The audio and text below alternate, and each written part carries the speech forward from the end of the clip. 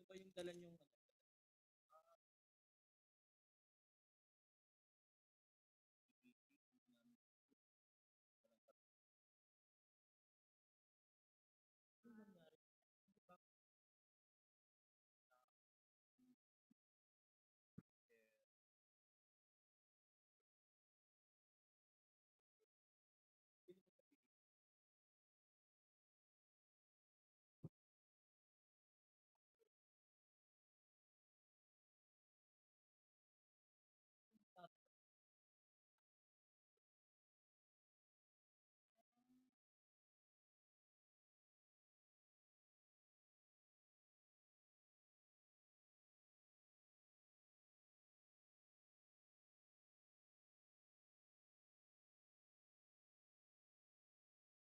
katulad niyan?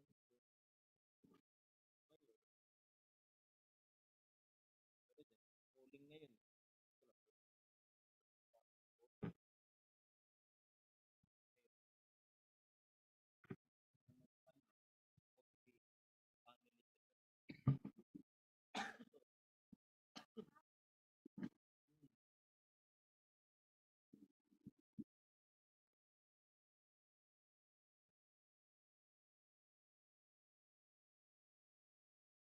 Magkano kahit hindi kayo?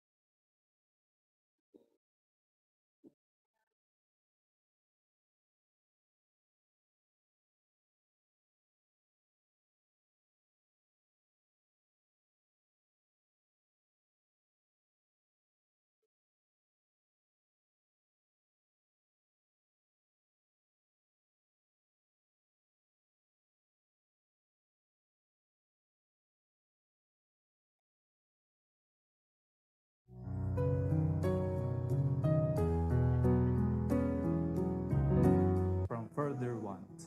Help us restore your Son, who lives and reigns with you in the unity of the Holy Spirit, one God, forever and ever.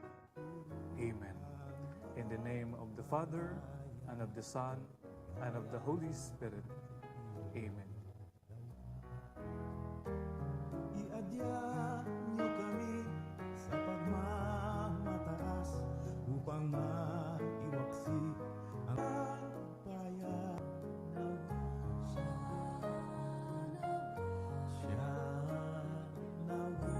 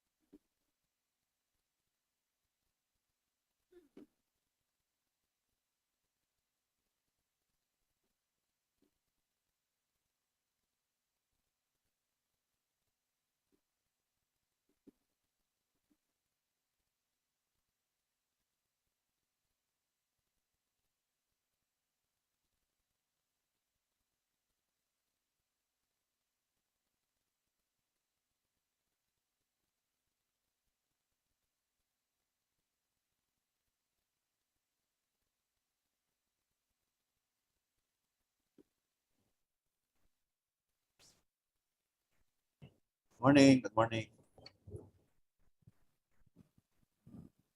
Hello po sir, good morning po.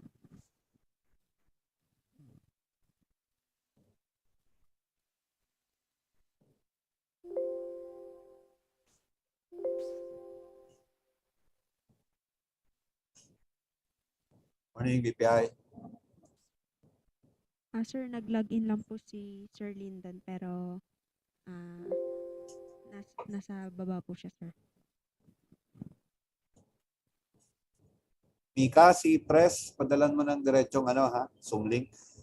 Sa May chat problema na yung lang din email po, niya. sir. I-chat ko na lang din po, sir.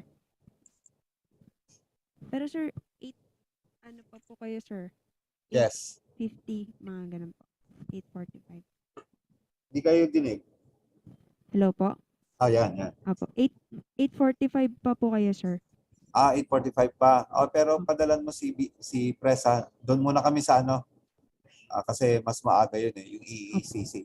Okay po, sir. Copy Sige, po. thank Salamat you. po, sir. Babalik na lang ulit ako, ha? Salamat po.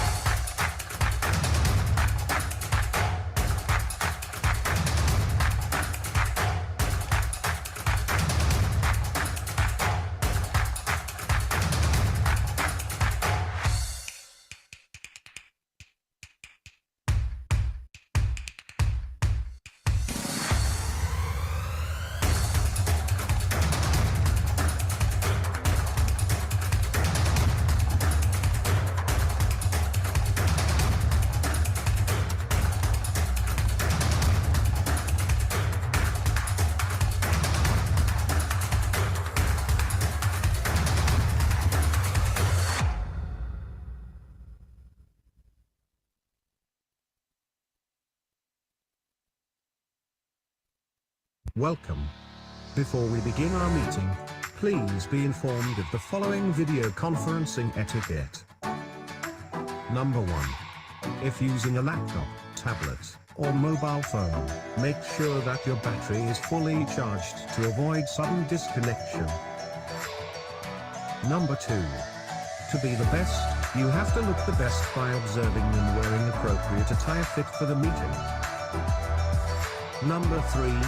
Be on mute at all times and listen attentively to whoever is speaking. Number 4. Maximize the use of chat box and other tools made available by the system whenever you want your voice to be heard. Number 5. Avoid interrupting the speaker and make sure that you are acknowledged before you speak. Number 6. As much as possible, turn on your video so that we could have a wonderful conversation. Number 7.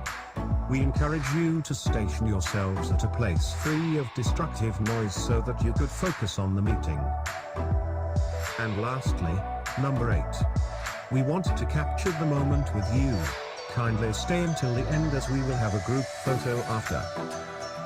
Thank you, and have a good day ahead.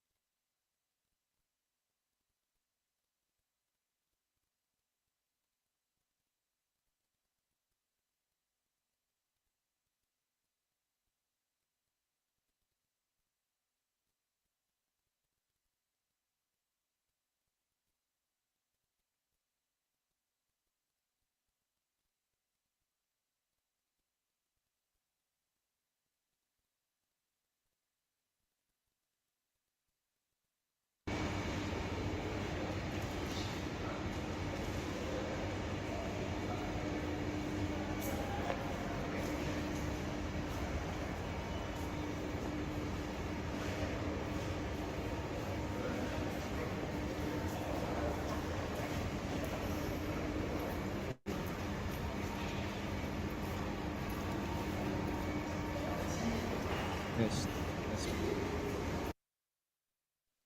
Test. Test mic. So, okay naman.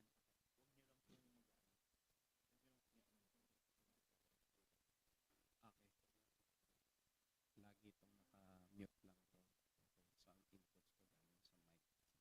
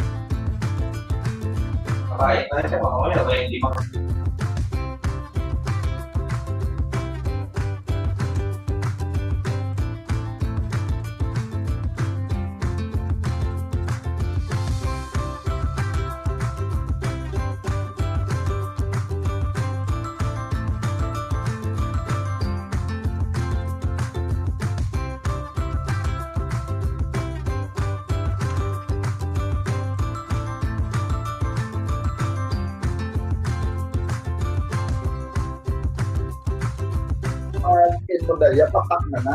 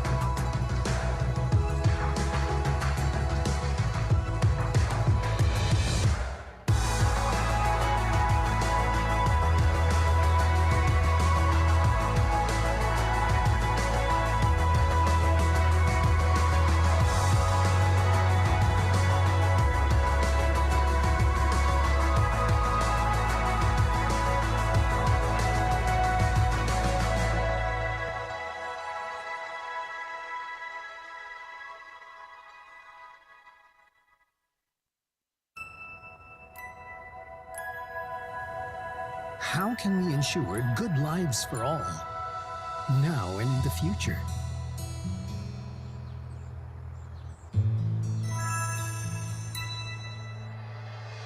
We have the power to bring good to the country. We have the power to make it brighter. From small communities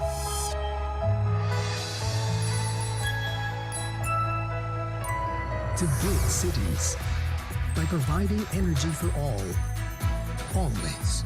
Energy that's reliable and renewable.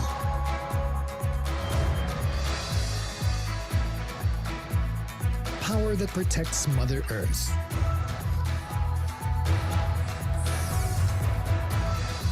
Power that takes us places, keeping them cleaner and greener. From the centers of our operations to the edges of our network as we serve our customers. We have the power to conserve our resources. Thanks, Anna. I brought my own. To protect and preserve our planet. Our one and only home. And to ensure our health without harm. We have the power to care for our people. While safeguarding their well-being, we empower them to deliver excellent customer service, to improve lives towards a brighter tomorrow. Your new home is now connected. Thank you. We can help bring forth prosperity and a brighter future for all.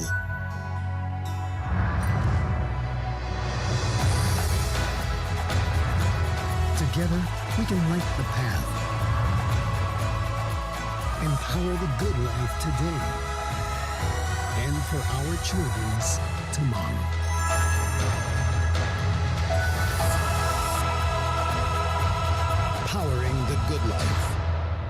Meralco.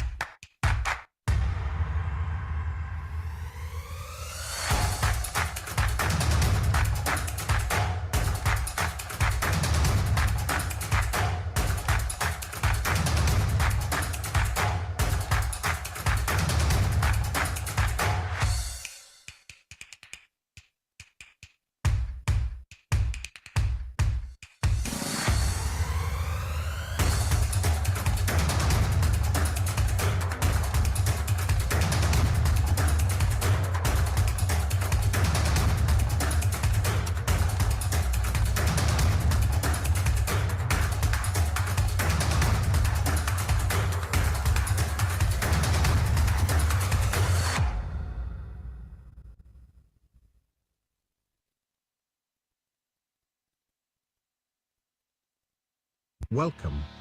Before we begin our meeting, please be informed of the following video conferencing etiquette. Number 1. If using a laptop, tablet, or mobile phone, make sure that your battery is fully charged to avoid sudden disconnection. Number 2. To be the best, you have to look the best by observing and wearing appropriate attire fit for the meeting. Number 3. Be on mute at all times and listen attentively to whoever is speaking. Number 4. Maximize the use of chat box and other tools made available by the system whenever you want your voice to be heard. Number 5. Avoid interrupting the speaker and make sure that you are acknowledged before you speak. Number 6. As much as possible, turn on your video so that we could have a wonderful conversation. Number 7. We encourage you to station yourselves at a place free of destructive noise so that you could focus on the meeting. And lastly, number 8. We want to capture the moment with you. Kindly stay until the end as we will have a group photo after. Thank you, and have a good day ahead.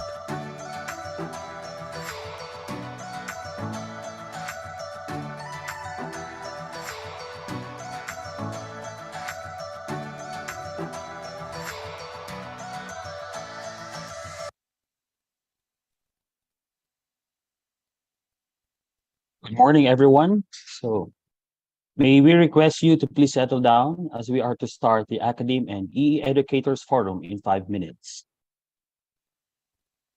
Once again, may we request you to please settle down as we are to start the ACADEME and EE Educators Forum in 5 minutes. Thank you.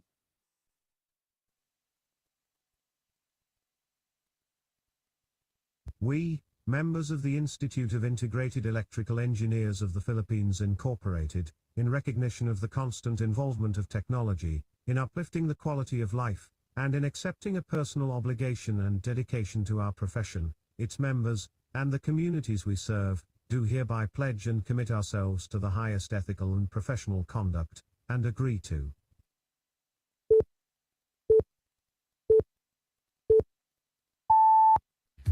accept responsibility in making sound engineering decisions consistent with the safety, health, and welfare of the public, and to disclose promptly the factors that might endanger lives and the environment.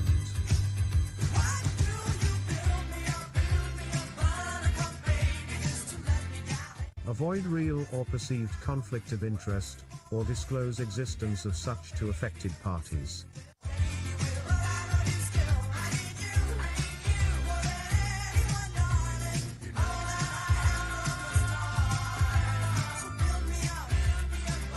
Be honest, objective, impartial and realistic in stating claims or estimates based on available facts.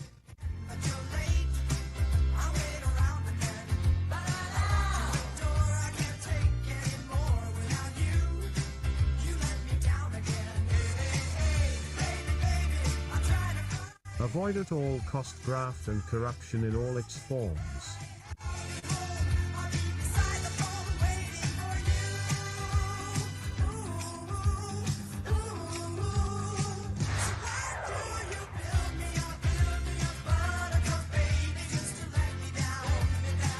Improve the ethical understanding of technology and its appropriate application.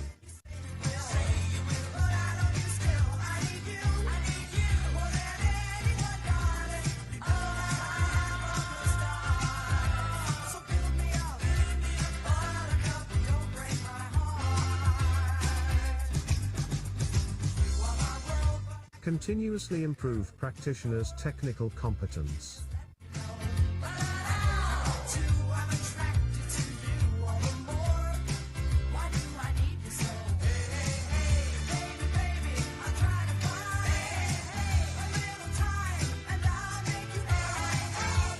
Disclose full pertinent professional and technical limitations.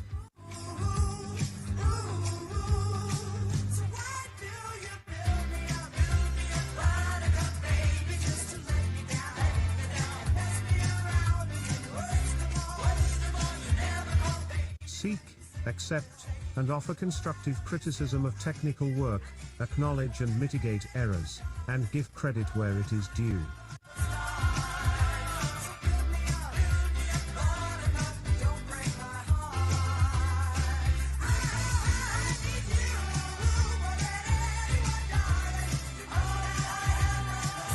Equally treat all persons regardless of race, gender, physical condition, age, or national origin.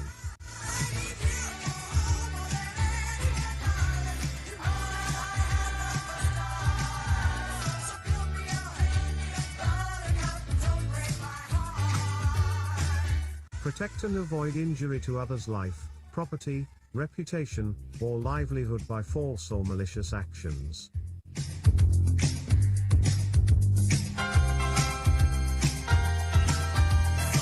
Observe utmost transparency, responsibility, due diligence and fairness, and accordingly, not manufacture, spread, or disseminate false, incorrect, unverified or misleading information or data against any co-member, or the IAE, its officers, employees and representatives or agents, in any form whatsoever, whether verbally, in writing or published or whether through electronic means or otherwise, especially if such tends to discredit, besmirch the honor or integrity or impute a wrongdoing on the part of a co-member of the IAE, its officers, employees and representatives or agents.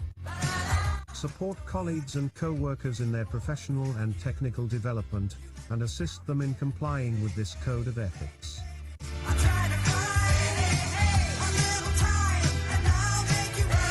Timely and fully comply and abide with any and all of his obligations to a co-member of the IAE itself or any third party.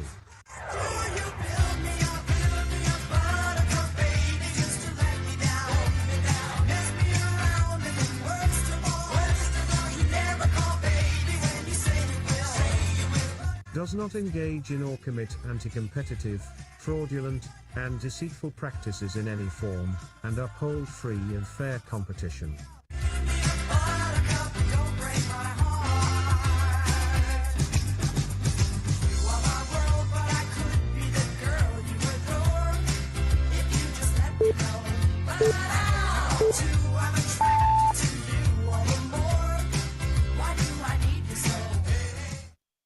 So good morning once again.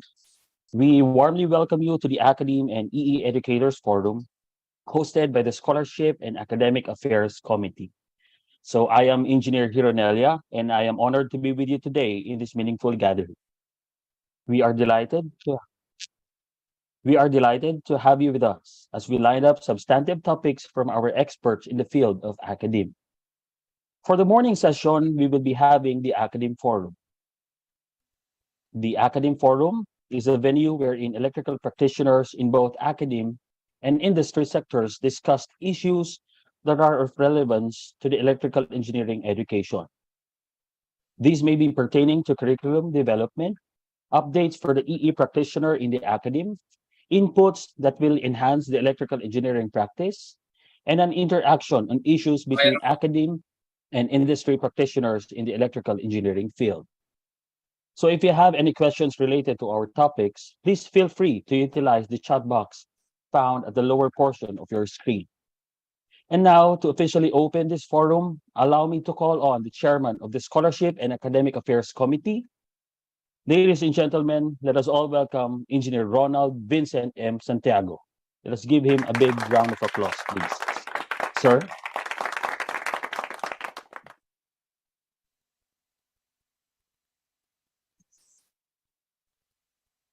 Sir Ronald.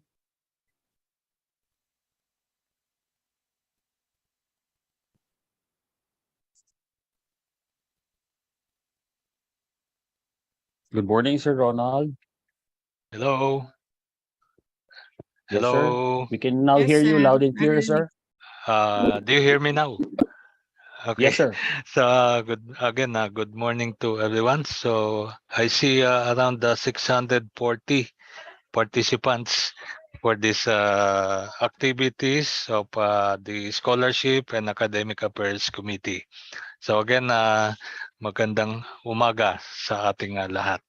So sa ating mga attendees, sa ating VP External Affairs, Engineer Alberto Herrera, to our VP Internal Affairs, Engineer Lyndon Bague, to our SAAC champion, Engineer Raymond Marquez, to our SAAC staff, especially to Miss Mika, and to our SAAC committee members, to our Vice Chair, Engineer Edison Mojica, to our members, to Dr. Grace Llobrera Diamse, to Dr. Ariel Magat, to Engineer Efren Balahadja, Dr. Gabriel Salistre, to Engineer Luis Javier, to Engineer Maria Criselda Loyola, to Dr. Michael Baldado, and of course to our MC for today, Engineer Oscar Hironella, Jr. and also to Engineer Regino John C. Valdez and Dr. Romano Neira. And of course to our valued resource speakers for this Academe and Educators Forum. So it is my pleasure to be here with you today. So today we will be having two activities, the Academe Forum to be held this morning and the Educators Forum in the afternoon. So this Academe and Educators Fora will give us a better understanding about new developments in important topics, issues that academicians and as well as the EE practitioners in the industry need to know and understand. So we know that as an academician, we need to be attuned to the new trends in the electrical fields outside our comfort zone. Thus, it would be very important to listen to our valued resource speakers to discuss their fields of expertise. So again, a very pleasant day to each and everyone. Thank you. MC. Thank you very much, Sir Ronald Santiago. So, to give us a very short message also, may we call in our 2022 IIEE National President. Let us all welcome Engineer Feliciano F. Padua III. Sir?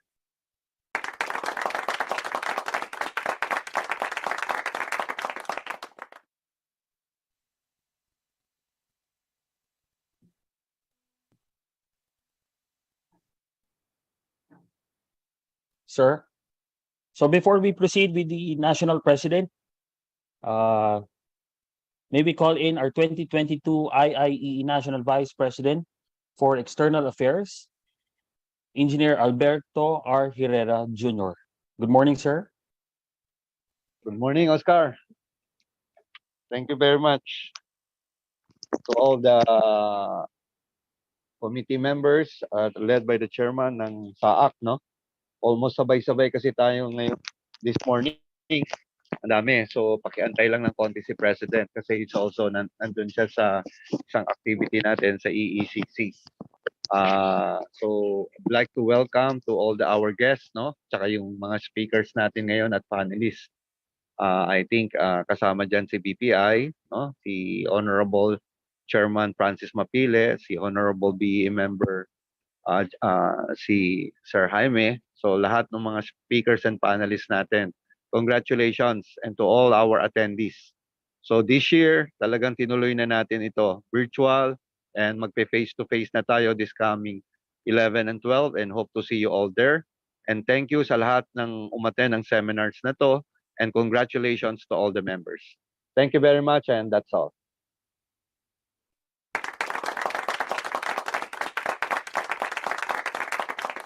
Thank you very much, Sir Alberto R. Herrera Jr. So, is our national president around already? Sir Jojo, are you around? So if he's not yet around, I think we can proceed with the first speaker.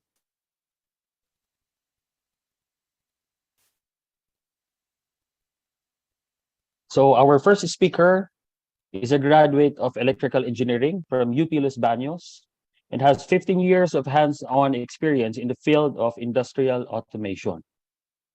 He has worked on various projects such as generator control systems, building management systems, process systems, and development of machines. He is skilled in configuration and programming of PLC, motion control, field bus, HMI, and SCADA. He worked for 3 years in the Philippines before moving to Singapore in 2010. After 10 years of working in machine development, system integration, application engineering, and training for Singapore local private companies, he has now moved to education to serve the Temasek Polytechnic Advanced Manufacturing Center. His role is now to focus on research, innovation, and enterprise using the enabling technologies of I-14. Together with the team in AMC, they will drive the enterprise transformation projects of the SME and MNC companies in Singapore by consultancy and training. So once again, let us all welcome our first speaker for this morning, Engineer Frederick G. Matibag. Good morning, sir.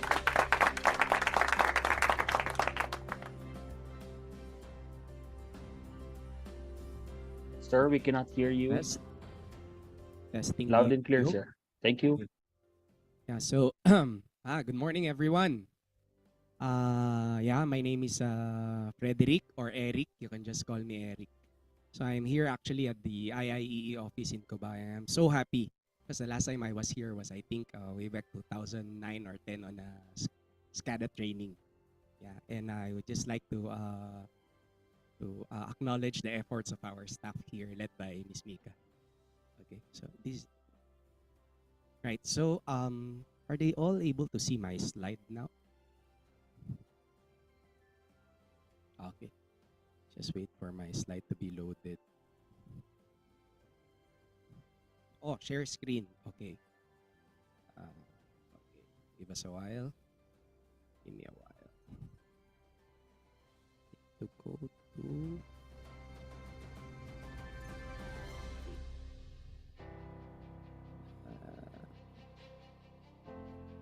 share screen. Share screen. Then share sound.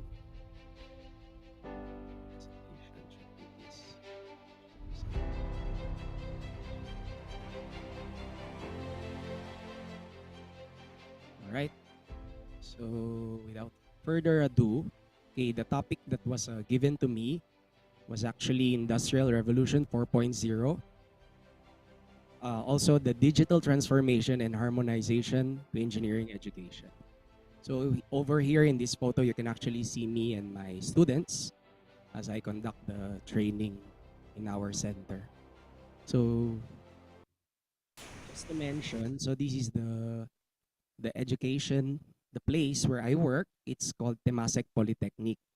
So in Singapore, after their secondary school, the students, or after high school, the students can actually either go to the Institute of Technical Education or ITE, or can go to polytechnics to get their diploma. So before they go to university, this is a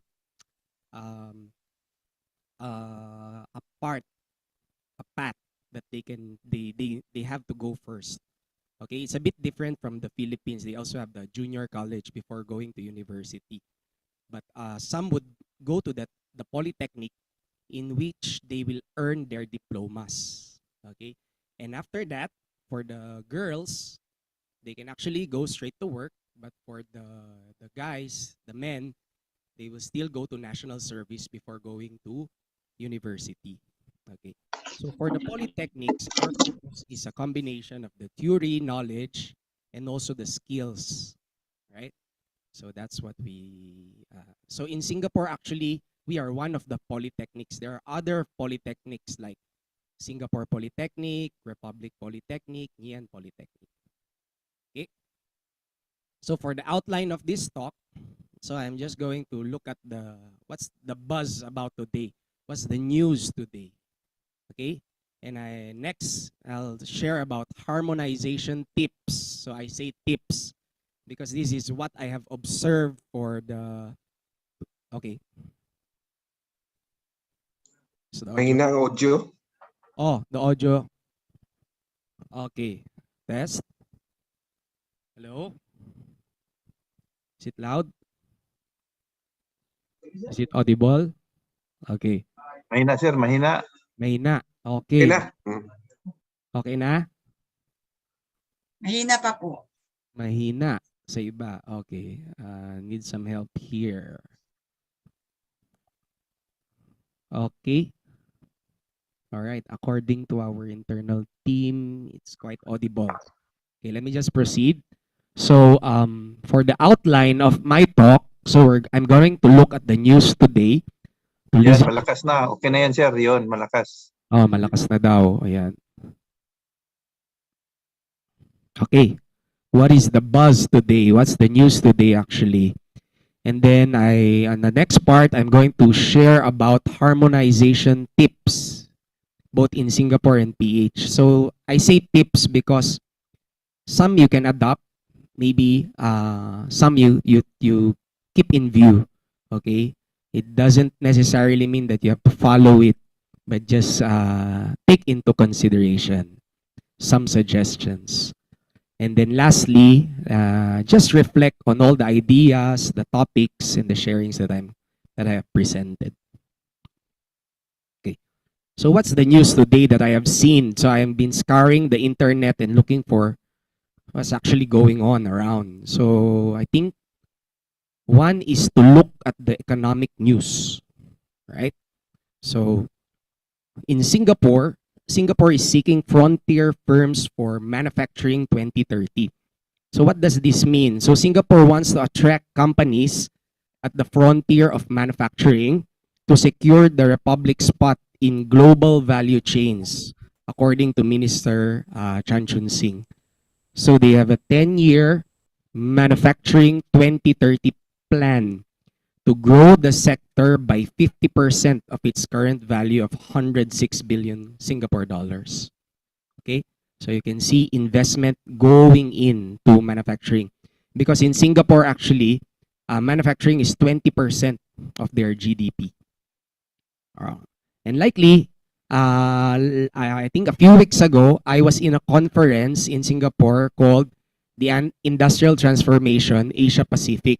And near our booth, I saw this session on stage.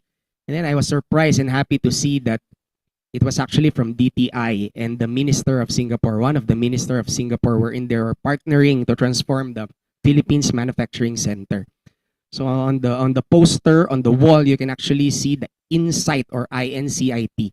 So INSIGHT actually stands for the International Conference on Industrial Transformation. So this is an organization that will help like the Philippines in its transformation using the Smart Industry Readiness Index. So what is the Smart Industry Readiness Index?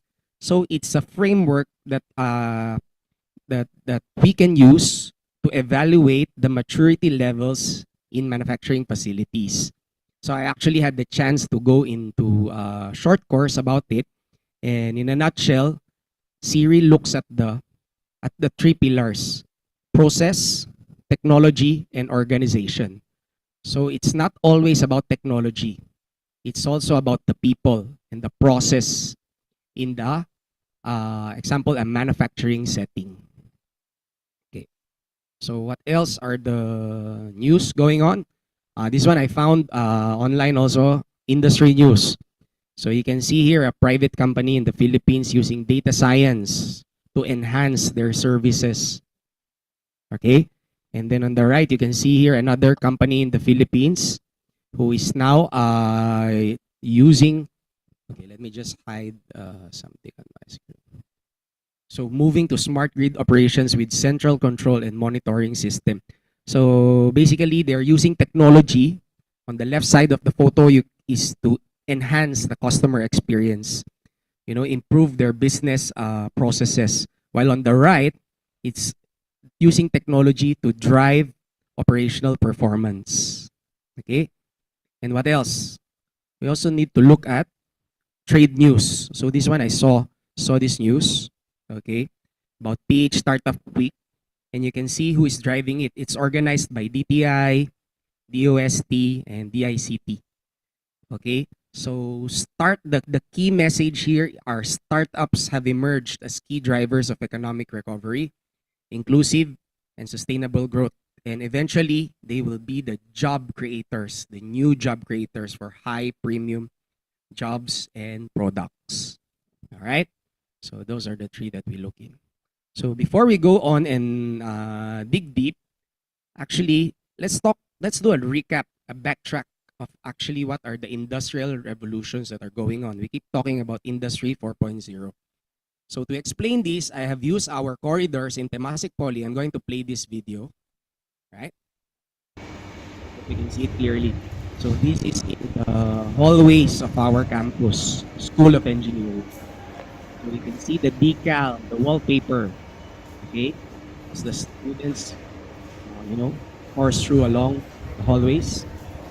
So actually it starts with Industry 0.0, the earliest inventions. The major invention here was actually the wheel, okay? So dated back as far as 3500 BC. What else? See, the mechanical clock, okay? Slide rule. So this was 0.0. Then came, okay, Industry 1.0, and the key invention here was the use of steam power and mechanization of production. So that is why this industry was called mechanization era. It's the steam engine revolutionized this era. Next came Industry 2.0 with the discovery of electricity, and eventually it powered line production, manufacturing, okay? Dated all the way back in 1840. And you can see also the invention of the induction motor, the first power station, first successful airline flight industry. The next was Industry 3.0, okay? The era of the semiconductor, electronics, computers, right? You see the transistor. Then this is the era of the PLC, programmable logic controllers, during this time. So it is actually the era of automation. And moving forward, this is where we are currently now. Actually, you can see it started long ago, since 1968, but I think it became rapid in development and evolution because of the internet, technologies nowadays. So it's Industry 4.0 or digitalization.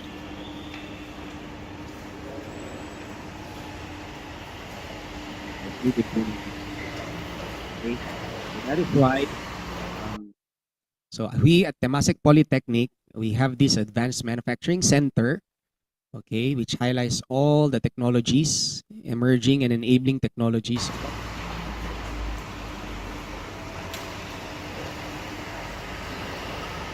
Maybe I just clarify. Okay. So another key thing that you will always see here. Okay, let me just backtrack. Is okay, Industry 4.0 is smart. Smart because it has data that it uses to think and to give it intelligence, before it does an action. Okay, it's very insightful. This sample a factory. So smart is a very I 4.0 word that we use now. And the next one, a bit technical, is cyber physical system. So cyber physical system is wherein you have a factory and you have a digital twin, a digital counterpart that represents this physical system. So later I'll show you more about our center. So this leads to my first tip, which is to create learning hallways. I think this is very subtle, but you can see that as our students, walk along our hallways, they are learning. Okay, so you try to maximize your hallways as well. Right? So that's my tip number 1. Okay, next. So the students of the day are the workforce of tomorrow. So they will be the ones supporting, the factories, the industry later on. So what should they be learning today? Okay, so that is why we need to incorporate, okay, the technical knowledge and skills of I 4.0. So take note, there are 9 pillars. Some have 11, but let me just focus on the 9 that I know. So the technologies are cloud computing. Okay, you can hear about Amazon Web Services, Azure, Google Cloud, data being there, residing in the cloud, virtualization. So it's all about cloud computing. Additive manufacturing, which is also known as 3D printing. Okay, So there are metal 3D printers, there are plastic 3D printers. Yeah, so this is also a technology. And then there's augmented reality. And there's also virtual reality. And now, from what I hear, they are being coined as extended reality. Okay? Then you have big data. And then you have autonomous robots. So you must take note of autonomous, not only robots, but autonomous. It means robots that can act intelligently. And then you have simulation. Okay? What is simulation? Means before you build the factory, okay, you can test the equipment. You can test the physics of what will happen. You can test the soundness of the hardware that you are going to buy. You know, so compared to last time, you build it. You know, then you see the errors physically and you have it ready. Then you modify. But now, even before you start production, you have simulation. Okay, like now, example for controls, you can already write PLC programs without having the machine or the system yet. You use a simulation world and then you link them to your coding, your PLC programs. And then you have system integration. So system integration is about operational technology and information technology integration. So operation technology pertains to the robots, the motors, the sensors. Information technology refers to systems such as enterprise resource planning systems, manufacturing execution systems, and other software IoT platforms. Okay, so how do you get these two to communicate with each other? So you will hear those jargons such as OPC-UA or OPC Unified Architecture. You can hear MQTT, you know, all these protocols to bridge these two islands of technology. And then you have Internet of Things. So this is where you will hear about LoRa, MQTT, Zigbee, you know. So last time you had to go to the hierarchy of the automation pyramid wherein you have the sensor, you have the controller, you go to the software layers, you go to the SCADA before you can push the data out. But now, sensors, they can directly send data to the cloud or to other systems as well. And lastly, of course, cybersecurity.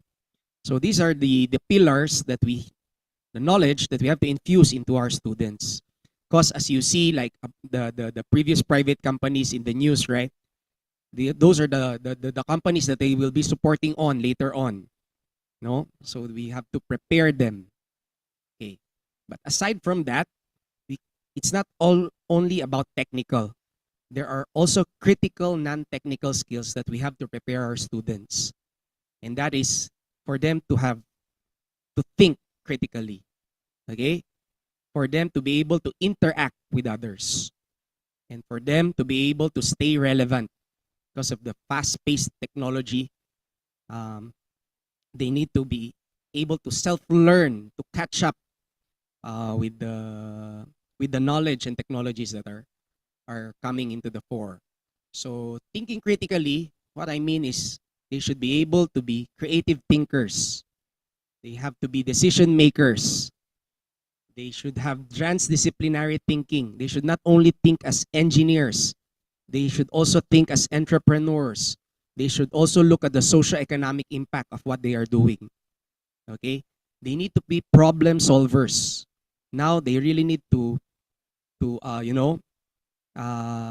manifest their know-how of technology by solving a problem.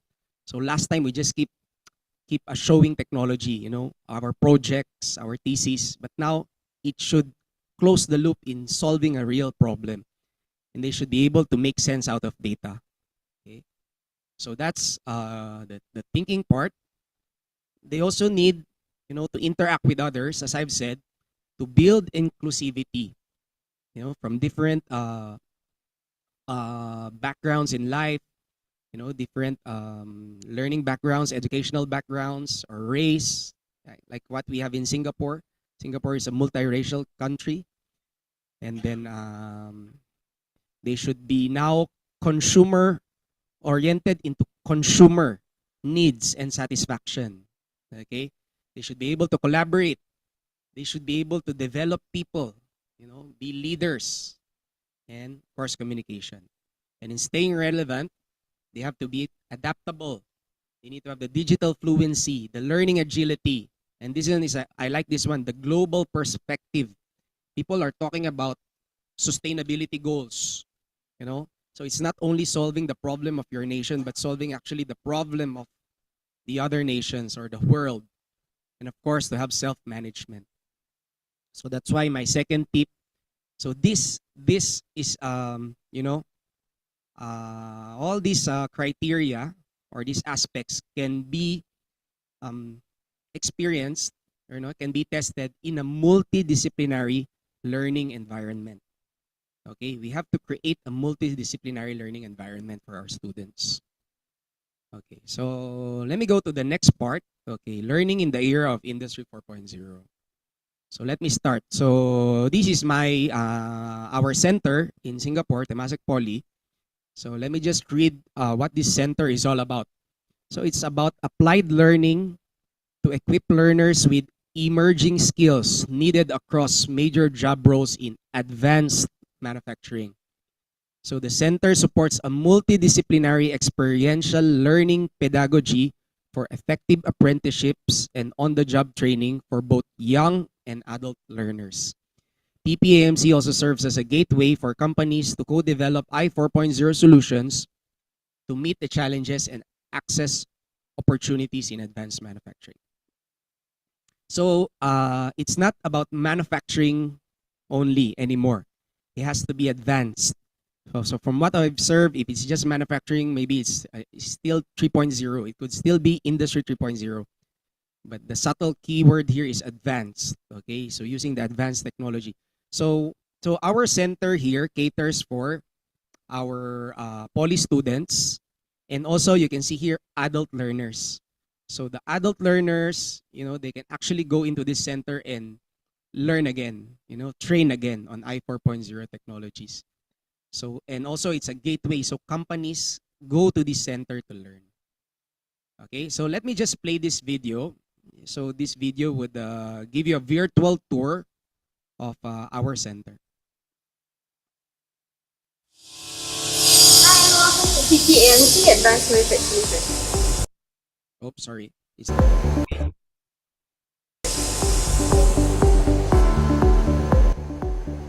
I am Alia, and this is a smart factory which consists of different zones. Let me take you to the first zone.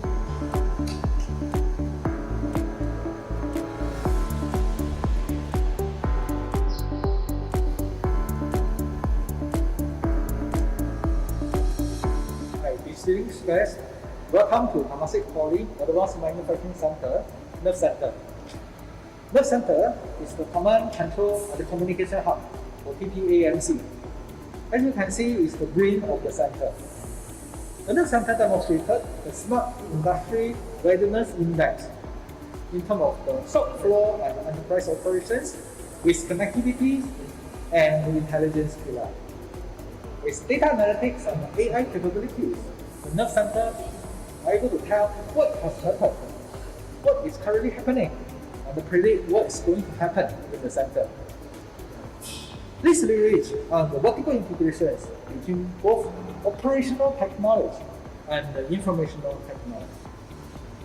Thank you. Let's move on to the next zone.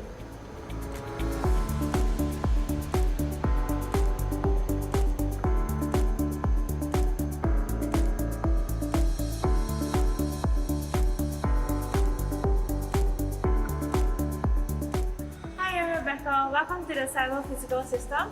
Here you will see the manufacturing process of the 6 products. The 6 products are limit switch, Wi-Fi smart switch, push button switch, USB, torchlight, and the cover plate.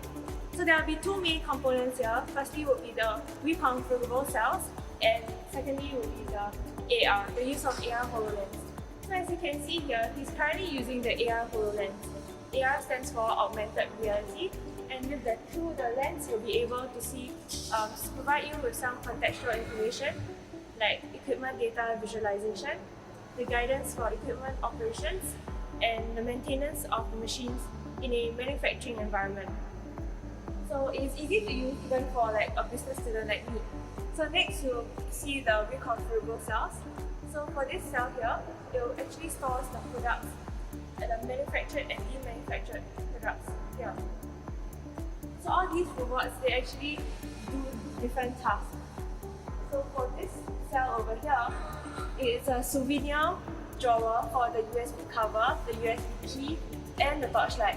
It serves multiple purpose to assemble and disassemble the 3 limit switch, Wi-Fi smart switch, and torchlight. So next, we have this cell.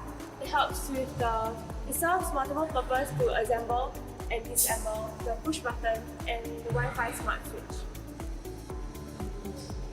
Next, we have this cell base. The cell base is actually all the cells that you have seen previously are modular cells. For this cell here, it's different because it combines 3 robots together, integrates it into one complete cell base. So its main purpose is to rotate and index the movement of moving carriers throughout the 6 stations that includes the 3 stations, which is the cell base 1, 2, and 3. Next, as you can see for this conveyor belt, it's actually the linear transport system. It helps to move the carriers from one station to the other.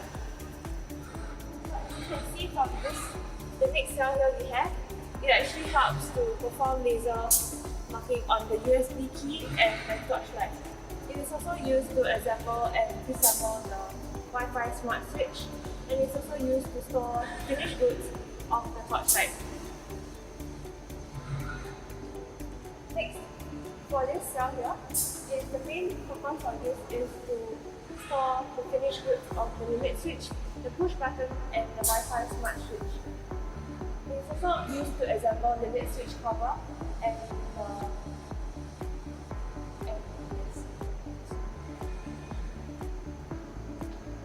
with that, we'll come to the end of this tour. With all the robots here, as you can see, it will help to do with the manufacturing processes of the 6 different products that we have here. Next, we'll hand off to Alia.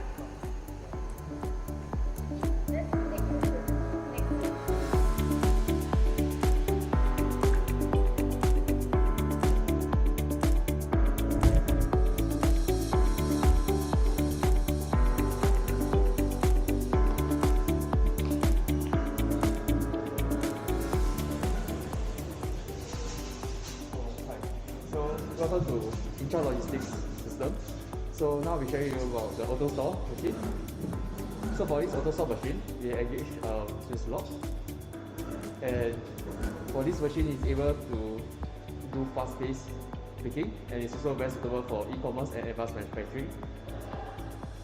So for this system, we are able to look at the inventory system and the nerve center in front, and it's able to monitor from both here and there. So next I'll be passing on to Arya to bring on the next zone.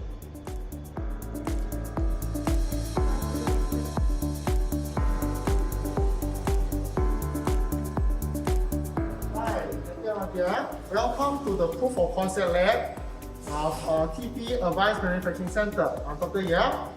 We actually here with what we are doing inside the lab is we are building a lot of proof of concept, working with a lot with our industrial partners, such as Omron, SMCs, Bionics. This is one of the projects that we are doing for Bionics, which is one of our cooperation partner. We are doing digitization system for them in such a way that we actually provide a digitized system and put it into their system so that they be able to connect and get hold of information such as the HMI or on a phone system. Okay, thank you very much for coming for our Proof of Concept Lab. Let's Claudia take on. Thank you very much, Claudia. Now let's move on to the last zone. Welcome to the Control and System Integration Lab. Here, we will have your students to do hands-on modular stations. They will learn programming, testing, and commissioning of advanced and key technologies. This will help them embark on real-life cyber-physical systems. Leah will accompany you to the rest of the ANC.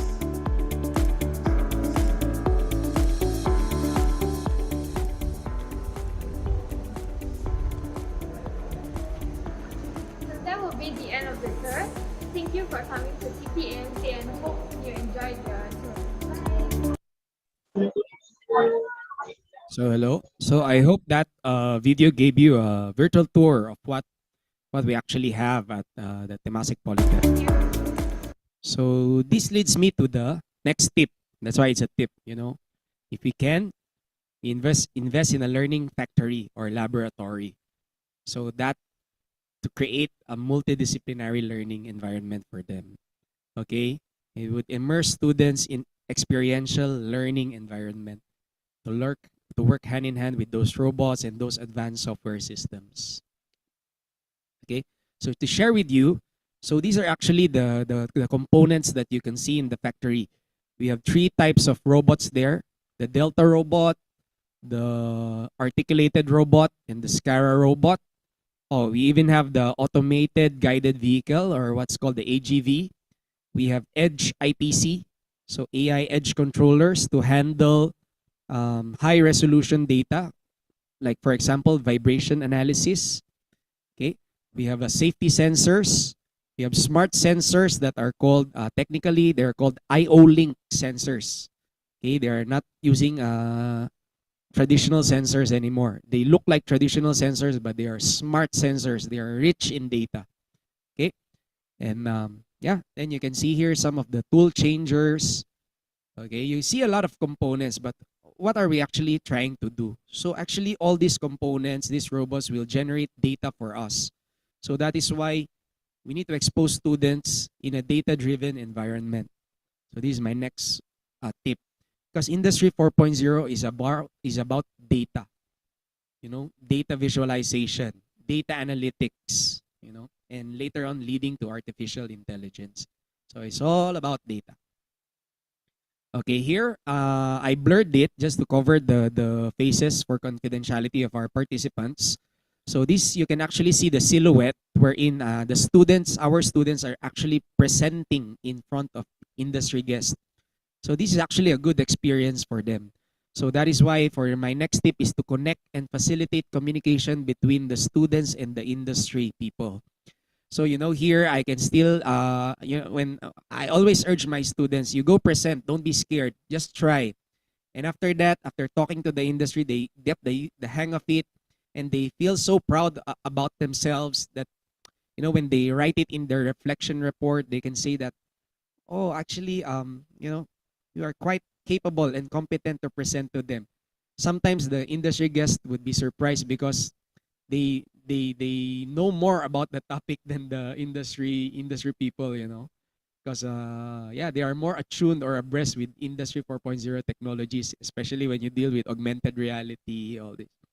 And also, a good thing also is, some of the industry participants would even offer them opportunities, like say that when you graduate, you can actually reach out to us, and find a job and join our company, So those are the kind of opportunities that we try to create for them. Okay. So in the proof of concept lab, so these are some of the projects we work on. This is digitalization project. So before you embark on advanced technologies such as AI, machine learning, you need to have a digitalization layer first. So we are also helping companies in their connectivity digitalization journeys. So this is one of the major projects. Of course, you have 3D printing. So we have actually we have another center for 3D printing for metal and plastic printing. And then this is a machine condition monitoring project. So you can see all those control panels, right? They can actually be deployed into the industry. So we did deploy these panels together with our students, and it really gives the exposure to the students. I'd always ask them, is this a facility you want to work on in the future? And then they feel so proud of themselves, like trying to acquire the data from the machines and listening to the problem statements of the companies. Okay, this is a pick and place Cartesian robot. So how we use this setup, you can see on the left side is an XY high accuracy robot. On the right side is a cobot. So what we actually do here is that we invite the industry to bring in their parts and then help them choose the right end effectors or the right gripper to pick their tool. So that's what we do it. And we also have cybersecurity. So actually in our center, we have different specialization. So like me, I'm not the cybersecurity champion. It's from the diploma of IT. So he's the one who handles cybersecurity projects. Then I have another colleague who specializes in AI, machine learning, you know. And I specialize on digitalization, SCADA, PLC, HMI, create the data layer for them. Then this is serialization and traceability. So this one was actually together with a company that uses blockchain technology for the IT side, and for the OT side uses industrial automation components like cameras and RFIDs. Okay, so that's why my tip number 6 is we have to expose students in solving real world problems. So it has to be problem driven, you know, they're learning, and compared to technology driven. We can showcase the technology. Okay, next. So in TP, you can see here our campus. You have solar rooftops. So here we teach the students on the different types of solar panels. Here, you know, they're actually trying to put mirrors in front of adjacent to the solar panels. They are studying that the reflection of sunlight, you know, to reflect back to the solar panels, so you have more yield in electrical energy. So that's why here, my tip number 7 is to create living labs in campus. So your laboratory shouldn't always be in a classroom. It could be outside, you know. So yeah, basically make living labs inside your campus. Okay. Then of course we have to nurture the ideas. That's why we have the maker space wherein we have 3D printers, we have a recording studio, so to make production publicity for their products or their ideas. They have metalworks. These are like metal benders. There's woodworks, you know, and there's a laser cutting machine, so they can really prototype their ideas. So that's why tip number 8 is to make space for maker space. So we call this the maker space. Next, you see the news that I mentioned in the earlier part was about startups, right? So this is a facility for them. Okay, there's a co-working hot desk space, a startup office, you know, social and co-working space. Because once they have that idea, we try to incubate it, you know, incubate them into startups. Because you know, when they become successful and become technopreneurs, that's what our undersecretary for DTI said, they will create jobs. So that is why this is my tip number 9. Okay, okay, this is about me. Segue a bit. So prior to joining the Temasek Polytechnic, I actually was a project engineer. So here, it was way back 2009 when I was working on a generator control system. This was still in the Philippines. Okay. And then here is when I went to Singapore. I worked more on machines. Okay. So motion control systems. And then I actually moved to as an application engineer. So, okay, as a distributor. Okay, but still doing some projects. And here you can actually see some of the PLCs we're using for building management system. Yeah, so what I'm actually trying to tell here is that I moved from industry to education. So this is also a tip that I can share. Okay, now I work on more on research, innovation, and entrepreneurship. So tip 10A is actually to invite industry professionals to join the academe. So like similar to what has happened to me. Okay, I moved full time. But you'll be surprised. Actually, I'm not, my role more is still to do projects. Because we do projects with the industry. I also involve my students, and in doing so, they learn. You know, they learn to do real projects and solve real problem statements. But if, example, the industry professional is not yet able to go full time, we can actually invite them to become adjunct lecturers. So in Temasek Poly, we have a lot of adjunct lecturers, you know, who can teach nighttime classes. And another is actually to send our academic staff, the existing academic staff, on secondment to the industry. So actually, a few months ago, I was on secondment. I was on attachment to it's actually a government agency in Singapore, and I was learning about the training needs and skills and gaps of the Singapore industry. So, and some of my some of my colleagues would be going to suppliers, you know, to learn about robotics, to learn about 3D printing, to work on real projects in the construction industry. So I think that is also another approach or channel that you can explore with your existing academic staff. Okay, this one. So you know nowadays there's industrial innovation challenges hosted by either the government or the private sector. So this was actually hosted by ISDN Software Business in Singapore, together with Aviva, which is actually a software company, and then with Stratus, which is an IPC company. So they had the first Industrial Innovation Challenge last year. Okay. So we took on the challenge. So the challenge that was given to us, or actually that we explored, was more into smart farming. So here you can see us, you know, when we visited the fish farm, we went to a real fish farmer, you know, to understand the needs. And then you can see here my student building the prototype, you know, using IoT devices. And then this is when we were testing the feeder, and here when we were developing visualization using SCADA. Okay, so this was a SCADA system using Aviva. And okay, just to share with you some details, so the project that we did was smart management system for aquaculture. So because in Singapore, they want to be how do I say, self-reliant or reduce reliance on food imports. So they actually want to produce their own food as well. Okay, so they have key challenges as you know, they have shortage in manpower, so they want to make things automated. So the goal that we were trying to do was aligned with Singapore Green Plan 2030, which is to help build a more resilient food future. So this was what we did. So this is the farm that we visited. It was a 300 meters big, and we tried to deploy an automated off-the-shelf fish feeder. Okay, and then we monitor the water quality of the pond, and then we installed LoRa, you know, wireless to automate feeding and also monitor water quality. So here you can see we use LoRa, we use MQTT, we had notification features like WhatsApp, you know, emails. Yeah. So this was the architecture that we used for the entry, and we won. You know, we even presented in front of the industry. Actually, we won. We were the champion. Actually, this competition was also Philippines was also participating in this competition.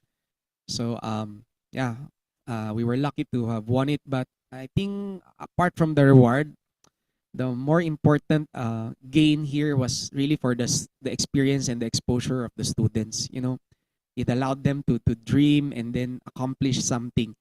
So yeah, you know, the future technopreneurs. So that is why my tip number 11 is to organize or participate in innovation challenges. Okay. Okay, this is another one. So I'm not sure you're all familiar about world skills. So right now for world skills, there are now new trades. It's okay. There's industry 4.0 trade. There's additive manufacturing trade. There's robot system integration trade. There's cybersecurity trade. So basically, there's a trade for Industry 4.0 already. Okay, so currently, I'm actually for World Skills Singapore, I'm the expert for mechatronics. And if we win, we'll be fortunate, you know, to go to World Skills ASEAN. Okay, and then if we win, we can go to World Skills International. Okay, actually, I know that Philippines is also participating in this kind of global competition. So that's why my tip number 12 is to let your student participate in global competitions. Remember the non-critical, the critical non-technical factors about having a global mindset. So this is where they can, you know, we can foster, we can harness, we can nurture that attitude within our students to be a global professional. Okay, so in terms of the subjects, this is what I saw that we have. So you can see for our core subjects, we now have data visualization and analytics, introduction to smart automation, robotics and automation, artificial intelligence, machine learning, data visualization again, Internet of Things. So this is on the technical part. Okay, on the non-technical part, you can see there's global studies, global citizenship and community development, current issues and critical thinking, effective communication, leadership fundamentals, leadership in action. So in our curriculum, you can already see that we have already integrated I 4.0 in the curriculum's core subjects. Okay, so this is currently being done. And we also have the electives. So you can see our electives: Internet of Things, cybersecurity, industrial artificial intelligence, 3D printing, virtual reality, advanced manufacturing. So you can also integrate it in your curriculum's electives as well. Okay. So okay, next. So aside in Singapore also there's a last October there were quite a number of conferences, and you can see here on ITAP, Industrial Transformation Asia Pacific, last October 18 to 20, we actually participated together with other polis. So you can see me there with those TVs. So actually we're trying to get companies to embark on our enterprise transformation project. Means they have a problem statements, they work with us, we'll help them apply for a grant to solve their problem. And then typically, you know, the for adult learners, our typical method was actually, you know, ask them to enroll to our 3-day course, our 4-day course. So now our pedagogy is more into project-based implementation training. So we tell them to bring your problem statement to us, and we use that to do your training. Okay, and at the end of that that project, you have an outcome. You have digitalized a machine maybe, but in the process, you have learned IoT. You have learned about machine learning. You have learned about analytics.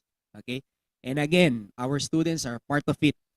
You know, the students are also, you know, they help us in marketing the center, what we want to do in our center. So they're always there. They hear the conversations that we have with the industry. They see us interact with the industry, and they see other things aside from the, you know, from the poly. Okay. Another event is True Singapore International Energy Week. So this one all about startups. So I just took some photos here. You can see A-Star. Okay, A-Star is actually the agency for science and technology and research for Singapore. So they're similar to our DOST. Okay, so you can see they are also there. And then NUS is National University of Singapore. I took a photo of this one, and I saw they're talking about Industrial Liaison Office. If you read the text here, it's all about patents. So you see at the university level, they're already talking about and doing patents already. Okay, and here at the poly level, there's Pollinate. We're in the other polys that I have mentioned. We're working together to incubate their startups. So we are not an island. We also work with the other polys.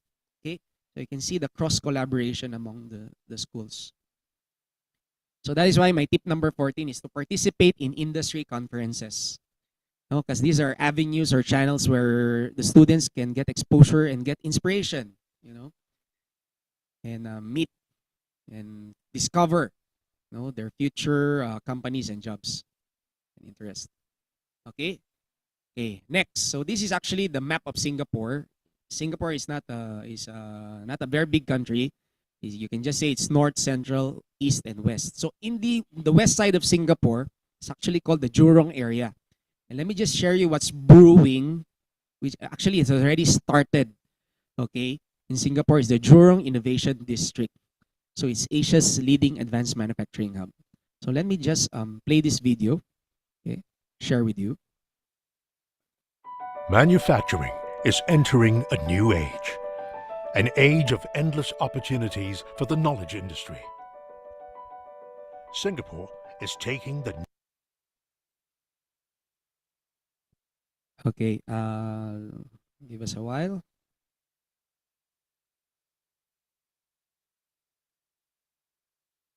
Okay.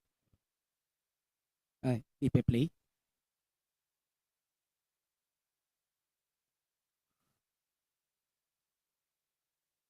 Manufacturing is entering a new age, an age of endless opportunities for the knowledge industry. Singapore is taking the next big step in developing its advanced manufacturing ecosystem. Jurong Innovation District will be Asia's leading one-stop advanced manufacturing hub. Wholly master planned, developed and managed by JTC. This district supports our Manufacturing 2030 plan, representing the next lap of manufacturing in Singapore. When fully completed, JID will nurture an ecosystem of technology providers, high-tech manufacturers, researchers, and educational and training institutions. This is where technology, talent, and sustainable design converge to inspire ideas and accelerate solutions. We've created a living lab environment designed to open up new opportunities. Whether you're looking for a testbed for experimentation or partners to develop 5G and artificial intelligence technologies with, JID has it all. Hyundai Motor Group Innovation Center in Singapore will be an open innovation lab focused on future mobility research with the aim of revolutionizing the mobility value chain. Jurong Innovation District has the right mix of advanced manufacturers, academic institutions, technology providers, and services, making it an ideal location to create new ideas and testbed innovative solutions. We believe and share the same vision of JID to nurture the seeds of tomorrow's innovation. With leading companies and talents in the fields of advanced manufacturing joining JID, such proximity brings opportunities for interaction that will drive innovation and idea sharing. By locating Makino's Additive Manufacturing Center of Excellence in JID, we hope to foster partnerships with more industry partners and institutions. Key of the Advanced Manufacturing Transformation Center is to accelerate the adoption of the existing and upcoming factories. Okay, so I think you get the idea of what Singapore was building there. Okay, so I took some snapshots, so you can see this is actually the layout of that area. So you have talent and training, neighbor to research and development, neighbor to technology providers, and neighbor to the factories of the future. To be more specific, so these are actually the university there, Nanyang Technological University. Okay, and training centers such as Bosch, Sodic, Makino, they will be there. And then the technology providers like Siemens, ISDN, Konica Minolta, Fanuc. R&D done by, okay, this is from the government, the Advanced Remanufacturing and Technology Center, okay, Singapore Institute of Manufacturing, and the factories there of the future were from Shimano, Hyundai, okay. So basically the idea is tip number 15. So Singapore is creating a sustainable ecosystem of academe, government, and industry. So it's an ecosystem. It's not silo. Everyone working together collaboratively. Okay. So I've talked a lot about Singapore, and I'm thankful for this talk because it also allowed me to ask, so what about in the Philippines? What actually are we are doing here currently? So I found out about Amirial. I'm not sure whether you all know a bit Amirial. I reached out to them, talked to them. So actually they also have like a similar to TPAMC. So let's watch this video to learn more about Amirial. So this is in the Philippines.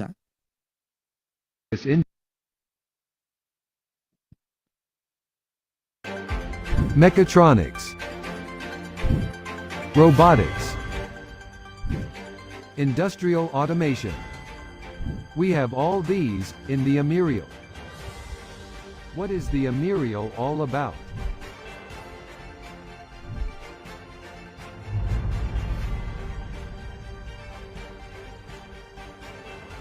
We are presently implementing the establishment of the Advanced Mechatronics, Robotics, and Industrial Automation Laboratory, or the Amirial, which will be a training and research and development hub for mechatronics, robotics, and industrial automation for the academe and the industry, where we will conduct activities to support MSMEs in terms of technological advancement, improvement of workforce, and enhancement of competitiveness, to help transform MSMEs to be ready for Industry 4.0.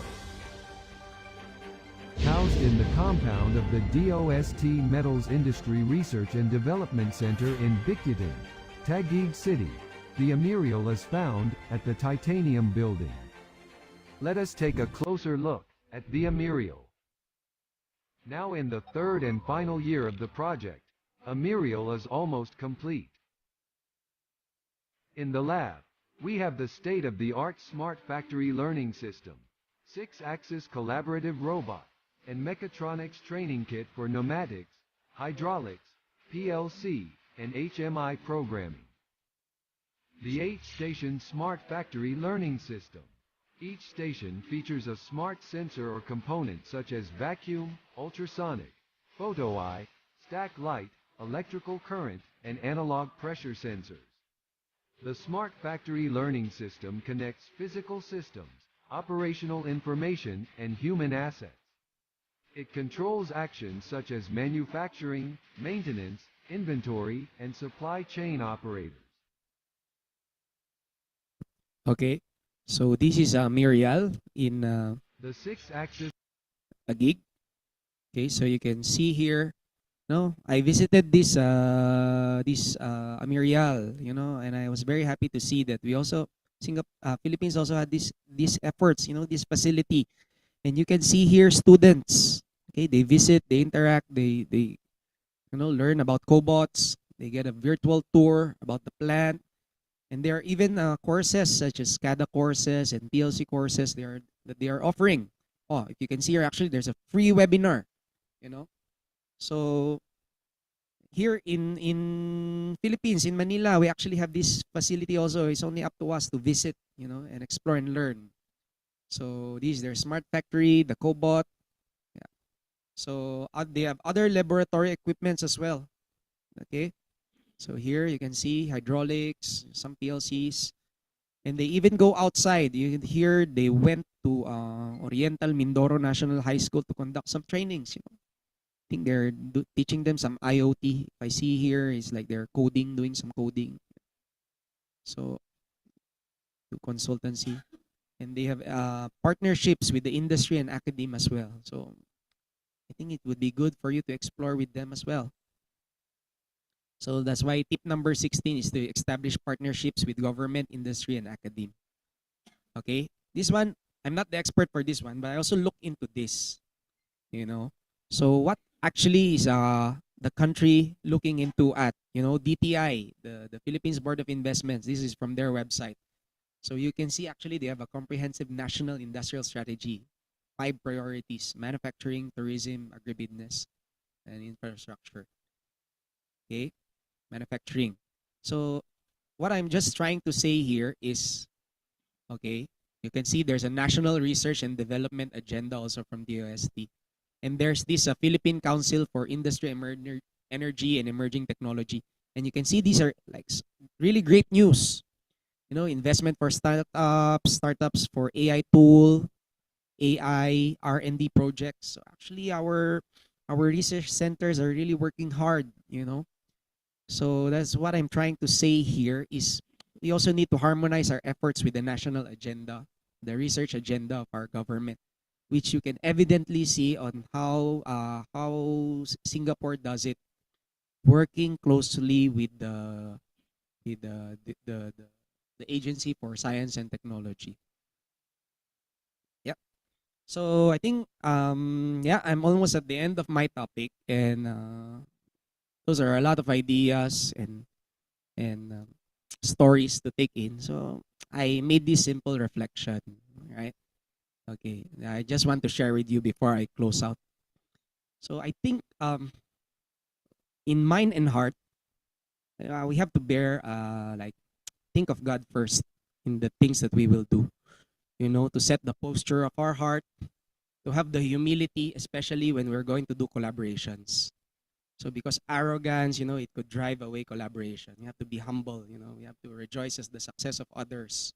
You know, we have to create this mindset and posture of our heart, okay, to genuinely you know, push progress and development. And after that, having that in mind and heart, okay, then we look at the purpose, the why, okay. So I actually looked into NEDA. NEDA actually did a survey about the hugots of our kababayans. And these are the hugots that they found out. 70% are ang clingy sa sariling bayan, in the future. This one, I relate to this because I'm still an OFW. Okay? So hope someday to come back to Philippines and to be with my family. Walang abangar sa MRT, 81% priority nila magka-cribs, jobs pa more, 51% thinking about career goals.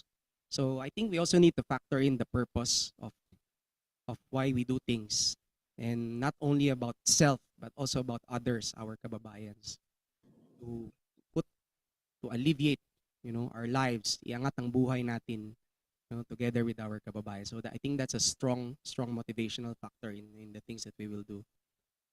And how do we do it? Well, you have seen how Singapore is doing it. The academe, the industry, and the government are all engaged. The problem statements are coming from the industry.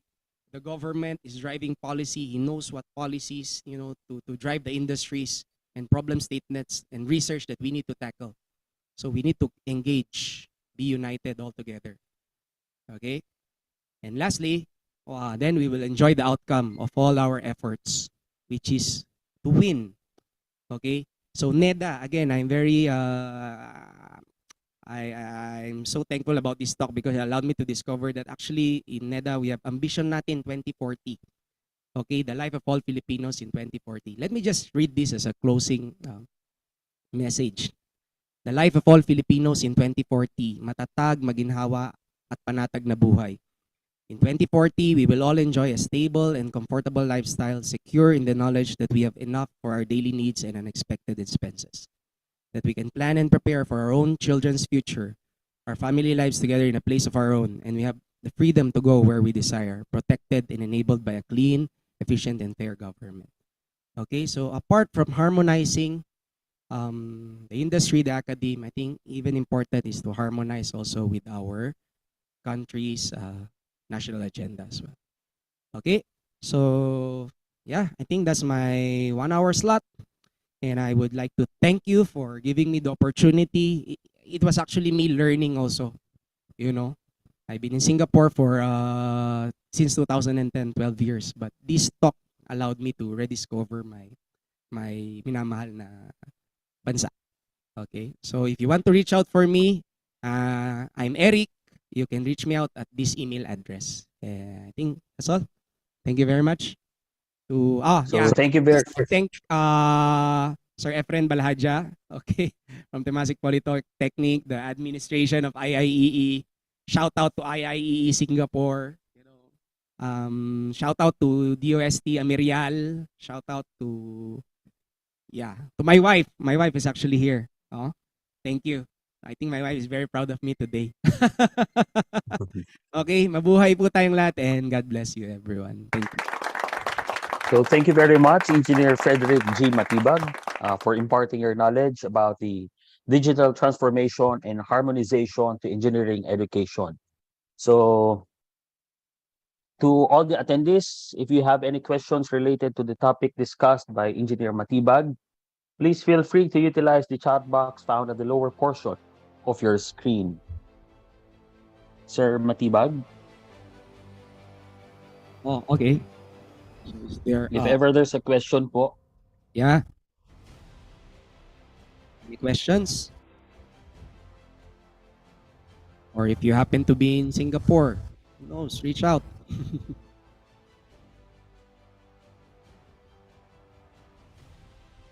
May question po ba tayo? Sir, may question po tayo. A question from Harmon Di Mayugo. Okay.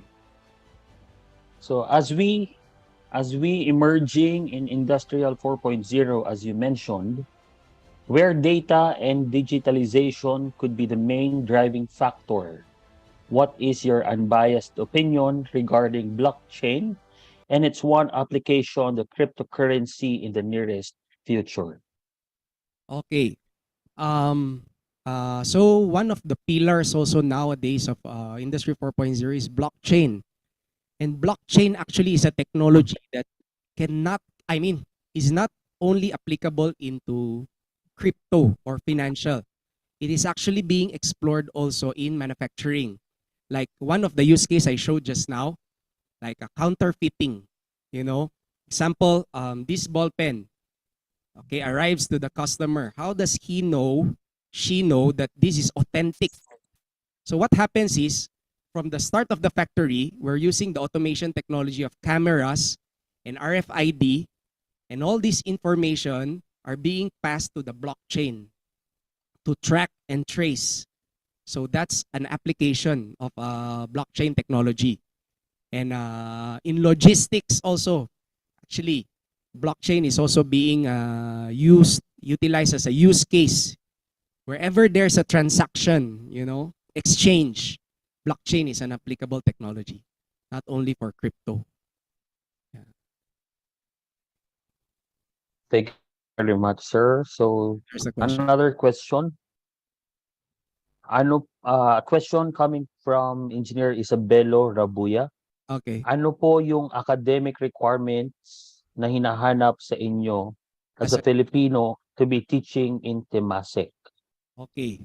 Let me, it's quite how do I say, my entry to Temasek Poly was quite different because I came from the industry, and then they were setting up advanced manufacturing center. So they needed that resource person to set it up, to help set up, you know, and to help maintain and to help operate. So for my case, so I think that was my my clinching reason. Yeah, they needed the industry person who can teach as well. So I am a graduate of our university in the Philippines, and I qualified. You know, I have not studied in Singapore so far, but yeah, I mean, looking at, I still look at it at maybe the timing, the opportunity, but we have yeah, maybe we can share with you, reach out. Maybe I can share with you more over coffee. Okay. Ano, okay. Okay, so another question. So to all the attendees raising their hands, no, we will be entertaining questions only from the chat box. So next question, pwede po ba kayo ma-invite sa university for collaboration? A message from Sir Erickson Fernandez. I think yes. I believe yes, because I've seen our polytechnic collaborating. I just don't say who, but I've seen they're collaborating with not only in the Philippines but other universities and other schools in the region, and even outside the region. Yes, there's that possibility. Just need to Okay. communicate to the right channel. Yes, sir. Thank you, sir. So another Panim, may I ask if we have information regarding the state of our Philippine industries, if they are considering digital transformation? I understand this would entail costs during transition. Yes. Okay. This one actually there is, but you have to reach out to the right agency. They have the information. And like you see, DTI, right, collaborating with Insight. So that is also will generate data on the maturity. But if it has just started, this is just my unofficial impression of it. If this, because I saw this collaboration between Insight and DTI in ITAP, which is a few weeks ago. So if they have not rolled it, or they have already rolled it, so they would have that data, you know, of the maturity levels of our industry. In terms of cost, actually I say it's quite variable, because it depends on the current status of the facility. You try to look at SIRI index, Smart Industry Readiness Index. And if you know a factory, you know, you can just try to benchmark it to that framework, because that framework shows different bands or levels of smart maturity. So I think that is still young. Maybe it's still young in the Philippines, But in Singapore, we have that data. There's such data, knowing the status of this company. How mature are they? Again, because of the help of the Smart Industry Readiness Index. So I think that could be another collaboration for the academe. Try, academe, come, let's use Siri Index to help assess our companies, especially the MSMEs in the Philippines. Yeah, there is. Thank you, sir. So, last two questions from the chat box. So, second to the last question from Sir Darrell Pasalo. A third from Sir Alberto Ramos. In relation to cybersecurity, how can we achieve the integrity of data if we were just relying from other countries' satellite owned? Other countries' satellite owned. This one I'm not very sure, but maybe I can just share with with what I am familiar with AMC. So AMC, we work with our vendors and their software about cybersecurity. So they have all they have those credibility and certificates with regards to cybersecurity and all those contracts, agreements in place. So I think we have to. This is just my opinion. I mean, we look for credible, trusted partners to handle this data. Who consistently do security patches in times of vulnerability, quick support and response. I think that's just my point in cybersecurity. Just really having trusted partners as of now. Yeah, cybersecurity. Okay, sir. So, question again from Sir Darrell Pasalo. Okay. So with the, sir, how do you read I 4.0? Being multidisciplinary, what is the limit of electrical engineering field within I 4.0? Is there any conflict with other fields? Okay, this is an interesting question. So, I think as what you have seen, whether you are from different disciplines in engineering, you can see the core things of data visualization and data analytics. I think that has to be common now, because even in electrical engineering, you have data from your power systems, you have data from condition monitoring systems, your power quality. So we need to get that data. The student needs to get that data and see that data and do data analytics on that. So, irregardless, I feel, of the industry or the discipline in engineering, data analytics should be common. Okay, next. Multidisciplinary learning, is to work with others. For example, if it's two information technology, maybe we need to go in collaboration mode with IT or computer science disciplines, like what we are doing.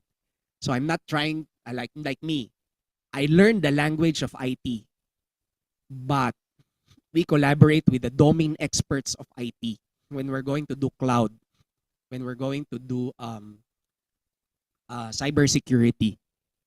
Okay? But we need to be able to speak their language, but work with them, to collaborate with them in implementation, in executing the project. So that is why collaboration is, I feel like it's inevitable already. In campus, you collaborate with discipline schools. In your campus, you collaborate with other schools, because other schools, they have their own strengths. If you're an engineering, electrical engineering expert, and then you want to do smart farming or agri-technology, you need to work with the university or the government that is a domain expert for agriculture.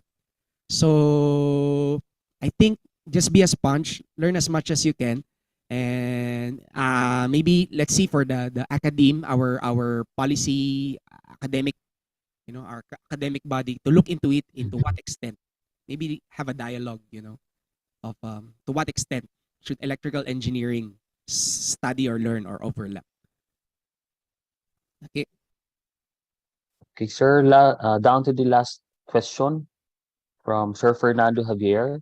So the following terms were mentioned in the presentation: Internet of Things, artificial intelligence, machine learning, data analytics.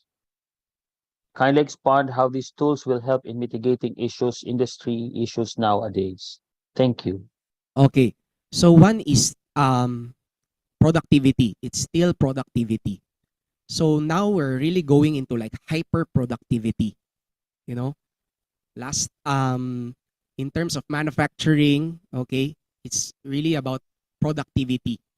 How to produce more with less wastage, with less resources, especially sustainability is coming into the picture with less carbon footprint. And we if we rely on our manual computations in our brain to crunch all this data, it won't be enough. We don't have the brain power, you know. But we leverage on the machines, on the GPU. Last time it was CPU, right? Nowadays people are talking about GPUs, you know, TPU, okay? Because they can crunch numbers real fast. So that is for productivity. Like AI for predictive maintenance.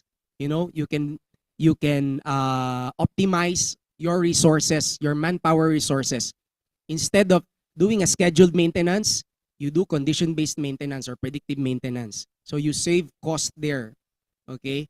What else? Better customer experience for your company's customers, like high response levels, because a quick detection of anomalies in your systems, you know, easier to responding even before the failure happens. So those are increased response levels, okay? And it also impacts the cost. Savings, you know. And on the humans, you know, people move from being operators or users of technology to developers of technology. You know, to have more value of our time and let the AI, the machine learning, do the crunching of the data.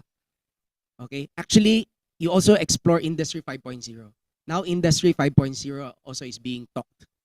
And then you'll see there how now the social touch, the humanity touch will come into play.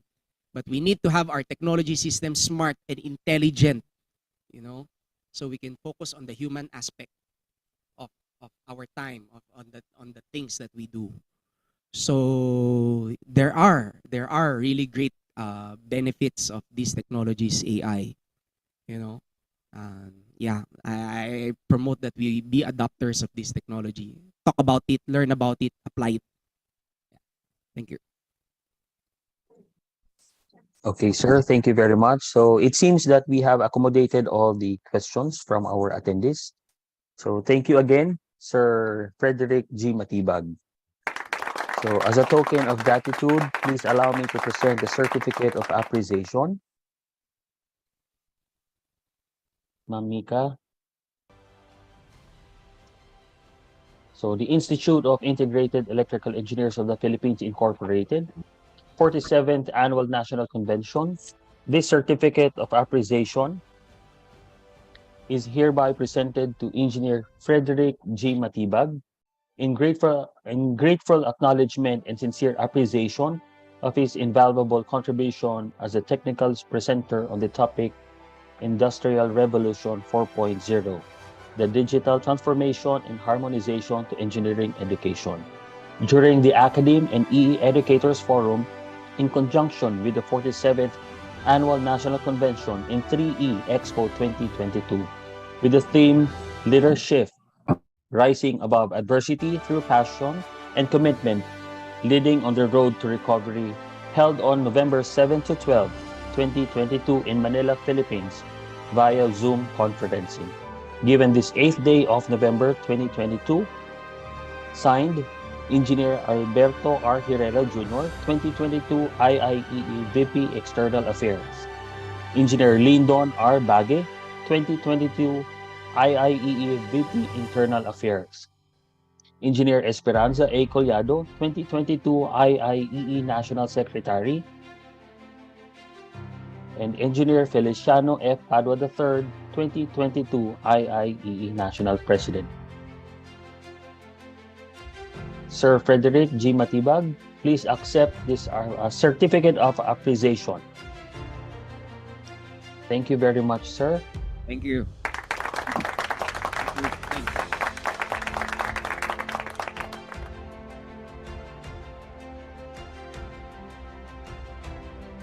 So, wow. We will now proceed. There, sir. Good day, sir. So it was handed by Sir Lyndon Bage. Thank you very much, sir. Thank you so much. The pleasure is mine. This is a very humbling experience. Thank you so much. So once again, thank you very much. So we will now move to the second speaker for today's virtual meeting. So our second speaker is a professional electrical engineer with 30 years of experience practicing electrical engineering. He is currently the Director of Quality Assurance and Accreditation Coordinating Service Office of Technological University of the Philippines, TUP Manila. He is also involved in several task forces of Commission on Higher Education and technical committees in the Department of Health and Department of Trade and Industry. In 2018, he was awarded as the most outstanding electrical engineer in the field of education by IIEE and as an outstanding alumnus in education by TUP. He also finished his BSEE, Electronics Technology and Master of Engineering major in EE at TUP Manila, where he is also taking up his Doctor of Technology degree, a candidate, for the year 2021 and 2022. He is the incumbent National Vice President for Internal Affairs of IIEE. Ladies and gentlemen, let us all welcome Engineer Lyndon R. Bage. Sir? Thank you very much, for a good introduction of my curriculum vitae. So, salamat po. I hope you hear me, no? Okay lang, Oscar? Yes, sir. Loud and clear po. Actually, I was here hearing the presentation of Sir Matibag. And this is one example why we need to prepare ourselves in the future, especially in our career. May nagtanong kanina, tayo ba ay pwedeng tanggapin as practitioners in Singapore? So, siguro with this presentation, we're able to meet the general requirement and standards in our career so that we can be accepted in other countries like Singapore. So let me share my presentation.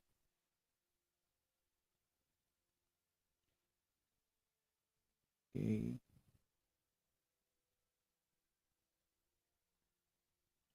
Actually, the presentation of Honorable Jaime Mendoza will be somewhat the same with the presentation of mine. But however, during our discussion, I told him that he concentrate on other career progression in electrical practice. Now, I will concentrate on the ACADEME, particularly in education and research. And I saw around 765 participants here, and I hope all of these are in the ACADEME. So kung may naligaw na hindi ACADEME, we are sorry, but most of the topic here is for the benefits of our educators, especially the Philippine educators. Now, this is the approved resolution number 6, series of 2021, in which they provide us the guidelines for the creation of career progression and specialization program for the electrical engineering profession, in which me myself is a member representing the ACADEME. So we have headed by Engineer Atoy Lanes in the IIE part, and it is headed by Honorable Jaime B. Mendoza on the PRC side. Of course, with the guidance of our chairman, Engineer Francis Mapile. So, before we proceed with this presentation, let me give you some recap on how we go about with the Philippine Qualification Framework. Now, it started in 1998 when the DepEd sector was organized. This is a technical vocational education and training. So ito po yung panahon ng NMYC before, yung sa mga medyo may edad na dyan, yung NMYC is the National Manpower Youth Council, in which all the Filipino who don't have a good education, they do the training. Now in 2003, it was been converted as Philippine Tibet Qualification Framework, the PTQF. Now in 2004, there is an executive order that promotes the expansion of quality framework by then President Macapagal Arroyo. And 2012, a new executive order 83 was formed so that there will be a institutionalization of the Philippine Qualification Framework, wherein we, in that year, started to develop the program in electrical engineering, bachelors of electrical engineering. Then in 2014, a new law, RA 10647, the Ladderized Education Act, that institutionalized the Philippine qualification through ladderization, meaning all our programs offered in technology and engineering was being prepared to be a ladderized program. And also the promotion of the master's degree program and doctorate degree program, we call this vertical articulation. Then in 2018, during the time of President Duterte, RA 10968 was promulgated by improving the RA 1064 and the Executive Order 83. We call it now Institutionalization of Philippine Qualification. Now let me share you the final flowchart or matrix of the Philippine Qualification Framework. So the government agreed to create a level 1 to 8. So this level 1 to 8 with corresponding category that promotes education. Of course, the basic education, wherein we have the K to 12, and actually this year is the first batch of engineering graduates that takes the K to 12. Then for the TESDA, we have the NC1, NC2, NC3, NC4, then the diploma. NC means National Certificate, in which they also improve this accreditation or certification by having an NC4, and later on we will be having the diploma, in which TESDA and the higher education is developing these guidelines. Now for higher education, in which most of us are here, we do the baccalaureate, the post-baccalaureate, and the doctoral and postdoctoral. So yung mga mag-aaral ng grade 12, mag-aaral ng grade 12 na gustong mag-aral ng formal education, mag-enroll sila sa mga state universities that are accredited by CHED. So with the level 1 to 8, ito po yung nagiging reference pa rin natin, because not all countries have the same level. So for example, if you have country B, I'm not sure with Singapore how many levels they are, but I think this is Malaysia, 1 to 9. So the Asian Qualification Framework provide a common ground or standard for a level 1 to 8. So in which case, the country B, for example, Philippines, para hindi na tayo magkaroon ng big problem with regards to the competency, kinuha na po natin straight from 1 to 8 yung ating leveling. So kung i-compare with the country A, for example, Malaysia, there are 9 in which most of our qualification are being stated based dun sa AQF. Kaya hindi po tayo masyado nahirapan to work in Malaysia. But I'm not sure with our country, particularly in Asia. So aside from that, the educational agency, the TESDA, the CHED, and even the PRC is looking on this Philippine credit transfer. So if you look at the pathways and equivalencies, these are the the the, the credit transfer that may be used if these guidelines or policy will be approved.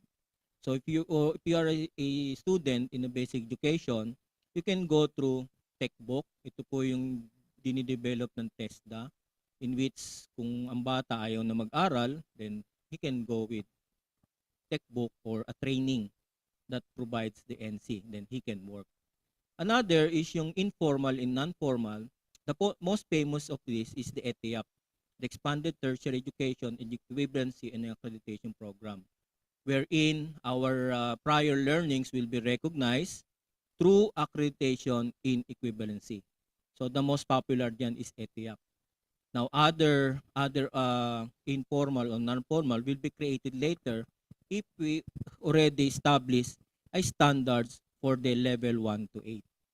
The third column is the formal.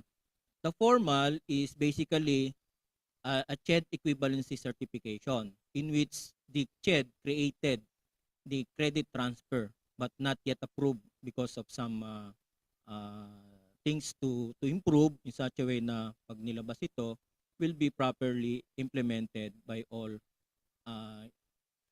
aspects, especially yung mga university mobility in Asian Pacific, the AIMS, it is the Asian Institute for Maritime Studies, and of course the Asian University Network. So this famous organization have their own credit transfer. So yun ang ating basis so that we could have a very good or a good output, particularly in the credit transfer.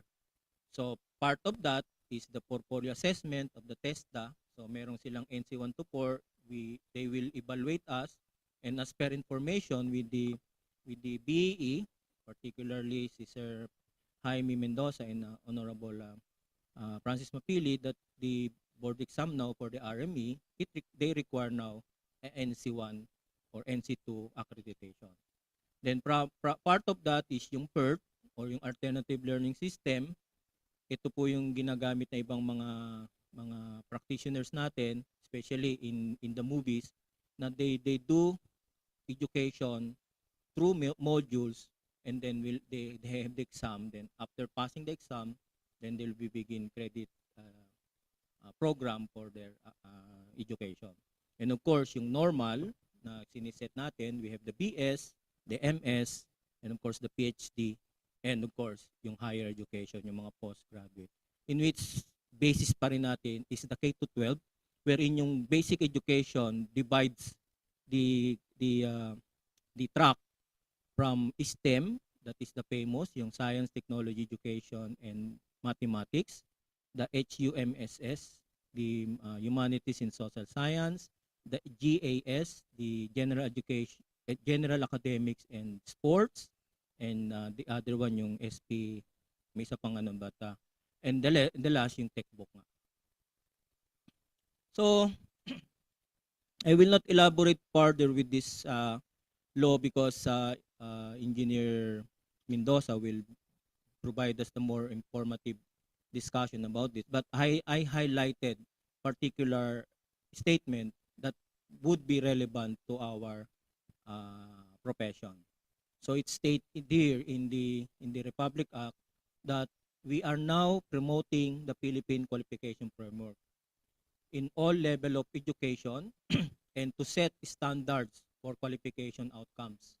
This recognition and awards will be based on the standard knowledge, skill, and values acquired in different ways and methods by learners and workers of the country. So this is a nationwide law, meaning lahat po tayo, particularly in electrical engineering practice, we need to follow this. And also, this qualification level provides us the description that defines the term knowledge, values, skills, application, and degree of independence. So dito makikita natin how we go with the degree of independence so that we now determine what level we are now. So these are a complementary of the Republic Act 10912 that is the CPD, or the continuing professional development, in which we still have this. That's why we promote the CPD, no, in our organization as one of the requirements for us to learn more about the technology. As an example of the presenter kanina, that is a multidisciplinary application of technology. So in which not only electrical engineers but other engineers that may be able to use this technology. And part of that, we now creating the career progression and specialization program for every profession. So one of the factors of this is the Republic Act number 7920, that is the electrical engineering law. So in which the board created this committee so that we will prepare our own criteria in developing our future practitioners. So the PRC now, through the PRB, will now issue a CPSP that provide the criteria or develop a criteria so that we could have a scope for our profession. So this is the matrix for career pathways. This will be discussed by our chairman, or rather member, Honorable Mendoza, but we focus on academic track. So if you look at the academic track, automatic nagma-Master of Science in Electrical Engineering tayo or nagpi-PhD, or in other is we do the MS in applied in allied field like MS Engineering, Master of Engineering, and other relevant program, and of course we go with the PhD with the related fields dapat. Hindi pwedeng hindi electrical practice ang inyong gagawin. So for the professional track, yun yung ipiprepare ni Sir mamaya. So with this, we have the level 6, the level 7, then the level 8. So what is important in this guidelines is we should know our level. So for a for a professional electrical engineer for level 7, this is our level of domain. If you look at the degree of independence, it defines that you are independent and or team of multidisciplinary field with very minimal supervision. So if you are a professional electrical engineer, you will have a minimal supervision, meaning as much possible, ikaw na yung pinaka-supervisor. For the level 6, hindi ito naka-emphasize dito because this is for level 7. So these are some of the Philippine qualification requirement na gagamitin as PICWAR.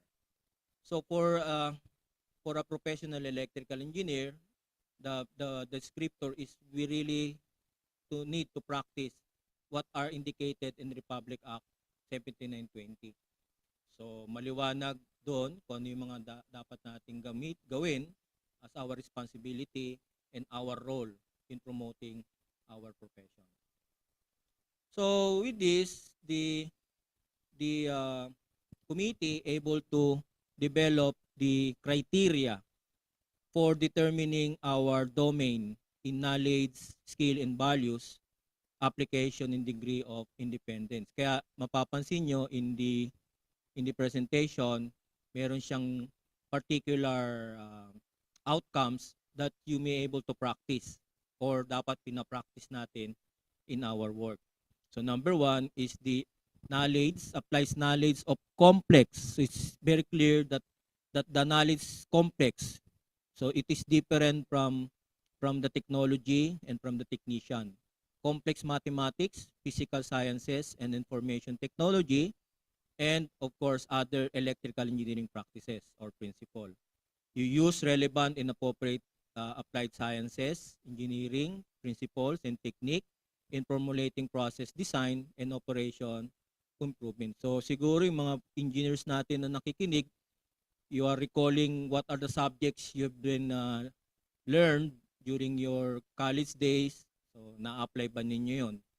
use computer programs to solve complex electrical engineering problems. So ito yung mga famous software na ginagamit nyo ngayon.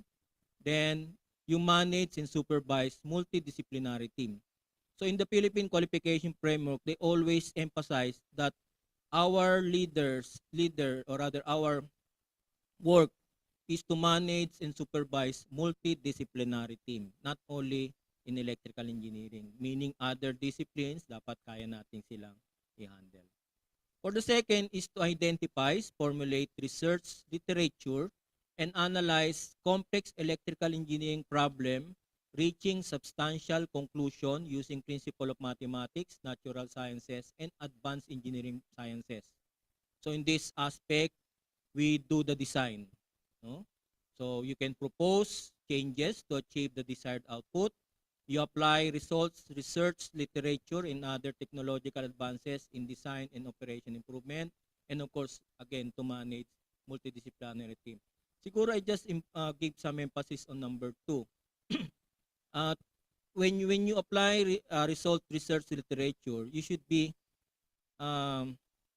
particular dun sa mga libro na binabasa because some books may give you some misinterpretation of the principle. So actually, may mga librong lumalabas sa ganyan. We thought that it is a good references, but sometimes, instead of helping us, nagiging problem pa natin. So, better to look first what appropriate book or research literatures na lumalabas ngayon. Then, of course, number 3, for the design and propose solution for complex electrical engineering problem and electrical design system component or processes that met specified needs with appropriate consideration for public health and safety. Kaya nagiging particular tayo with the health and safety. Kaya dun sa ating bagong program in electrical engineering, we include OSHA, Occupational Safety and Health, as one of the subjects. So that all our students will be able to learn, to learn. Then after that, once they are a board passer or REE or RME, they can apply now the health and safety. Then number 4, hindi ko nabigyan na emphasis yung iba. It's been stated properly naman. The number 4 is the conduct investigation in process. Ito po yung application of investigation of a particular project. So dapat marunong tayong mag-investigate, and of course, we know how we give solution of this complex electrical engineering problem. Maliwanag na complex ha. So alam niyo may complex and simple. Kumbaga sa board exam, may simple, may average, may complex. So the word complex defines for a professional electrical engineer.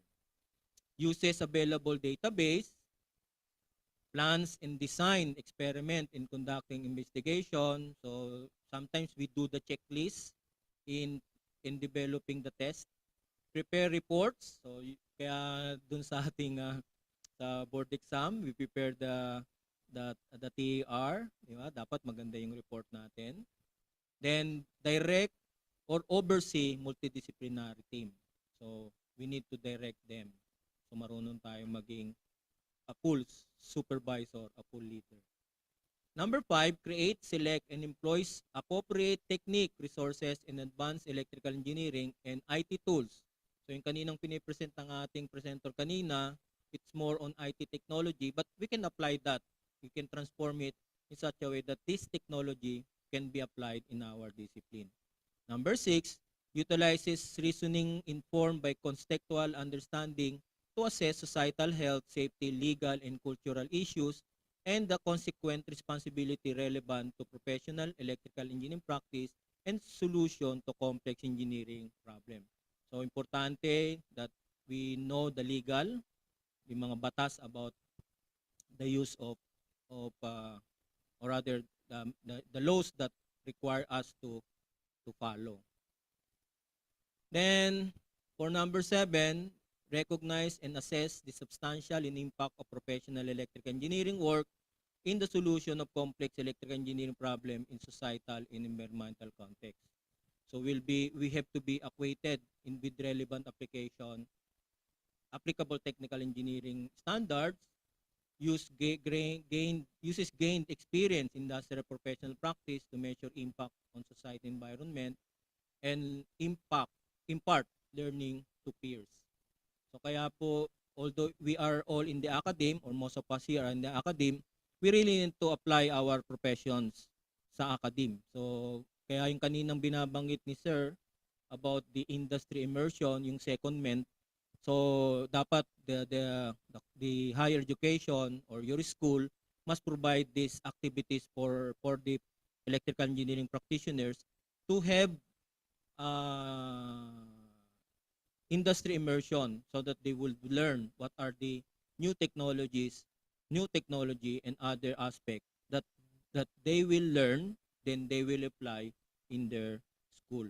So gagawa sila ng mga module relevant to the activity na ginawa nila sa industry. So isa yan sa mga kino-consider natin for you to become a level 7.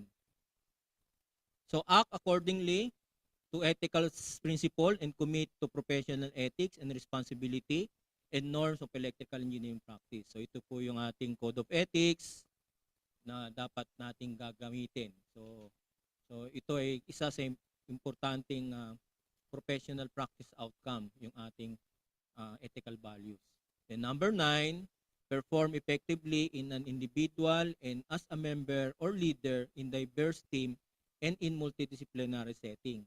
You plan, you lead, you coordinate, and you implement designated tasks other than as a team leader or member. You handle small and medium-sized project, so dapat naka-perform na kayo ng task about the project. And of course, you can interact with the network of professional and participate in the project activities. Then number 10, communicate effectively on complex electrical engineering activities with the electrical engineering community and with society at large, such as being able to comprehend and prepare effective reports and design documentation, make effective presentation, and give and receive clear instruction. So if you are professional electrical engineer, you can communicate effectively. So mas madaling mong ma-explain with your colleagues or your member how to do this project, especially on the conduct of cost-effective training. You have to communicate clearly with legal entities, authorities regarding electrical engineering activities, and of course, you can prepare policies, procedures, and other documents related to such activity.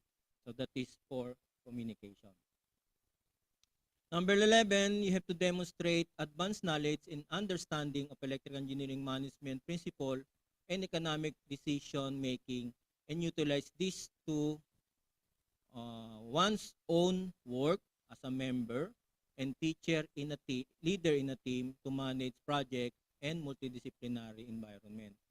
So again, in this number 11, you can plan, you lead, then you can organize, and of course, you can control small to medium-sized project and tasks that may be deemed necessary, and to manage financial aspect, prepare report related to project, and of course, to supervise subordinate and peers when needed. 12, you need to appreciate the needs for and have the preparation and ability to arrange in high, substantial degree of independent and lifelong learning. We always provide the information of lifelong learning. Kasi hindi lahat naman ng natututunan natin ay galing sa school, but we learn it through our experience. And that experience now will be shared to our colleagues. Kaya dapat nagko-comply tayo ng CPD, nagkakandak tayo ng research in your work. So, hindi naman siguro yung mga bigatang research ito, but it's form part of you to learn more about your profession. Number 13, you need to provide extensive and meaningful contribution to science and to the development of electrical engineering practices. Develop and applies new electrical engineering concept or principle, formulate or develop new codes and technical standards in the practice of electrical engineering. Kaya nga, our association is willing to to help you with this number 13. Kaya in-engage namin kayo to join in the committee so that you will be form part in the formulation of ano yan?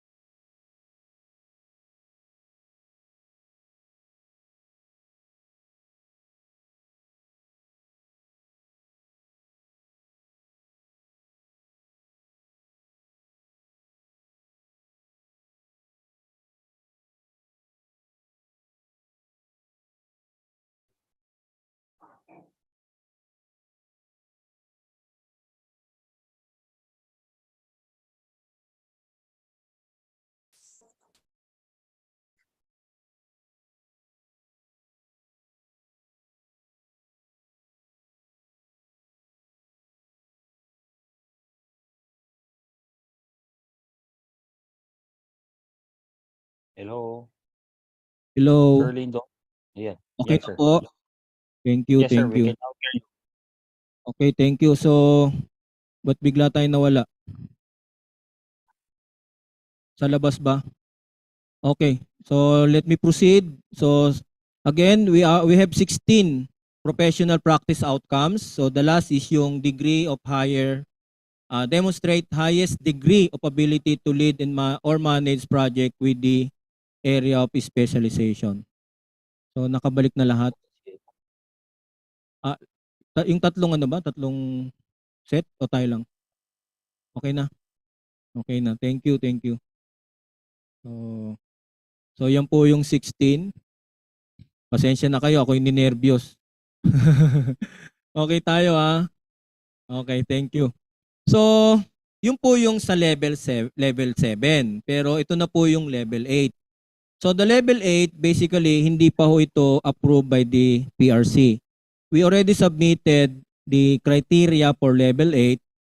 But to give you the emphasis, kung yung level 7 is advanced systematic, for level 8 is highly advanced systematic knowledge. So mas mataas as compared to the level 7 that was explained kanina.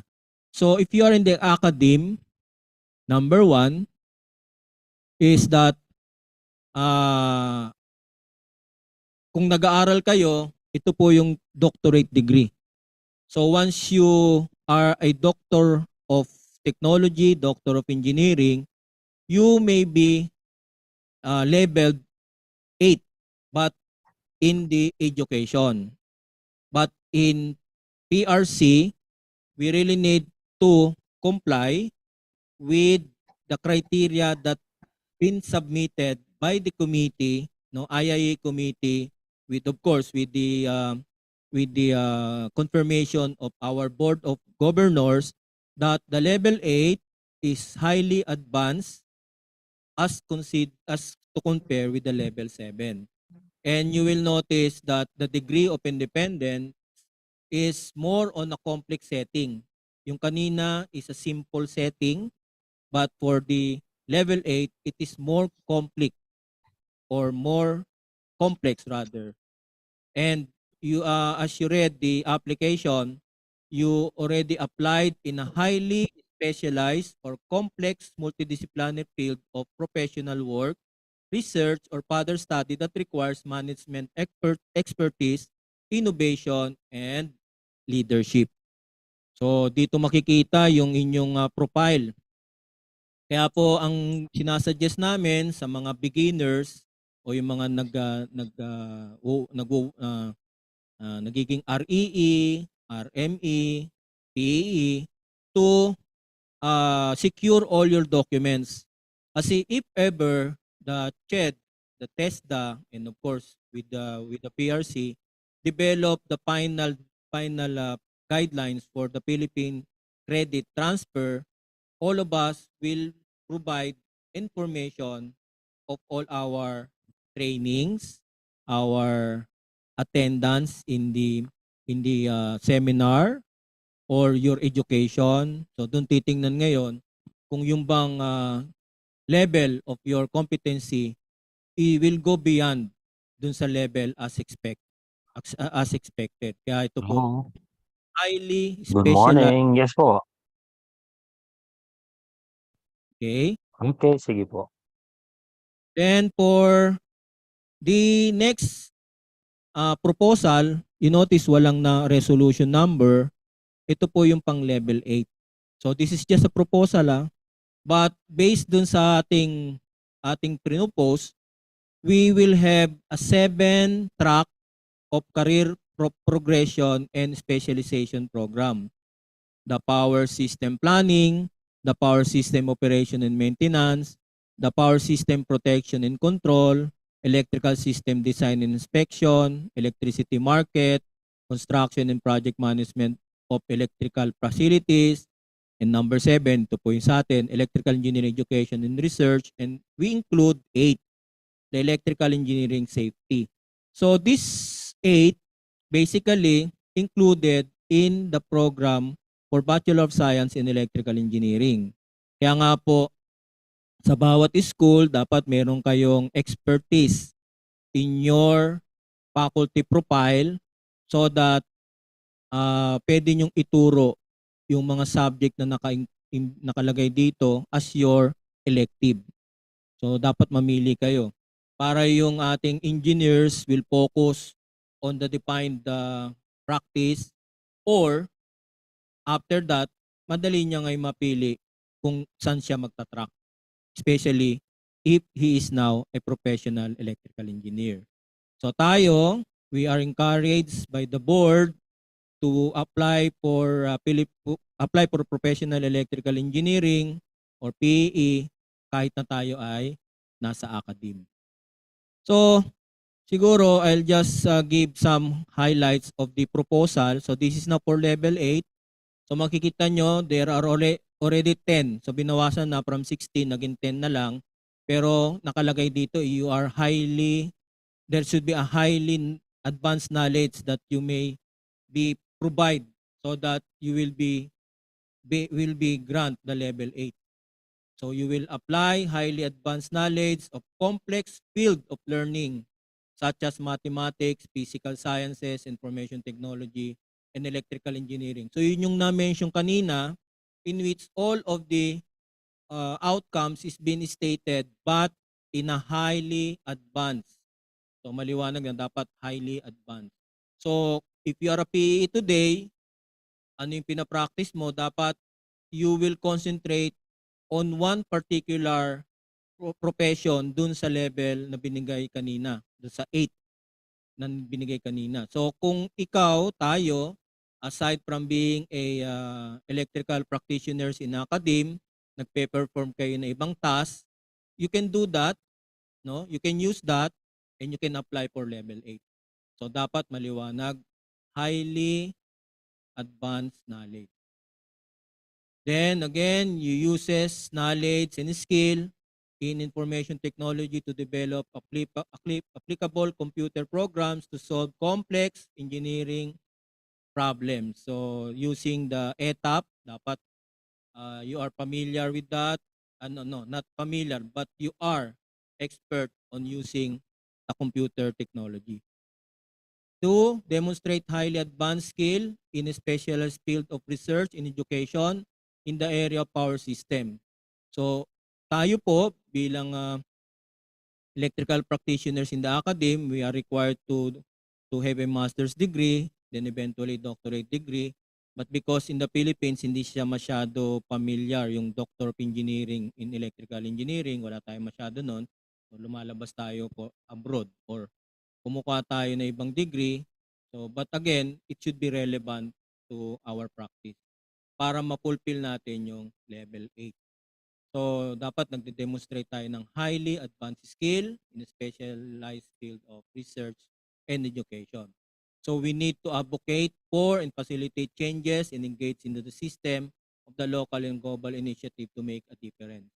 We need to adopt changes and resiliency of an individual shows maturity and self-determination that can be classified as full degree of independence. So dapat makikita on your profile that you really earn this skill or competency.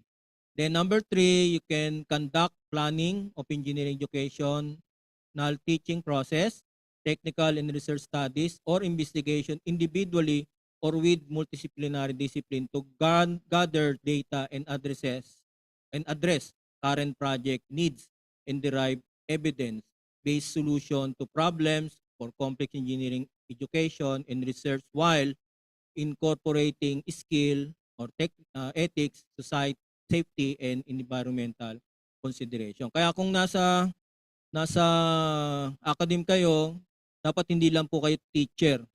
Dapat you'll be part of the system. You'll be somehow magiging dean o naging director of a particular project relevant to electrical engineering. Kayo yung manager or in charge of the building that being constructed sa inyong school. Dapat ganon. Hindi lang po teaching. Kasi teaching is the fundamental of our work, but for us to improve, dapat kasama tayo sa mga paggawa ng mga infrastructure. Number 4, develop leadership and management engineering teaching and research skill through coordination, collaboration with technical experts in multidisciplinary teams with conducting planning and technical studies involving complex power system planning problems. So, ito po yung medyo mahirap sa atin because if we do research, dapat relevant din sa ating practice. For example, yung complex power system planning. So, importante yan. So, you need to organize, conduct studies. You can design and propose solution. You can prepare recommendation based on the result considering your practical application. Evaluate reports and conduct presentation to concerned entities to validate result and conclusion of the proposed solution. Again, it should be complex. Manage and supervise and recommend to peers applicable techniques and modern tools that can be used to solve complex engineering education. By the way, all of these outcomes should be documented. So hindi po isang title lang, okay na yun. Hindi po. Dapat mayroong mga documentation kayo that you really participate. You are the one who design, you are the one who develop, and you're the one to do the research. So dapat maliwanag na may documentation. Number 5, you observe relevant policies, laws, regulations. So ito po yung isa nating number 1 na kino-consider that we should be active in promoting or developing our laws, particularly RA 7920 and other laws that may be used in our practice. So pag napasama kayo dyan, it will be an advantage to you kasi you'll be given this opportunity to be part of this development. Number 6, perform effectively as a member or leader of the team in engineering education and research. O, ito po yung sinasabi natin kanina. Dapat naging head, naging dean, naging directors, naging vice president, or maging presidente kayo ng inyong school. Yan ang pinakamalaking malaking achievement para bigyan kayo ng level 8 category. Then number 7, ganun din Number 7, yung communication effectively. Isang importante pa rin yan that you can effectively talk with others, write, with a complex project and others pertaining to communication. Number 8, you demonstrate advanced knowledge and understanding of management principle in economic decision making and utilizes this as one practice. So, mapapansin nyo that all these competencies are being stated in the level 7, but in here, there is the word advance. Then engage in lifelong learning, in practicing the electrical practice. So ito yung sinasabi ng iba na 60 years old ka na, supposedly retired, but again, age doesn't matter here. For as long that you can work, you can fulfill your duties as professional. Then number 10, so this is the last, is to engage in entrepreneurial activities using advanced knowledge and skill in engineering education and research. Ito yung production. So we need to be able to provide project that can be used by our stakeholders. So that is for number 10. And for you to give us the highlights of this presentation, that the Philippine Technological Council, this is an organization of all APO. Tayo po ay member dito. So we need to develop also our IIEE to follow our student. That's why we already included in the new CBL. Student now is a member of the IIEE, but of course non-voting pa sila. But we already tie these people or this student into our organization para mabantayan na natin. Ibig sabihin, pag nag-electrical engineering student sila o technology, dapat tuloy-tuloy na. So i-guide natin sila. So what are the reason? What are the purpose? Para lumaki palalo yung ating organization, no? Lalo na sa mga susunod na panahon. So ang ginagawa ng PTC, we have this life cycle of and qualification for us to know na yung school dapat should be accredited internationally. Kanina yung nabanggit about the Singapore na may mga accreditation. So we need to collaborate with other universities across our ASEAN group or later on across the world or even in Europe, no? Our school should engage in accreditation. For example, Washington Accord for Engineering, Sydney Accord for Technology, Dublin Accord for Technicians, and we have also local accreditation naman offered by CHED for us to develop our program well para ang ating estudyante ay matuto or magkaroon ng knowledge, skill, and competency later on. After that, once they are graduate, makikita natin yung kanilang graduate attributes. So, na-mention yan from 1 to 16 in the level 7 and 1 to 10 in the level 8 from the knowledge, the skill, and the experience they learned from their practice. Then, tayo naman, in the professional side, we offer national and international recognition such as board licensing, the certification offered by TESDA. We applied chartered engineer, yun yung ACPE, the graduate engineers, the PIAP engineers, the technologists, the technicians. So ito po yung ginagawa ng AAPER natin. We interview our electrical practitioners, what they learned, so para maggawa natin yung kanilang profiling, para pag in-interview naman with the respected agency, ay acceptable sila because they already express their talents and their experience in their profile. And after that, we go with the independent practice from date to the time that we still working. Yan, nagjo-join naman tayo ng international registration in which tayo po ay nag-apply for professional engineer, international professional engineer, such as APIC engineer, ASEAN engineer, ACPE, or ACP rather, and PIAP, and eventually yung mga technologists and technicians. Like me, I am an ASEAN engineer. So yun po yung aking in-applyan. But you can still apply other recognized registration or international registration, especially if your work needed it. So pag kailangan talaga. Or talagang you need this recognition para pag nilagay dun sa inyong profile, makikita yon. Yung iba nga binibiro na halimbawa pangalan Lyndon Bage, MN, PhD, ASEAN Engineer, APIC Engineer, magbiro pagdating sa dulo, RIP, yun. So, ibig sabihin, you already accomplished your growth, professional growth, and later on, Yun yung tinatawag nating self-fulfillment in Maslow psychological status natin, or rather physiological status natin, na self-fulfill na tayo eventually. So I think that is my last presentation. May isa pa pala, sorry. So the last, yung chronological registry natin. So again, we have the ASEAN Engineering Registry. There are 10 countries involved in ASEAN. We have the ASEAN Chartered Professional Engineers, merong 10 din na country. And for APEC Engineering, we have 25 APEC ceremonies, or rather economists, rather. Ito po yung mga country that engage in economic natin.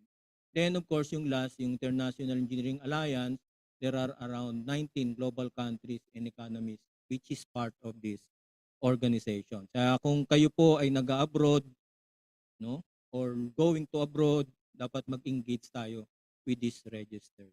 So with that, thank you very much, and I hope you still staying with us until matapos ng ating second day of the webinar, and still we have tomorrow. Meron pa ba kayo? Tomorrow, ibang naman po. So with that, maraming salamat po at magandang umaga po sa inyo lahat. So thank you very much, Sir Lyndon R. Bagay. So may we now proceed with the question and answer. So if you have any questions related to the topic discussed by Sir Bagay, please feel free to utilize the chat box. For the information of everyone, we will just be entertaining 2 to 3 questions for Sir Lyndon. So anyone from the chat box?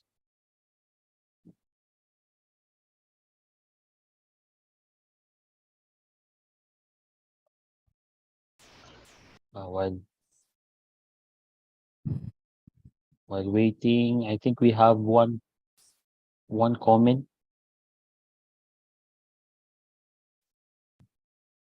Question from Sir Tony Tan. Bakit po maraming Doctor of Technology sa ACADEME pero hindi naman highly advanced systematic knowledge ang meron nila? No offense. At hindi nila na-share ang expertise nila. Ang degree lang importante pero wala masyadong impact sa ACADEME. Sir Lyndon, what can you say about this? Unang-una, yung Doctor of Technology, matagal na pong program yan. And Doctor of Technology is not only for engineering professors or engineering faculty, but also other discipline. Kaya nangyayari yung Doctor of Technology somewhat parang hindi siya focus on what we call vertical articulation. Sometimes may mga naliligaw dyan na hindi naman engineering. And besides, ang Doctor of Technology is parang hindi siya, ang tawag natin, specialized. Walang ganun specialization. Thank you, Sir Lyndon. So there are no questions, but more on comments.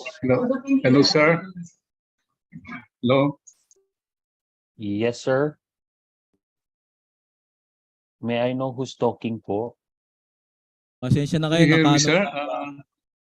Si Concern, Engineer Esteban from MMSU, Mariano Marcos State University. Yes, sir. Oo. May tanong lang, sir, sana ako regarding dito sa mga, especially sa mga professional electrical engineers natin who are in the academe. Because there are our fellow engineers, especially PE.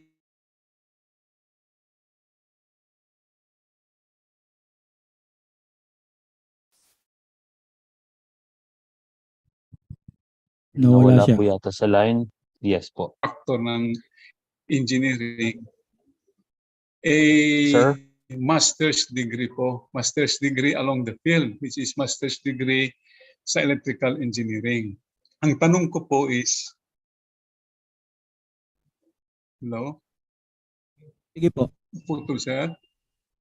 Sige po, yung Go tanong ahead. po. Go ahead po. Ang question ko kasi, sir, is yung bang pagka-PEE, Professional Electrical Engineer, would not suffice or would not be equivalent to a master's degree in electrical engineering para doon sa position niya na magiging regular or permanent in the state university po ito, sir. Actually kasi with that question, diyan din po ang question natin as far as the committee ng ating career progression. Kasi by resolution lumalabas that the PE which is level 8 level 7 Yes, is sir. the same with the educational track na may master's degree. Yes po, However, yes. on the part of CHED, wala po sila pang parang ang tawag nito, resolution that repeals yung ating general requirement for faculty in the for electrical engineering in the academy na nagiging faculty to have an equivalent degree, and that is yung master's degree. Sa ngayon po kasi bitin pa. So we already submitted that to the technical panel for engineering technology, but because of the transition from the time of President Duterte hanggang ngayon, 'di ba nagkakaroon pa rin ng palitan sa CHED. So hindi pa siya na-address thoroughly. But nakabook na po 'yon, and our BE is working on that. Sinasabi nga sa amin parati. But again, yung CHED is not yet prepared to answer for that purpose kasi it may affect not only for engineering but for other discipline.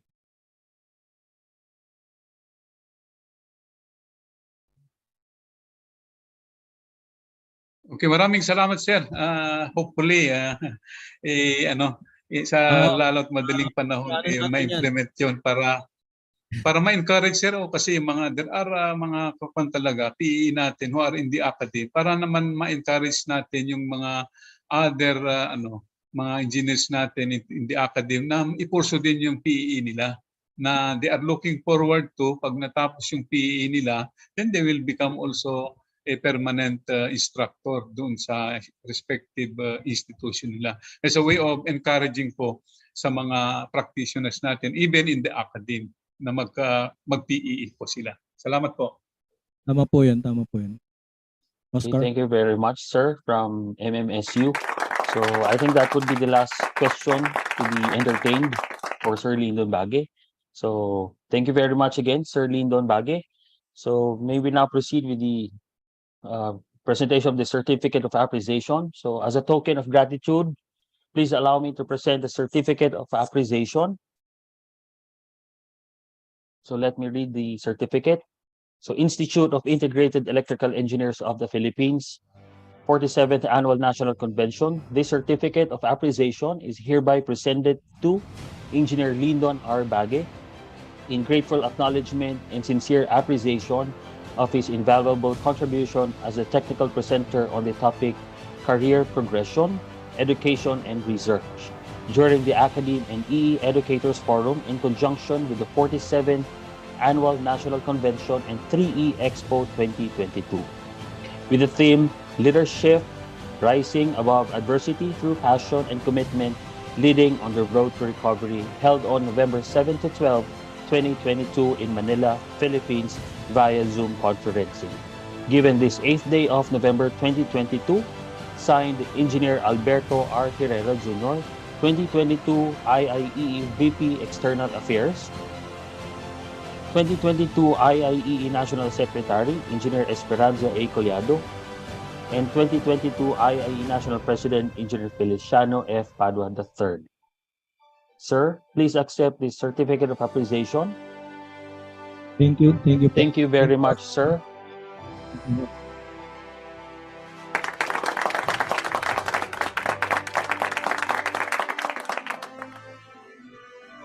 So we may now proceed with the third speaker for this morning. So our third speaker for this morning has more than 40 years of experience in professional electrical engineering practices. Currently a member of the Board of Electrical Engineering, Professional Regulation Commission, a member of the Technical Panel for EE, CHED, a member of Technical Committee, PEMC, 2009 to 2018 Chairman of the Distribution Management Committee, worked almost 25 years from NEA, rose different ranks from Training Safety Officer, Senior Construction Engineer, Supervising Operations Engineer, Manager Operations Division, Administration Department Manager, and Field Operation Group Manager until he availed of early retirement under IPIRA. Has a Master in Technology Management in University of the Philippines, Diliman, completed the academic requirement for the PhD in Energy Engineering and Master in Electrical Engineering Power System in University of the Philippines, Diliman. He is a fellow member of the IIEE Gintong Ani Awardee, awarded by Pamantasan ng Lungsod ng Maynila in 2009 to 2010, APEC Registered Engineer, and the first Filipino professional electrical engineer registered in Asian Charter Professional Electrical ACPE registration. So let us all welcome to discuss the career progression and specialization program for electrical engineering profession. Let us all welcome Honorable Jaime V. Mendoza. Sir? Good morning. I'm edible ba, JR? Narinig ba ako, Yes, JR? sir. Loud and clear po. Yes, sir. Loud and clear po. Paki-share lang, oh. Hindi ako naka-share, eh. Wow. Ma'am Share Mika. screen. Naka-open na yung... Technical support po.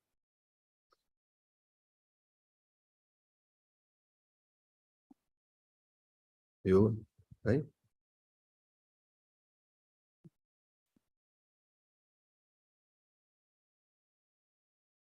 Okay na, no? Yes, sir. Okay. You may now proceed po. Sige. My topic today is Career Progression and Specialization Program for Electrical Engineering Profession. May control ba ako nito? Wala. Next slide, please. So, ito yung legal background, no, ng CPSP. So, yung ating batas na Republic Act 7920. So, hindi ko na sabihin yung electrical engineering law, no, kasi 27 years ago na yan, eh. Kailangan na natin i-revise yung electrical engineering law kasama yung CPSP, no, yung career program specialization program, ano. Although do sa old law may specialty, no, but hindi masyado na-emphasize. Ngayon, kailangan do sa revision, meron na tayong career program specialization program. Yung kung question kanina, dapat yung PE doon within the law is equivalent sa masteral. No, yung expert, it will be equivalent to level 8 as PhD. So the second legal aspect is the Continuing Professional Development Act of 2016. Ito, kailangan pagdating sa level, from level 8 going to level 8, meron na tayong mga special training towards sa specialty. Kadalasan yung ating training pa rin, mukhang generic pa rin, ano? Hindi naka-specialize sa isang specialty. Then of course, this 10968, no, Philippine Qualification Framework of 2018. Yung PQF, nung executive order siya, lagi nag-roadshow ang PRC and other government agency. No, naging batas siya, parang lumamig. Very important tong Philippine Qualification Framework kasi dito na ang basis lahat ng hiring, ng leveling, no? Kasi ito na yung standard qualification na magko-compare tayo ng qualifications from other Asian country and European country.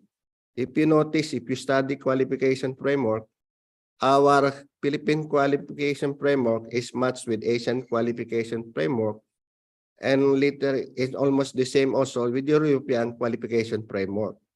No? So kailangan maintindihan natin to at ma-implement para lalo na sa HR maintindihan to na leveling, no, from level 1 to level 8. So I will explain later, ano. Ngayon, with this three law, no, nagkaroon ng blending na magkaroon tayo ng career progression and specialization program for electrical engineering profession. Sabi nga ni Lindol Bagi kanina, ni BP Lindol, we from level 6, 7, 8 of PQF. Yung level 6 is equivalent to REE. No? Then level 7, PE nga, and then 8 is equivalent to with specialty to level 8. So, next slides, please. So, ito yung sa batas natin, nandun siya sa Section 37 na Article 14 of Republic Act number 7920, state that certificate of a specialty shall be issued by the Board of Electrical Engineering subject to the approval of PRC to professional electrical engineers who had been screened and recommended by the Integrated and Accredited Electrical Engineering Association, yung IPO o kaya IIE sa ngayon. These are for a specific field in which the applicant have special knowledge, training, and experience and have demonstrated their competence and expertise. So the board shall subject to the approval of the commission and after consultation with the said association, prescribe and issue the necessary guideline for the issuance of this certificate. So I was able to do a specialty, no, certificate of specialty in the early 2000, no. But unfortunately, nung ginagawa namin, pagka ko nung technical working group, nung ginagawa namin yon, so gumagawa kami ng table of organization, paano siya interviewin, paano ang screening, then sino ang mag-interview. And we find out na kulang. No? Kulang yung PE na maaaring mag-interview, mag-screen. Hindi naman pwede yung REE na mag-i-screen sa PE. So hindi siya natuloy for the reason na kulang pa ng PE noon, no? So around mga 2,000 lang siguro, no? So yun ang primary reason na hindi ito na-implement at hindi rin approval ng board, no? For the reason na, yun nga, sabi ko, walang PE more than PE na mag-evaluate.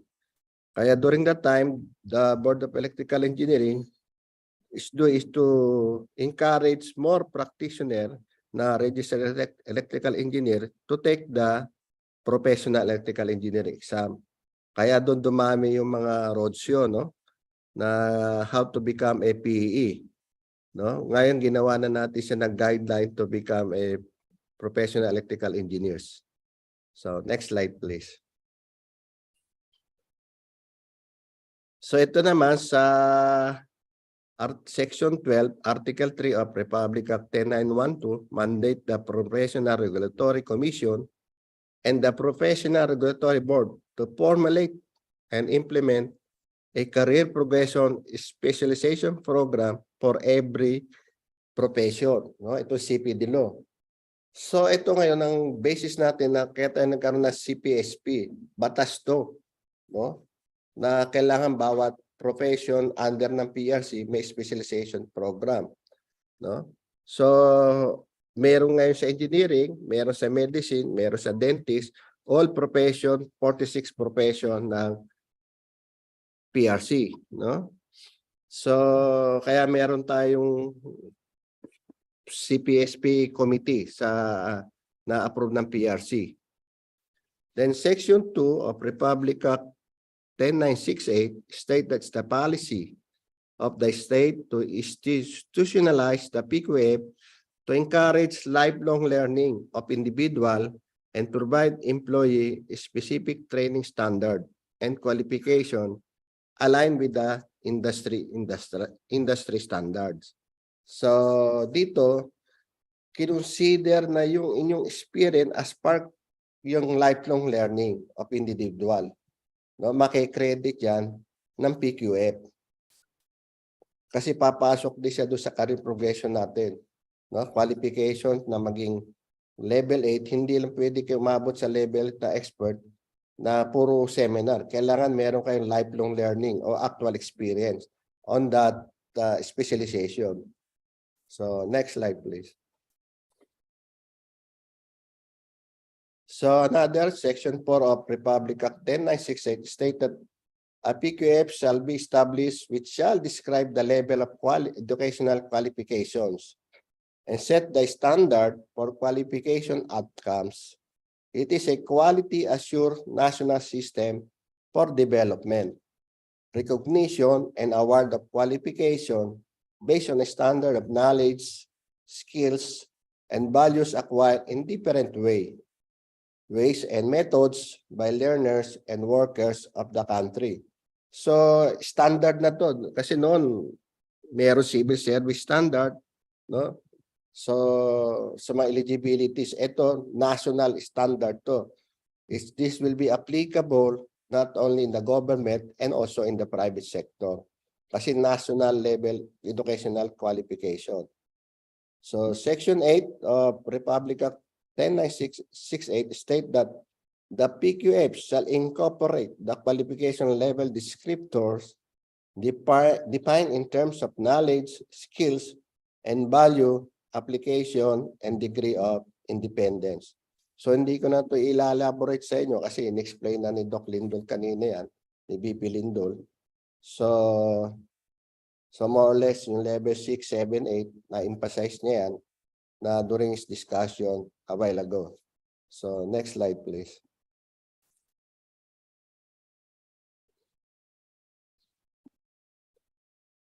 So Section 4A, Article 2 of Republic Act 10192 state that there shall be formulated and implemented continuing professional development programs in each of the regulated professions in order to enhance and upgrade the competency and qualification of professional for the practice of the profession. Pursuant to the PQF, the Asian Qualification Reference Framework, and the Asian Mutual Recognition Arrangement. So very important to, no? So it's standard not only for the Philippines, but for other Asian Qualification Framework. So kasi ang portion nito, the practice of profession in the near future will be borderless. No? So next slide, please. So babalik tayo sa basics para ma-emphasize nyo sa iba. No? So balik natin uli yan. So although madalas na natin dinidiscuss, but we have to emphasize na kailangan natin ng PQF. So PQF is a quality assured national system for development, recognition, and awards of qualifications based on standards of knowledge, skill, and values acquired in different ways and method by learners and workers educated and trained in the Philippines. So yun ang basic definition ng PQF. Next slide, please. So ito yung Philippine Qualification Framework, no? So ito pinaka-importante na huto na supposed na alamin natin, no? So our qualification framework is almost equivalent with the Asian Qualification Framework from level 1 to level 8, no? From grade 3, pupunta kayo sa level 1 kung NC1 from TESDA, level 2 NC2 for TESDA also, then level 3 NC3, and then L4 is NC4, so level 4. Then diploma will be level 5, no? So ito for academic track naman, no, ito sa kabila kasi technical skill, ano? So baccalaureate, kung graduate kayo ng BSc, you will become level 6, no? Kung pasado kayo sa REE. Ngayon kung maaari kayong mag-level 6 kung recognize kayo ng CHED. But sa PRC kailangan REE, no? So nakapasa kayo sa board exam, yun lang ibig sabihin. And you are authorized to practice electrical engineering. So yun ang difference, no? Na academic sa professional track, no?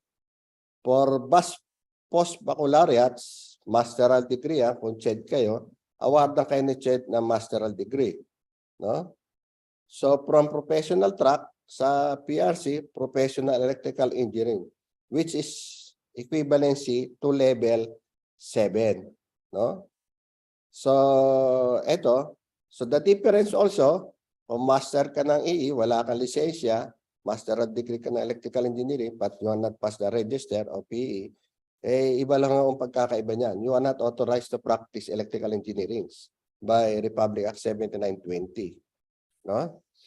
So, and since the teaching is part of professional practice, no? Nando sa RA 7920.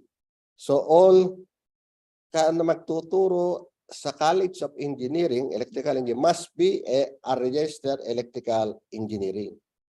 No? Yan ang number 1 rule. Kasi kung hindi pwede magturo ang walang lisensya sa college. Kasi part siya ng RA 7920, teaching is part of professional practice sa college natin sa engineering. Then, yung equivalent sa doctoral and PE with specialization. No?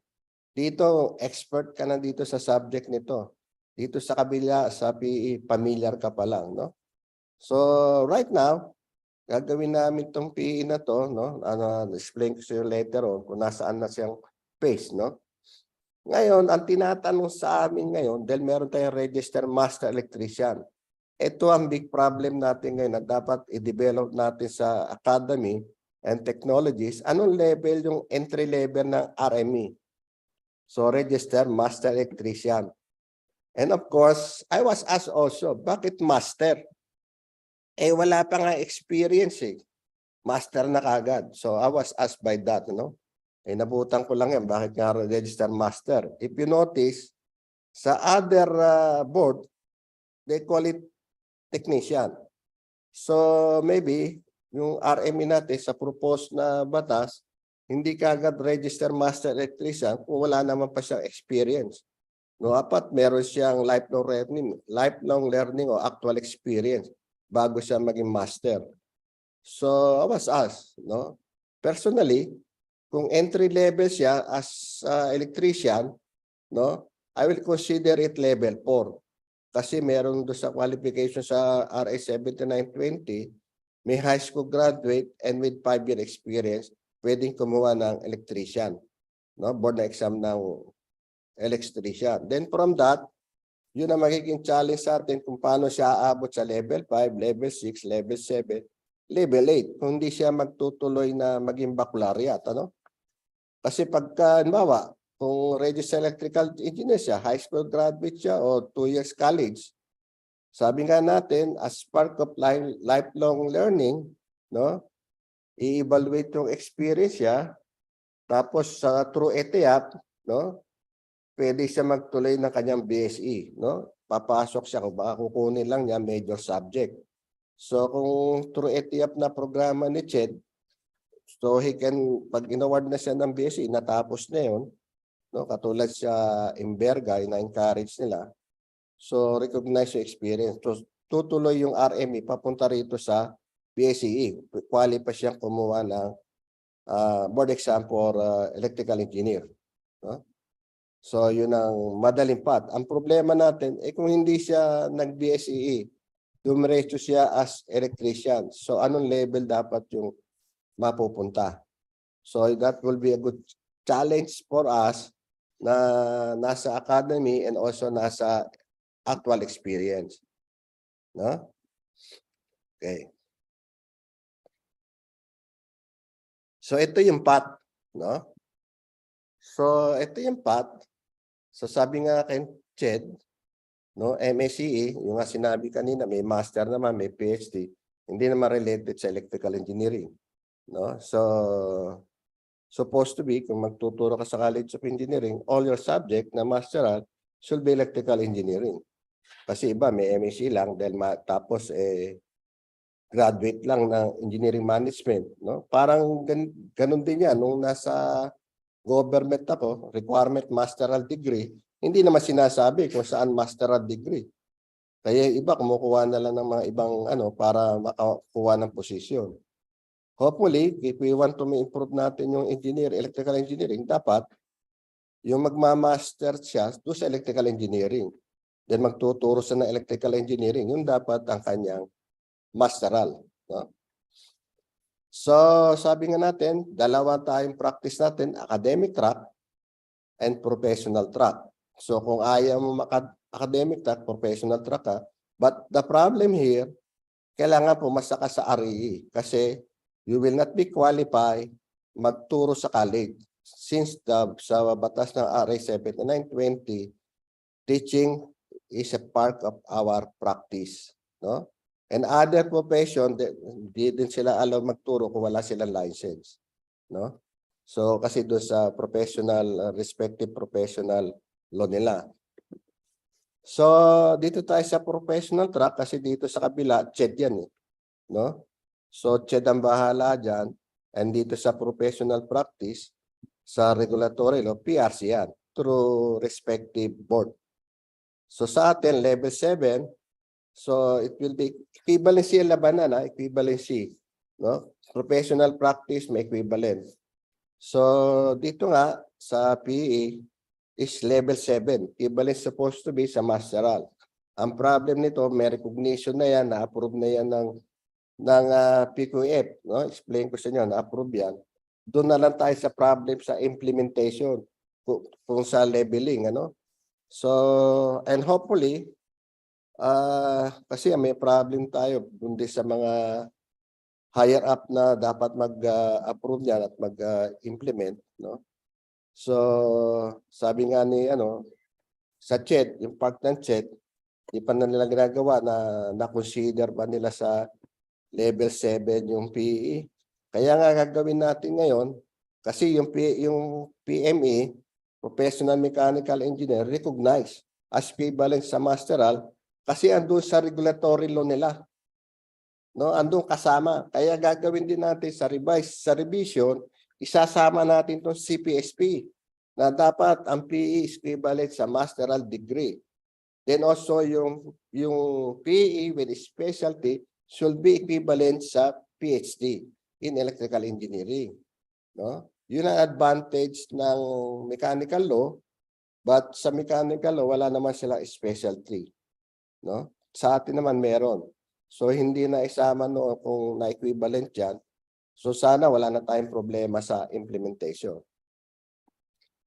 So ito, diniscuss ni Lindol to, yung anong specialty nito, yung power sa specialization, power system planning, power system operation, maintenance, power system control, and protection. Electrical system design and inspection. Electricity market, construction, and project management of electrical facility. Electrical engineering educations and research. Ito diniscuss niya, but yung level description niya is equivalent to all level sa other specialty. So, etong specialization na to, no, nagawa na namin sa CPSP, yung 8 yan. Nakulang dito. Andito yung pang-8 is electrical safety. No? O electrical safety engineering. No? If you notice, if you go from level 7 to level 8, magiging multidisciplinary ka. Kasi hindi ka magiging expert kung hindi mo naintindihan din yung iba. Halimbawa sa construction and project management, naintindihan mo mechanical, naintindihan mo civil, yung other profession. No? But sometimes you already become a project management ng isang project. No? But yung specialty mo, i-credit lang namin yung electrical facility. Kasi yun ang basis mo ng PEE. No? Yung basic. No? But as project manager, you have to understand other discipline. No? Kaya nga tinuro sa atin sa BSE, kung BSE kayo, meron kayong thermodynamic, meron kayong subject sa civil engineering, no, na mga subject na madali nyo maintindihan so that you can understand the other profession for better coordination and working, no, to work together. Kung hindi nyo maintindihan yung ibang profession, lagi tayong mag-aaway sa field, no, sa site. So kaya yun ang purpose noon, to coordinate, understand each other, no? So yun ang basic. So next slide please. So ito yan. So actually, just explain to you kanina mga tanong, andito na sa Philippine Qualification Register. No? Hindi, huwag ka muna malis dyan. Balik mo ulit. Ito kasi pinaka-importante. Naka-register na ho yung PE. If you notice sa taas, sa Philippine Qualification Act, Department, DepEd ang pinaka-chairman eh. DepEd, TESDA, CHED, PRC, DOLE. So this 5 government agency, Philippine Qualification Register. If you notice, our PE is already registered. No? Makikita mo ito, ito yung number niya, no? POEE 70713-1, Professional Electrical Engineering, no? The practice of professional electrical engineering embrace and consists of the practice of registered electrical engineering as defined in Republic Act 7920, plus the sole authority to sign and seal electrical plans, drawing, permits, specification reports, and other technical documents prepared by himself or herself or under his direct supervision. If you notice, level 7, ano equivalent sa kabila kung CHED? Master of Science in Electrical Engineering. Yung authority granting is CHED. Dito authority granted PRC, no? Upon recommendation by the board, no? So ito yung series, yung may nagtanong kanina, no? Equivalency kasi ang labanan. So the problem now, what is the CHED recognized PE as level 7? Andito sila eh, oh. Park sila dito nag-approve eh. Hindi ho to malalagay doon sa Register of Qualification kung walang approval. Nung itong government, nagmi-meeting ho sila eh. Sila nag-approve sa PQR.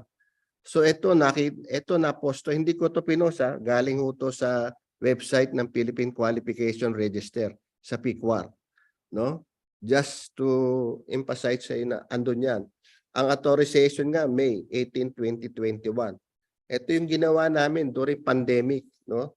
Na ginawa ng board with the help of our organization na mapatuloy ito, na may akyat natin na PE equivalent to level 7. So hopefully it's interagency recognition, no? So itong posting na to para ma-recognize yung ating PE na equivalent sa masteral. Ang habol naman namin, ang gusto lang namin sa mga PE is not a full-time instructor, to be a part-time. So kasi part-time lang. Ang pinaka-purpose ko ako personally is a part-time to help mga student natin to gain experience, no? Ano yung actual field, no? So ito kasi yung pagtuturo mo bilang PE, hindi siya main of livelihood but to help other student na matuto sila kung ano yung nasa actual field, actual experience sa field, no? Na hindi maituturo nung walang field experience, no? So yun. So parang sabihin ko lang, ito payback period na ito, tulungan lang natin to, no? Hindi ito pang hanap buhay mo as PE. No, meron kang other opportunity na maging income, hindi yung pagtuturo lang. Kaya nga doon nakita ko doon sa chat doon sa mga chat diyan medyo may problema doon sa income kung full time. So next slide. Meron pa. Next slide. Hindi ko na di-discuss yan. Di-discuss na ni ano yan eh. Ayan din, di-discuss na ni Doc Lindol yan, no? Yan, level. Advanced ano? So, advanced professional electrical engineers. Hopefully, ito yung ating mga resolution. Ito yung gumagawa, no? Ang kainaman lang ho sa atin, yung composition ng karil na to. So, may transfer. Ito, ako lang ang nag-chairperson. Alternate ko na si chairman, ano? Kasi si chairman naman nasa CPD Council. No? Hati kami. So, member natin si former President Rod Piculera, si Lindol, si former board chairman Aito Lenes, si Proy, no? So Proy is very helpful to us, and of course Atoy is once doing our meeting being the chairman ng specialty committee ng IEE. Si Proy, so very helpful sila sa amin because yung staff niya nagagamit natin lalo-lalo na sa power system planning, you know? if you notice, those who make the specialty, those sa ginawa namin, they were the one who had the actual experience on the field. No? Then si Arwin ng Makati, Obo, then si Marites, Pangilinan, so from university and of course may experience. Mabigat po yung trabaho nitong grupo na to, no? Hindi po yan madali. Yung CPSP proposal po sa 8 specialty, ginawa po yan namin ng more than 1 year. After nung resolution ng na-approve yung equivalency sa masteral, ginawa namin yung specialty. So from signed to January 2021. So we was able to finish the requirement. Sige, tingnan natin itong susunod. So ito magiging trabaho niyan, ano? So yung nakita nyo, kung makikita nyo dyan, yung Certificate of Specialty Power System Planning, magkakaroon pa ho yan ng subspecialty.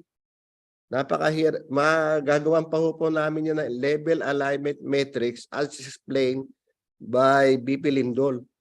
No? Magkakaroon siya ng generation planning, transmission planning, distribution planning. Ganun din yung power system maintenance. Ano? Meron din generation maintenance, transmission, distribution maintenance. Then magkakaroon din diyan ng facility maintenance sa mga building. No? So itong grupo na to, bali ang mangyayari diyan, i-evaluate muna ng IEE, yung mga may process ho tayo sa specialty, sila muna, then papasa dito sa CPSP recognition for validation ng mga requirement, no, accreditation. Then the CPSP may also conduct an interview, no? Maybe an oral interview, no? So, ganon ang mangyayari dyan. So, hopefully, sige, next slide.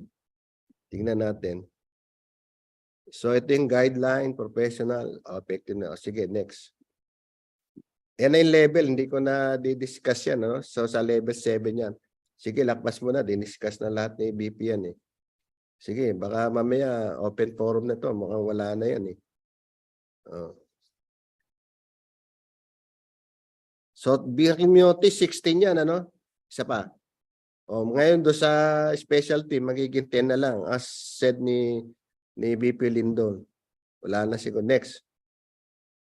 Ito naman, ano lang to, assessment, ano?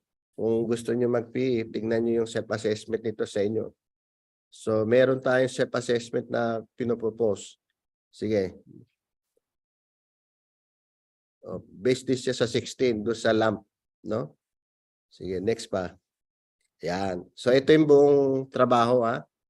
So, buong trabaho namin. So, ito, no? So, commission. So, sila mag-a-approve. Tapos yung regulatory board, no? Puro manggagaling sa specialty, no? Ito, accredited natin na IEE, no? So, specialization, career progression sa government pride, papasok sa CPSP CATS Committee. No? So trabaho ng IEE, endorse to the CPSP CATS Committee the list of candidates with a professional portfolio, professional apply for a certificate for recognition of professional qualification title. So, yun.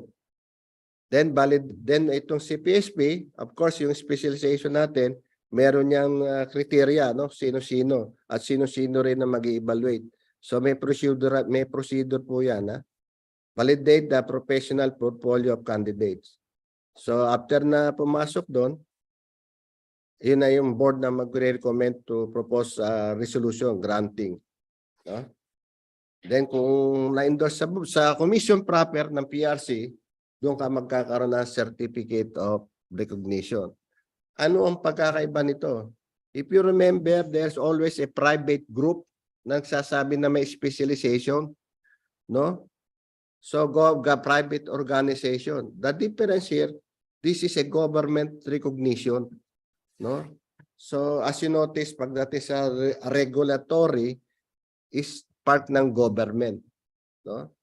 So yung iba, pwede kang ma-award ng specialization as part ng specialty group nila, no? As private, no? But here is a government recognition, no? Yun ang equivalency nito. And of course, you are equivalent to a certain level. Is either level 7 or level 8. So, sige. Next. Oh, thank you for listening. Tatanungin ko na kayo sa chat. Ayun. May nagtanong. Yung bang PhD in Energy Engineering? Kasi ang Energy Engineering medyo multidisciplinary yung yung energy. Wag mo na isama to. Bumalik ka na lang doon sa kabilang slide, yung examine yan. No? Multidisciplinary kasi yung energy engineering no? So pwede ka doon sa maraming parts siya, no?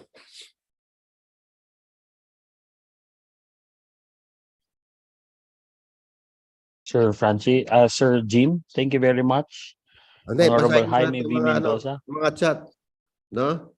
O may tayo to kay Michael Villanueva. Paano ba ang pathway ng process na Advanced Professional Electrical Engineering with specialized field in electricity market? Si Michelle Villanueva. Currently, RE po ako, working in electricity market. Need po ba ng master bukod po sa pag-apply ng PE? Pagdating po sa professional practice, sabi ko nga, yung master nyo, kung gusto nyo ng degree, CHED yan. No? Ngayon, sa atin, hindi po kayo pwede mag-specialize sa electricity market, hindi po kayo PEE. Kailangan mag-PEE muna kayo, mag-level 7 kayo. Okay? So, kahit na may MSCE ho kayo, kung di naman ho kayo PEE, hindi ho kayo i-evaluate. No? Ito naman tanong, if PE shall be considered as a master degree, will it be possible for the MSCE graduate to be considered PE? Hindi po, kasi meron pong procedure, kukuha ho kayo na exam. No? So, you have to pass the exam for PE, the oral interview. Hindi po siya automatic because licensing ho to. I-evaluate po kayo ng board. No? So, hindi po siya back-to-back, ano? So, iba po yung PRC, iba po yung CHED. No? Hindi po siya pwede equivalency doon sa licensing.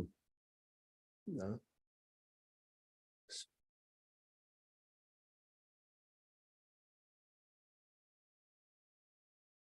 Sir Jim? Yes, sige. Sir Jim, may I interrupt you for a while, sir? Sige. Sir, I just wanted to introduce Sir Francis to be part of the panelists for this topic. Sige. Sir Jim, yes po. Sige. So we are respectfully requesting for your presence, sir, during the panel discussion after we introduce the next panel. So once again, thank you very much, Honorable Jaime Mendoza.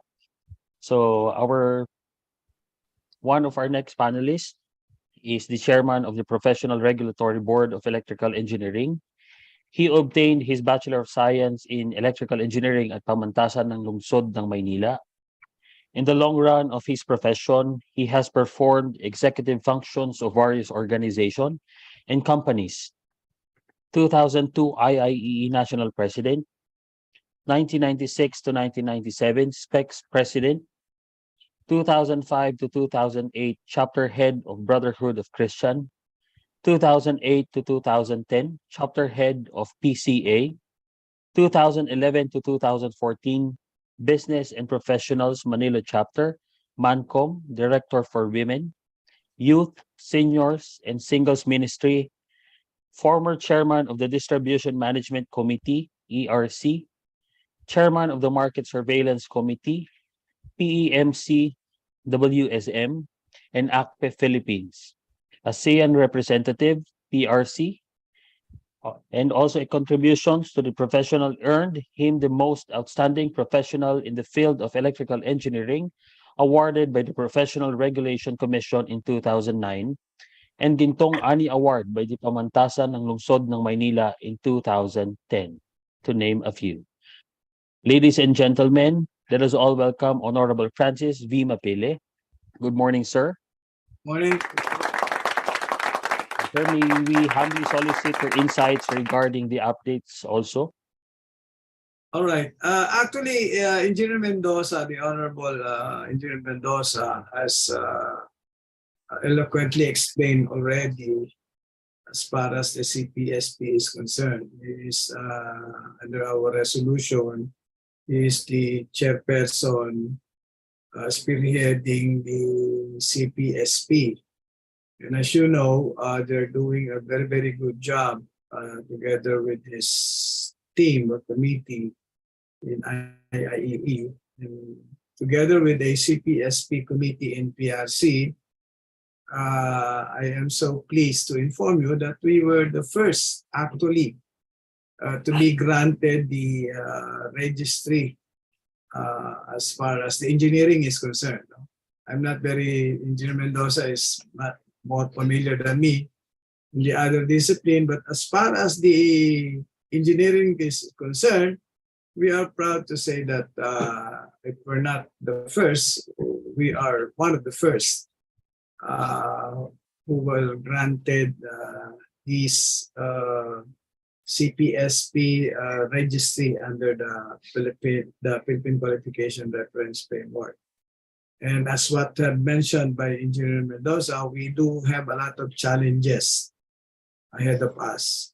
One of the biggest challenges right now is the master electrician, and which he mentioned already. And the second one is somehow related to enabling this kind of implementation and enforcement on the interagency.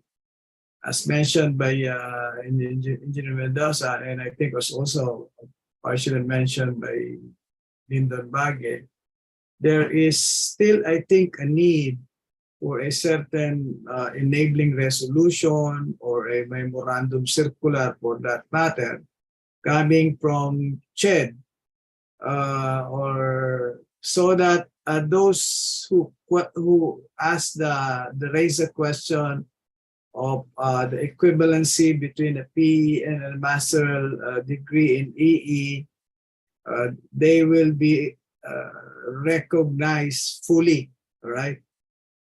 They will be recognized fully. And this is how, you know, bureaucracy works in the government.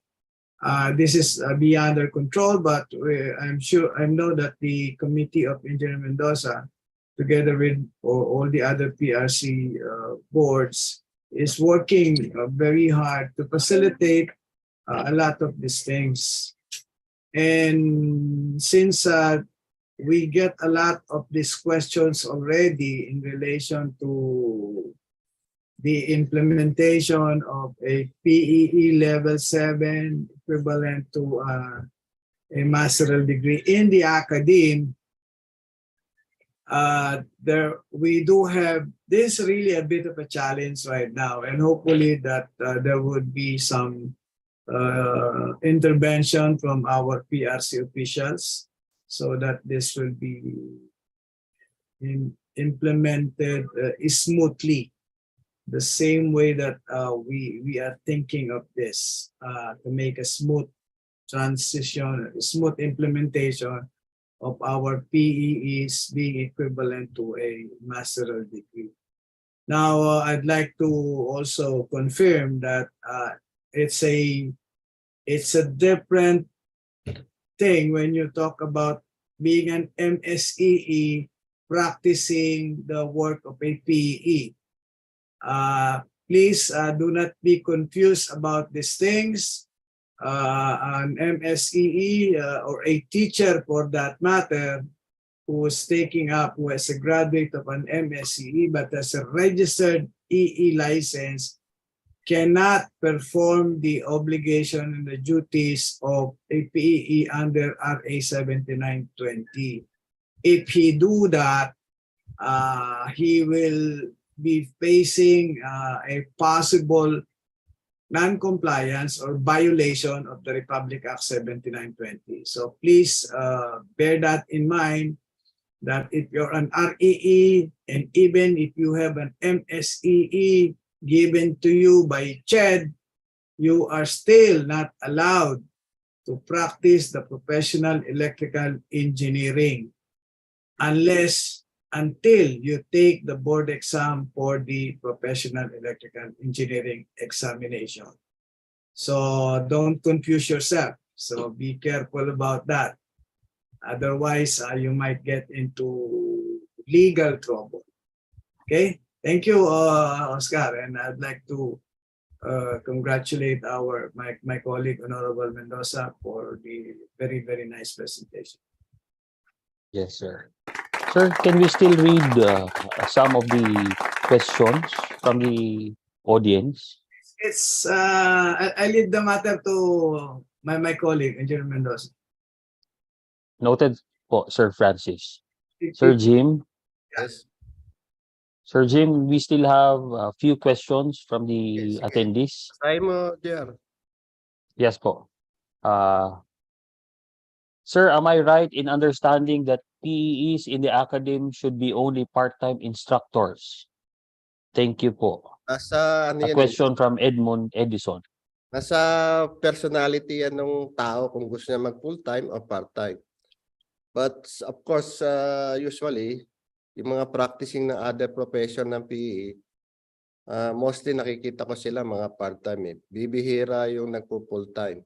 No, kasi meron pa silang mga the main practice nila talaga yung other practice ng profession.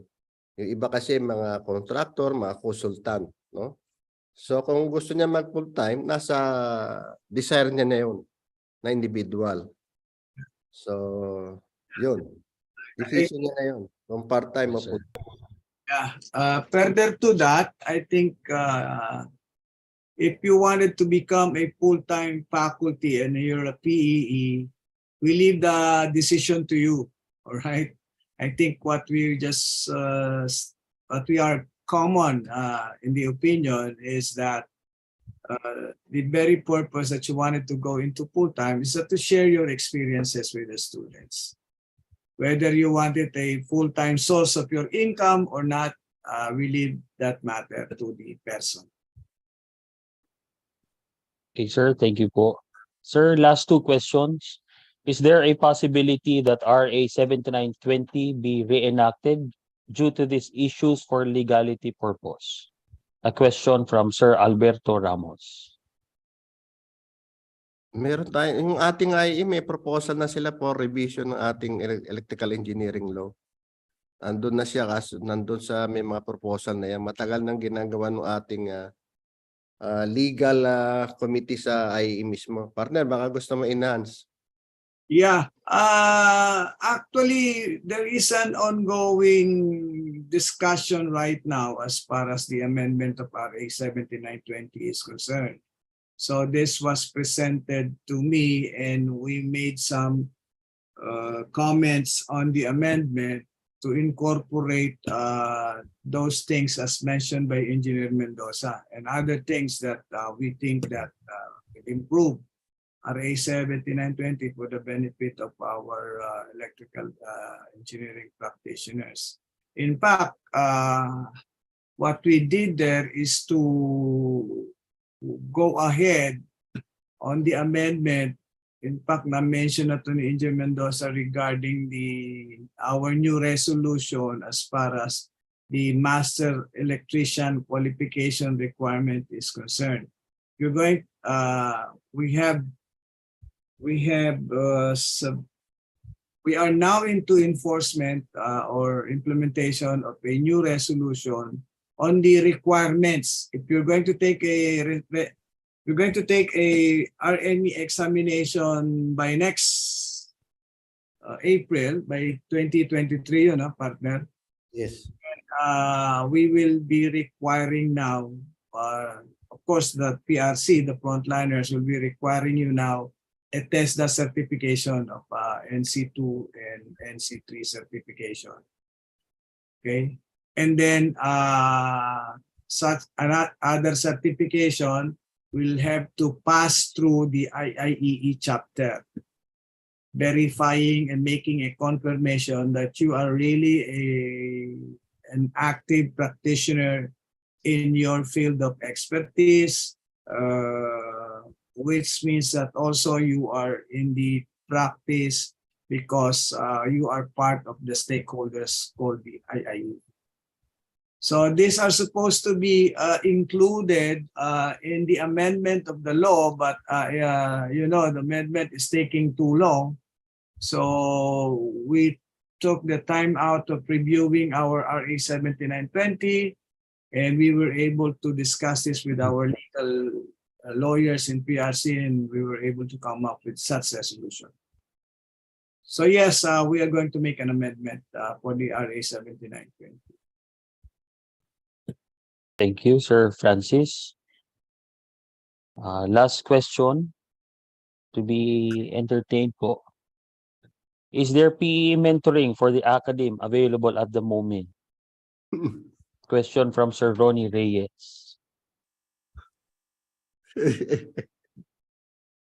Partner, ikaw na yan. Meron tayong PE mentoring group, whether it is your academy o yung professional practice sa field. Yes. So, yung nagtatanong ng ganyan, baka hindi active sa mga chapter natin. No? Kung may active kayo sa chapter, alam nyo na Yes mayroong po. mentoring group. Yes. Yes po. So please reach out na lang po sa mga chapters, respective chapters po. Okay, sir. So I think that would be the last question that can be entertained for today. So it seems that we have already accommodated some of the questions. So as a wrap up, may we request Sir Mendoza for a final commentary? Sir Jim? So, part nito academy natin, we encourage all the people, all the academy also kumuha ng PE. And of course, for other practice, may tanong dito, kailan ba mag-academy para makuha PE? Hindi, no? Your practice will be good, no? Ang kailangan po natin, may career path na tayo, alam na natin kung anong gusto natin track, like what is isang RE natin sa electricity market as RE. So, but he need to become a PE before he become a specialty for level 8. So, may dadaanan po tayong pathway na pagtutungan as part of professional practice. And hopefully, sabi nga ng partner ko, do sa implementation with other inter-agency, doon na maglalaro yung PRC. No? Siya na ang magpupush through.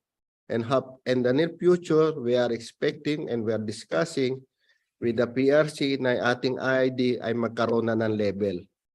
No? Hopefully na ma-implement yan in the near future na kung REE, meron na siyang level 6, kung PE, level 7. With that, sabi nga natin, education is a continuous process. No?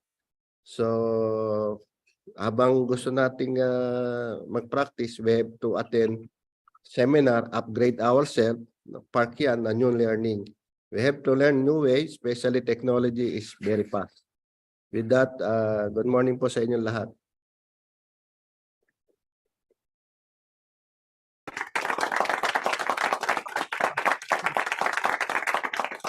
Oscar, naka-mute ka.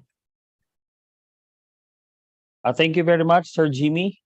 And maybe also request Sir Francis Mapili for a closing message, sir.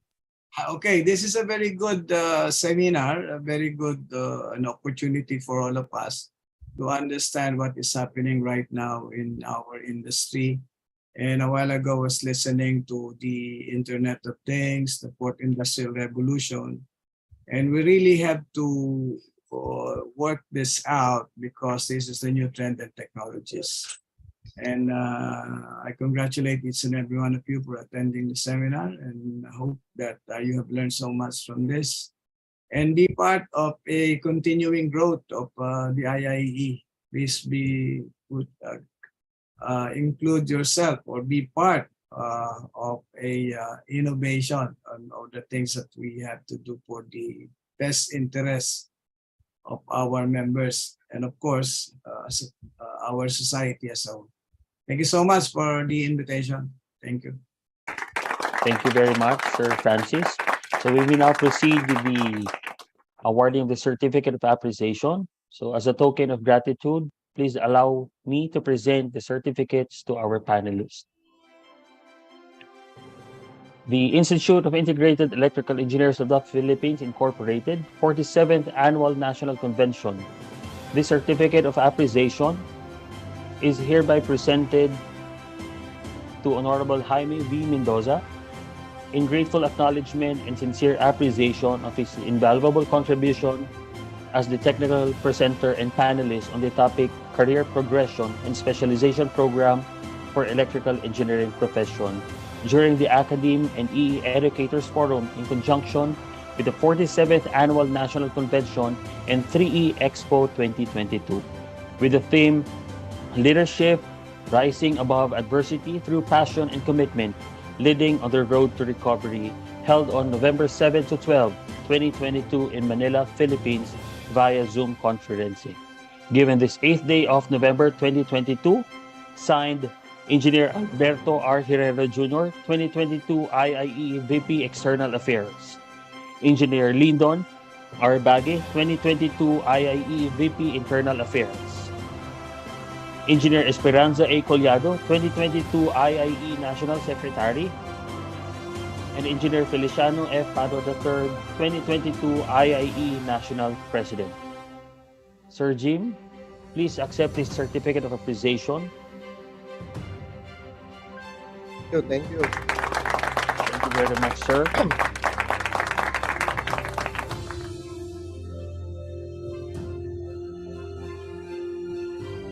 So next,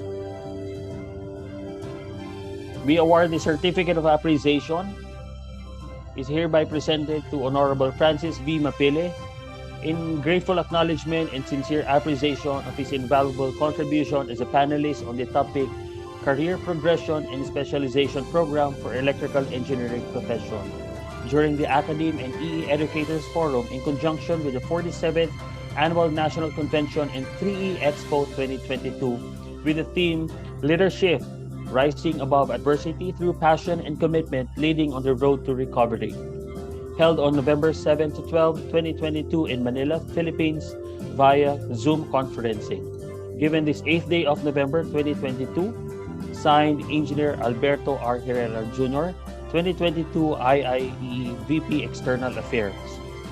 Engineer Esperanza A. Collado, 2022 IIE National Secretary. Engineer Lyndon R. Bague, 2022 IIE VP Internal Affairs.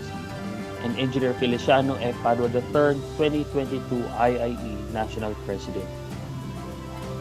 Sir, please accept the certificate of appreciation. Thank you very much, sir.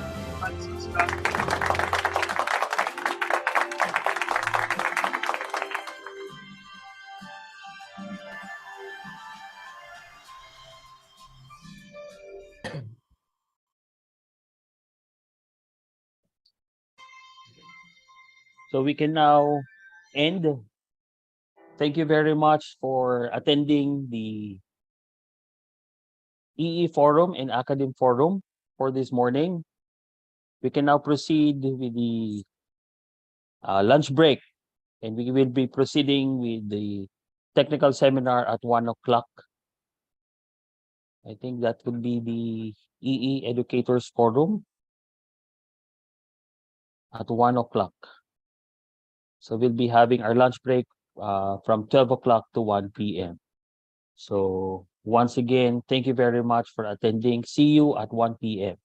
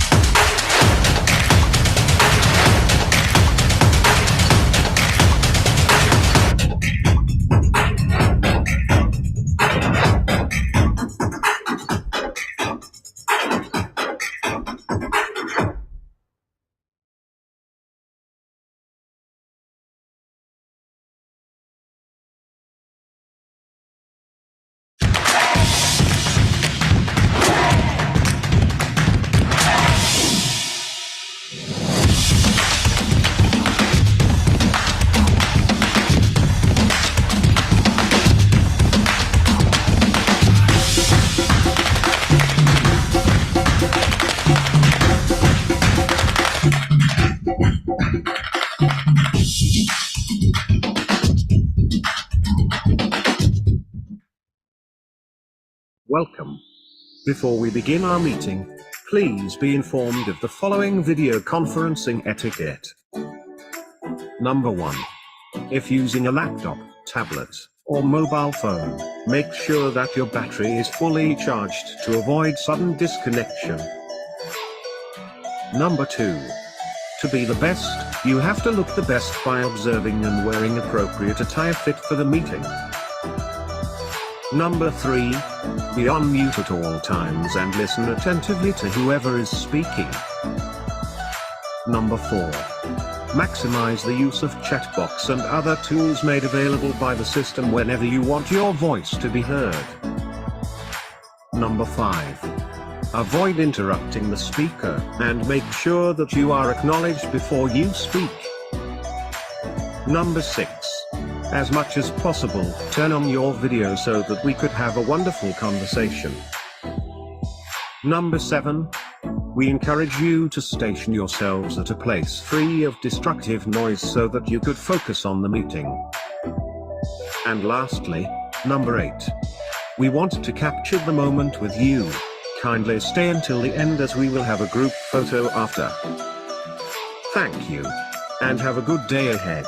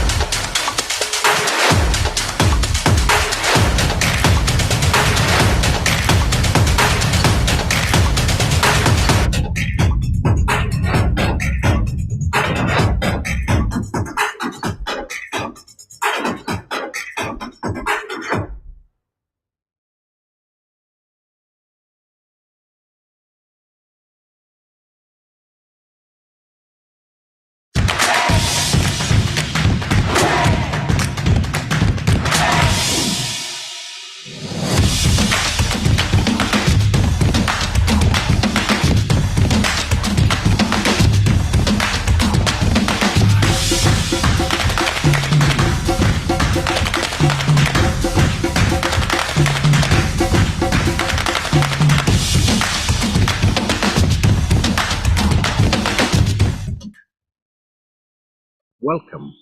Before we begin our meeting, please be informed of the following video conferencing etiquette. Number 1. If using a laptop, tablet, or mobile phone, make sure that your battery is fully charged to avoid sudden disconnection. Number 2. To be the best, you have to look the best by observing and wearing appropriate attire fit for the meeting. Number 3. Be on mute at all times and listen attentively to whoever is speaking. Number 4. Maximize the use of chat box and other tools made available by the system whenever you want your voice to be heard. Number 5. Avoid interrupting the speaker and make sure that you are acknowledged before you speak. Number 6. As much as possible, turn on your video so that we could have a wonderful conversation. Number 7. We encourage you to station yourselves at a place free of destructive noise so that you could focus on the meeting. And lastly, number 8. We want to capture the moment with you. Kindly stay until the end as we will have a group photo after. Thank you. And have a good day ahead.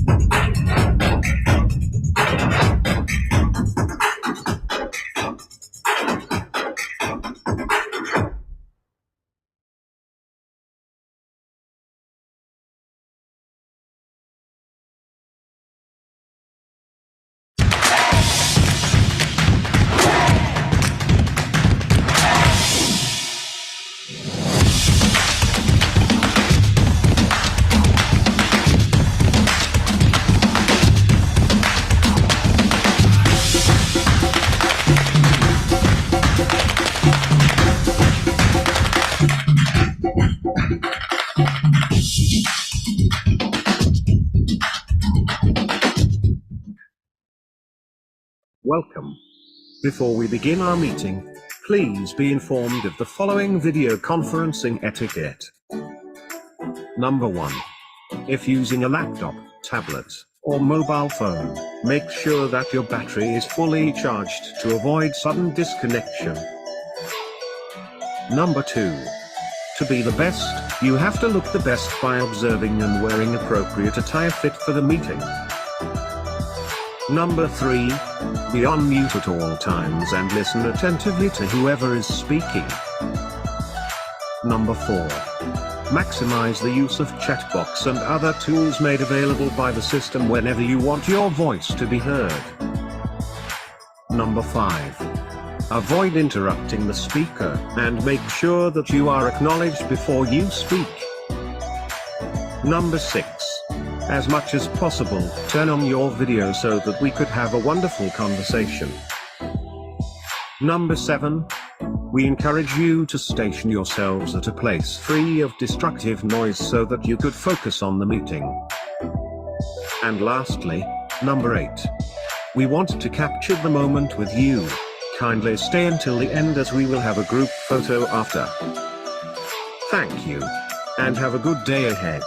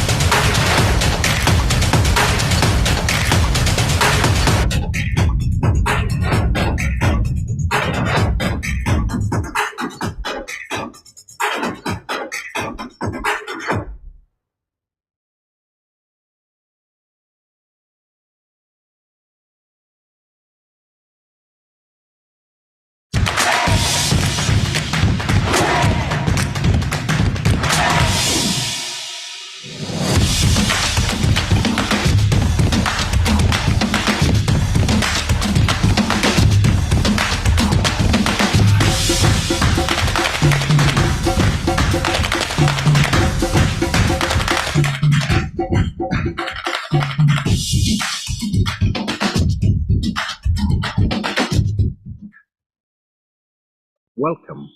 Before we begin our meeting, please be informed of the following video conferencing etiquette. Number 1. If using a laptop, tablet, or mobile phone, make sure that your battery is fully charged to avoid sudden disconnection. Number 2.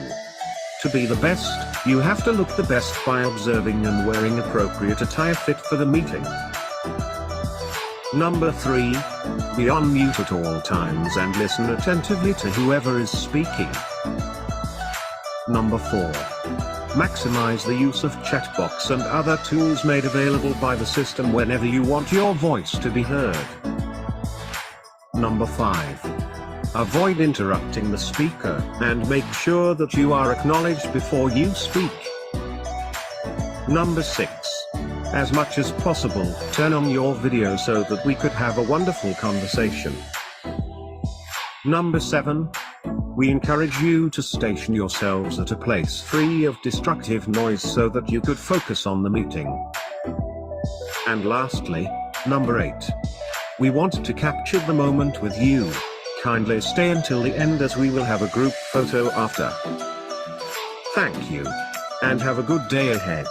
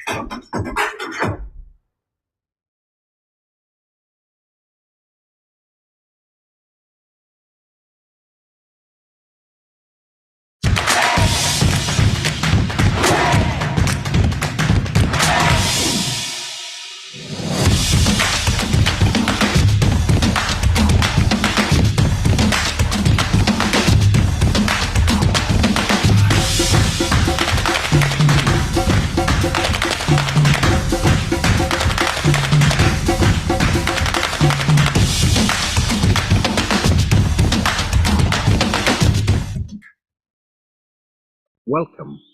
Before we begin our meeting, please be informed of the following video conferencing etiquette. Number 1. If using a laptop, tablet, or mobile phone, make sure that your battery is fully charged to avoid sudden disconnection. Number 2. To be the best, you have to look the best by observing and wearing appropriate attire fit for the meeting. Number 3. Be on mute at all times and listen attentively to whoever is speaking. Number 4. Maximize the use of chat box and other tools made available by the system whenever you want your voice to be heard. Number 5. Avoid interrupting the speaker and make sure that you are acknowledged before you speak. Number 6. As much as possible, turn on your video so that we could have a wonderful conversation. Number 7. We encourage you to station yourselves at a place free of destructive noise so that you could focus on the meeting. And lastly, number 8. We want to capture the moment with you. Kindly stay until the end as we will have a group photo after. Thank you. And have a good day ahead.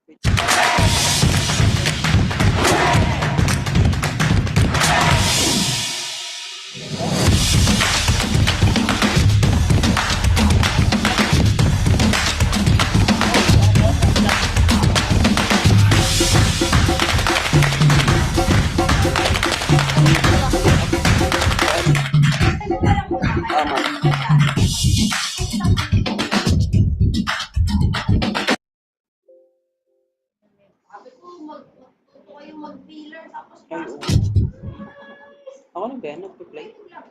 Wala kang sound. Naka-mute? Naka-mute siya.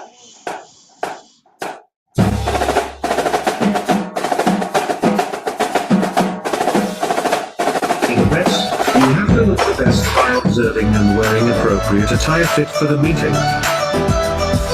Number 3. Be on mute at all times and listen attentively to whoever is speaking. Number 4.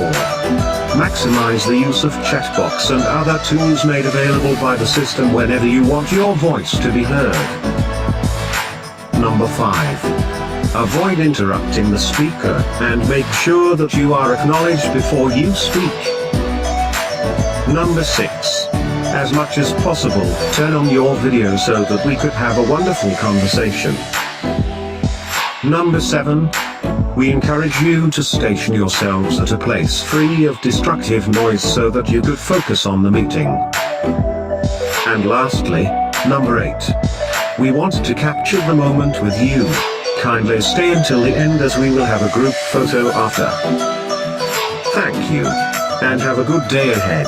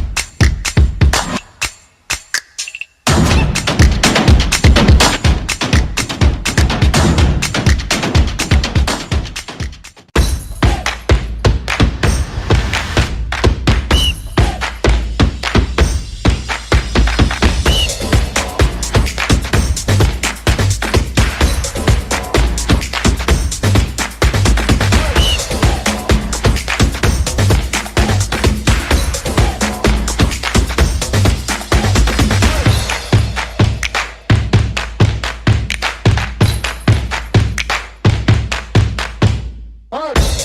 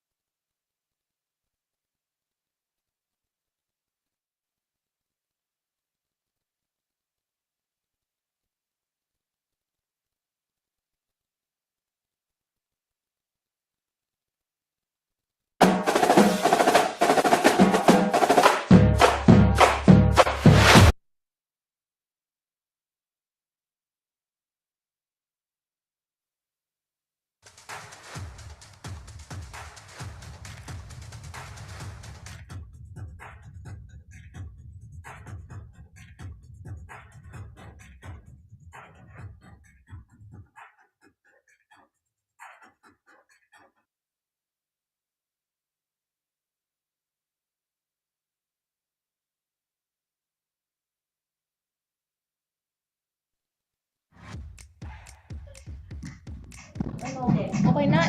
Pakinggan mo kasi. Okay na? Umangat ko. Anong wala? Ay, ilipat mo dito. Kaya ba?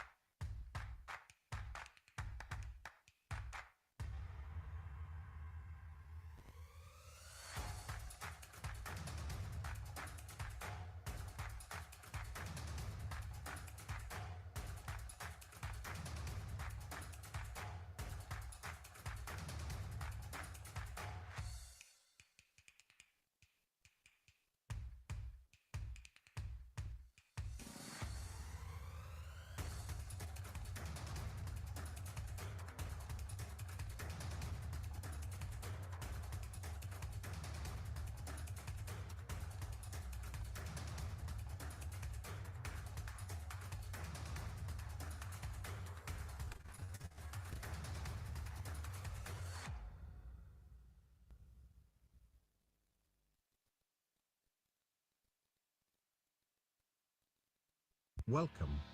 Before we begin our meeting, please be informed of the following video conferencing etiquette.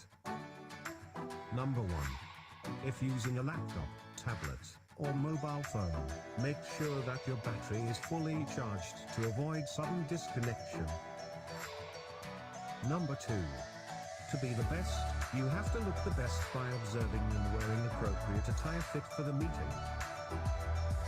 Number 3. Be on mute at all times and listen attentively to whoever is speaking.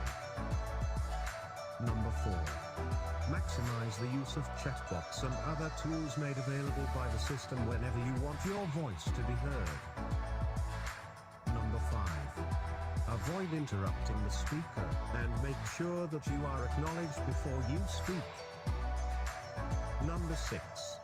As much as possible, turn on your video so that we could have a wonderful conversation. Number 7. We encourage you to station yourselves at a place free of destructive noise so that you could focus on the meeting. And lastly, number 8.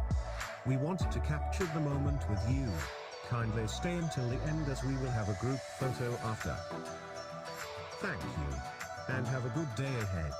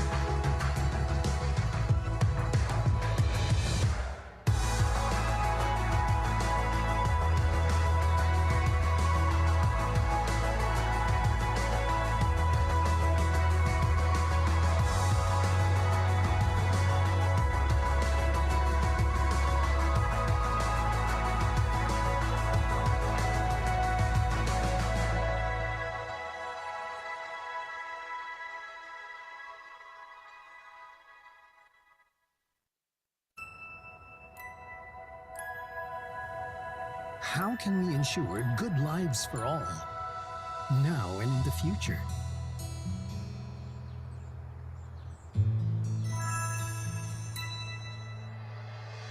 We have the power to bring good to the country.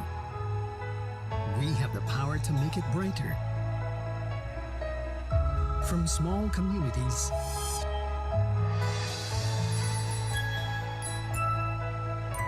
to big cities, by providing energy for all, always.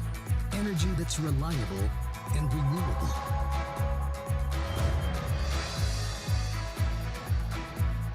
Power that protects Mother Earth.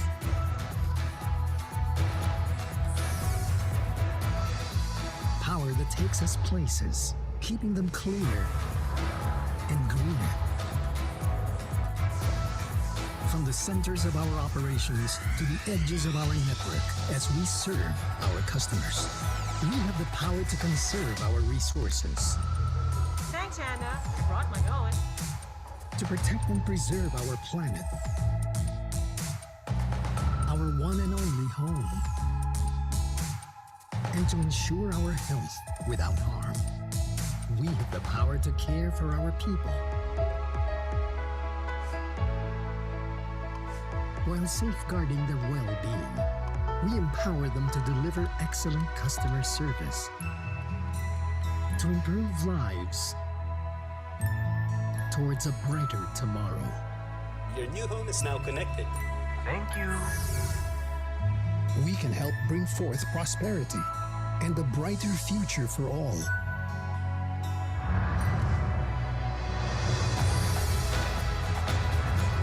Together, we can light the path,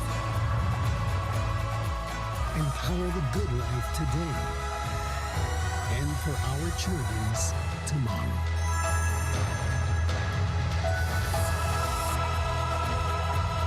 Powering the good life. Meralco.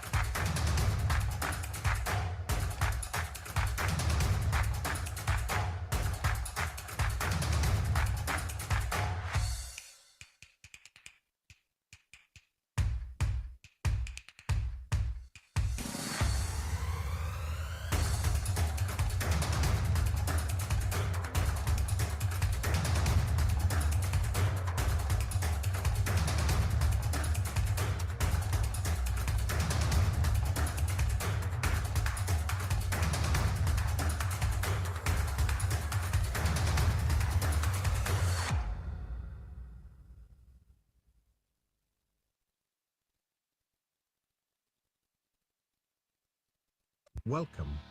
Before we begin our meeting, please be informed of the following video conferencing etiquette. Number 1.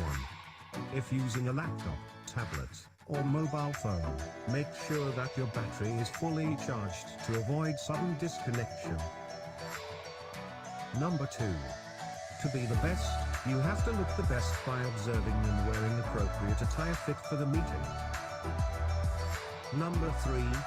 Be on mute at all times and listen attentively to whoever is speaking. Number 4. Maximize the use of chat box and other tools made available by the system whenever you want your voice to be heard. Number 5. Avoid interrupting the speaker and make sure that you are acknowledged before you speak. Number 6. As much as possible, turn on your video so that we could have a wonderful conversation. Number 7. We encourage you to station yourselves at a place free of destructive noise so that you could focus on the meeting. And lastly, number 8. We want to capture the moment with you.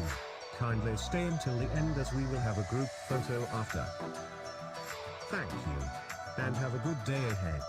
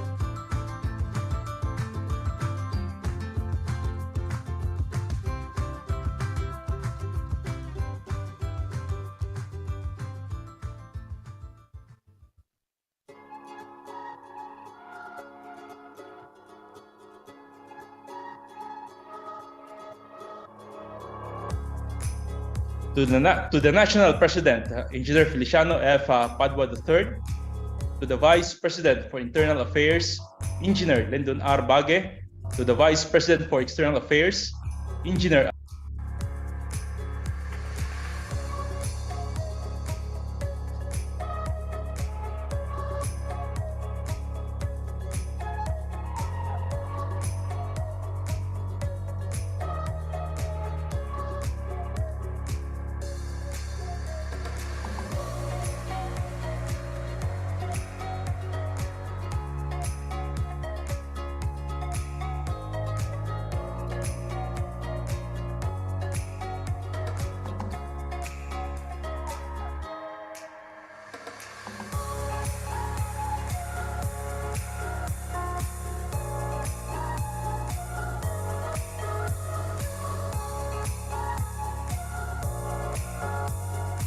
Hello, Mami.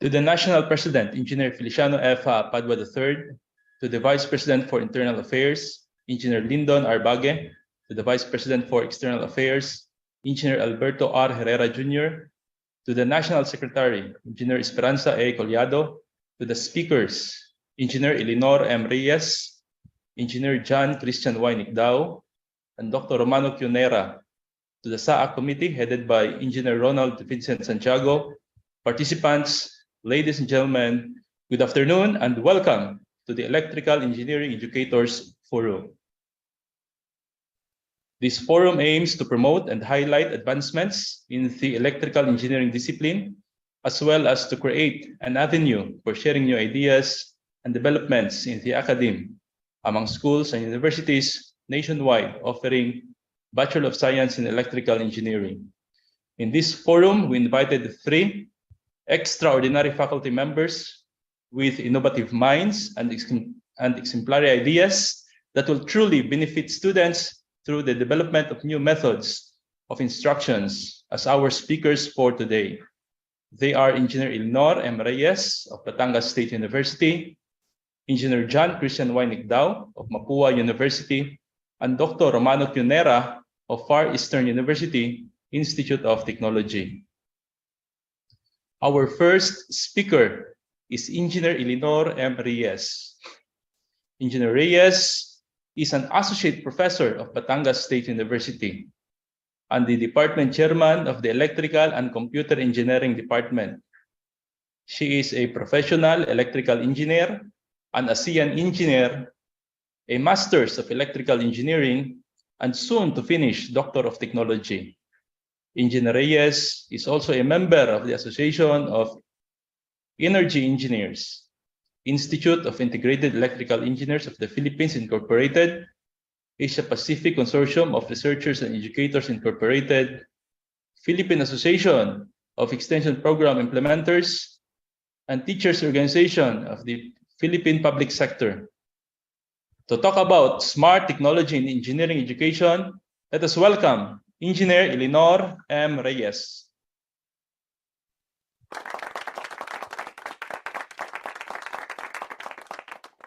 Hey, good afternoon, everyone. Am I audible po? Yes, ma'am, you are. Can I share my screen, sir?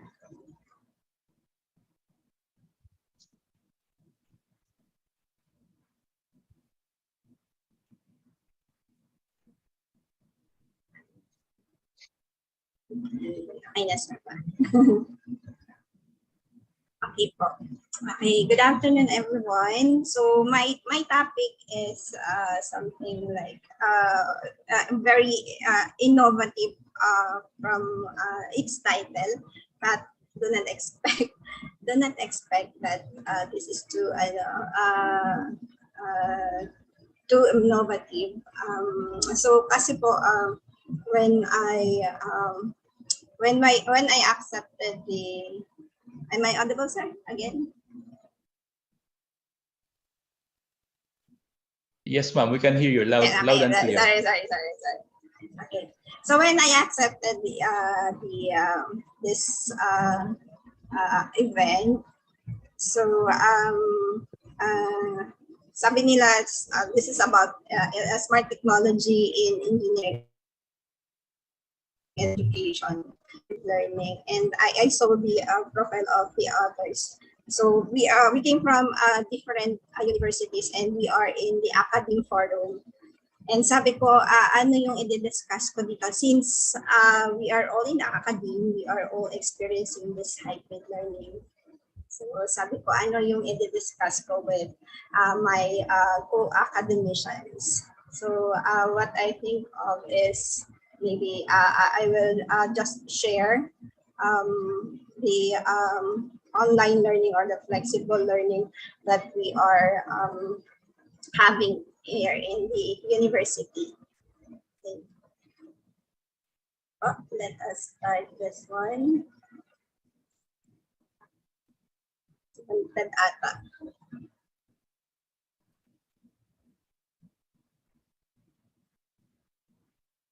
This one. Okay na po ba yun?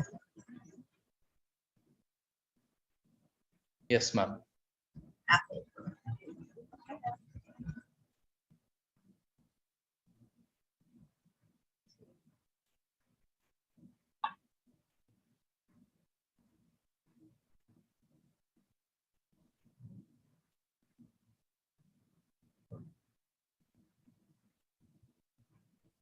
Dalawa po ito.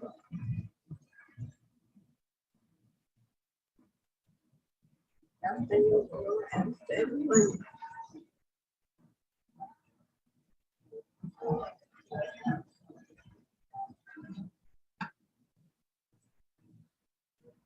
Okay. So my topic is about smart technology in engineering education.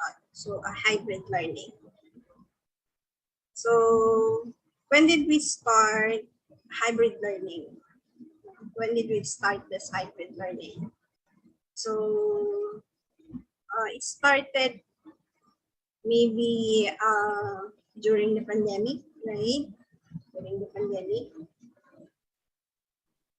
So again, the components that I will be discussing is on the challenges in education system, the smart education or technologies, the online learning management systems, and the practices. So sabi ko nga po, so ano yung discuss ko since academicians lahat naman siguro itong nandito.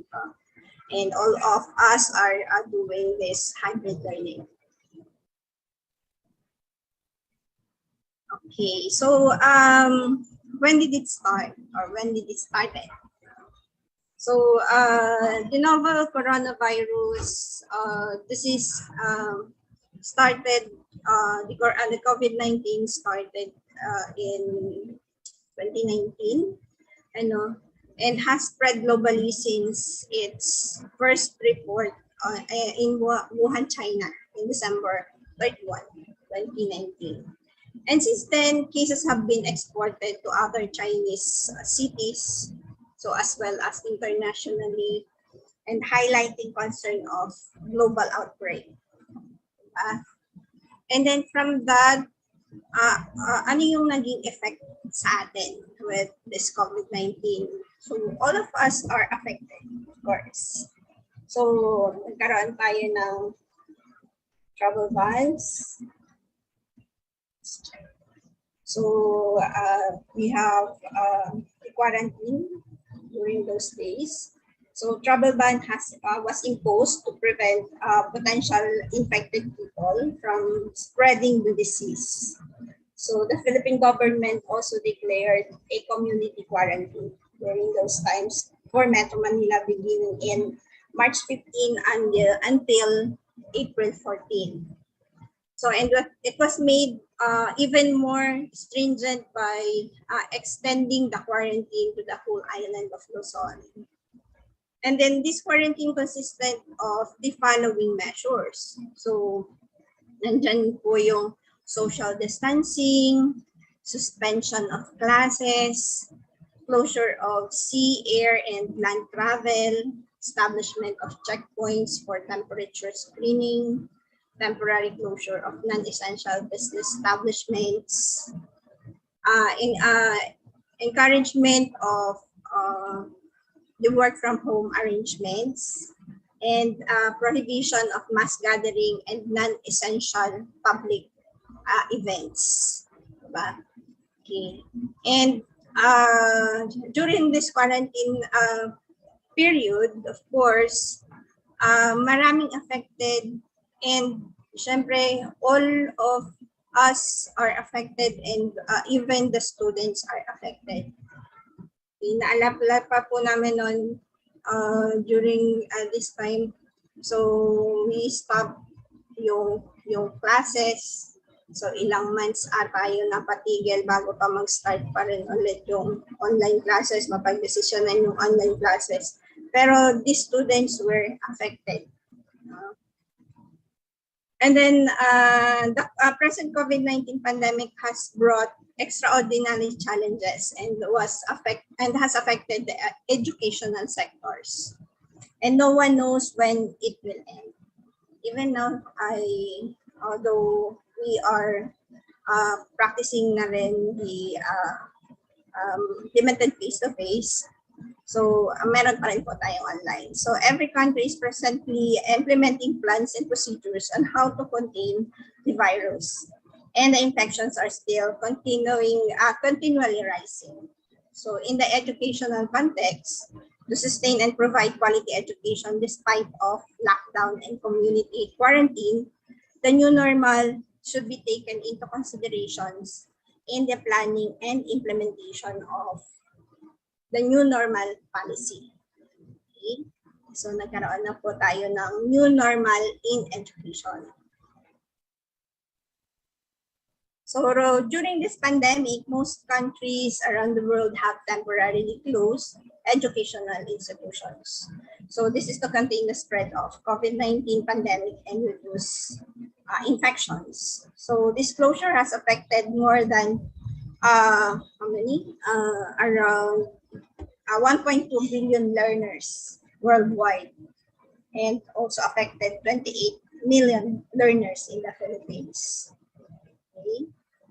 So responses like community lockdown and community quarantine of several countries have led students and teachers to study and work from home, which led to the delivery of online learning platforms.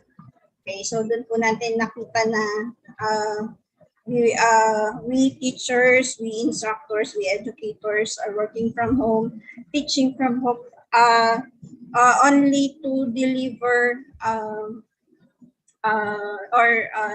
transfer knowledge pa rin, convey knowledge pa rin to our students online. Para yung mga affected students po natin, so mag-continue ulit ang kanilang pag-aaral. So under the new normal, so at the basic education,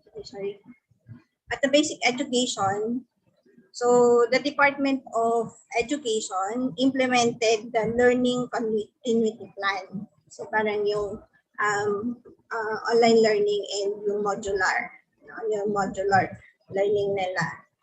And then for higher learning institutions naman, so Commission of Higher Education gave HEIs academic freedom to implement available distance learning, e-learning, and other alternative modes of delivery to the students. So for us, yung mga nasa higher learning institutions on that time, so we use different platforms of implementing the flexible learning just to convey knowledge again to our students.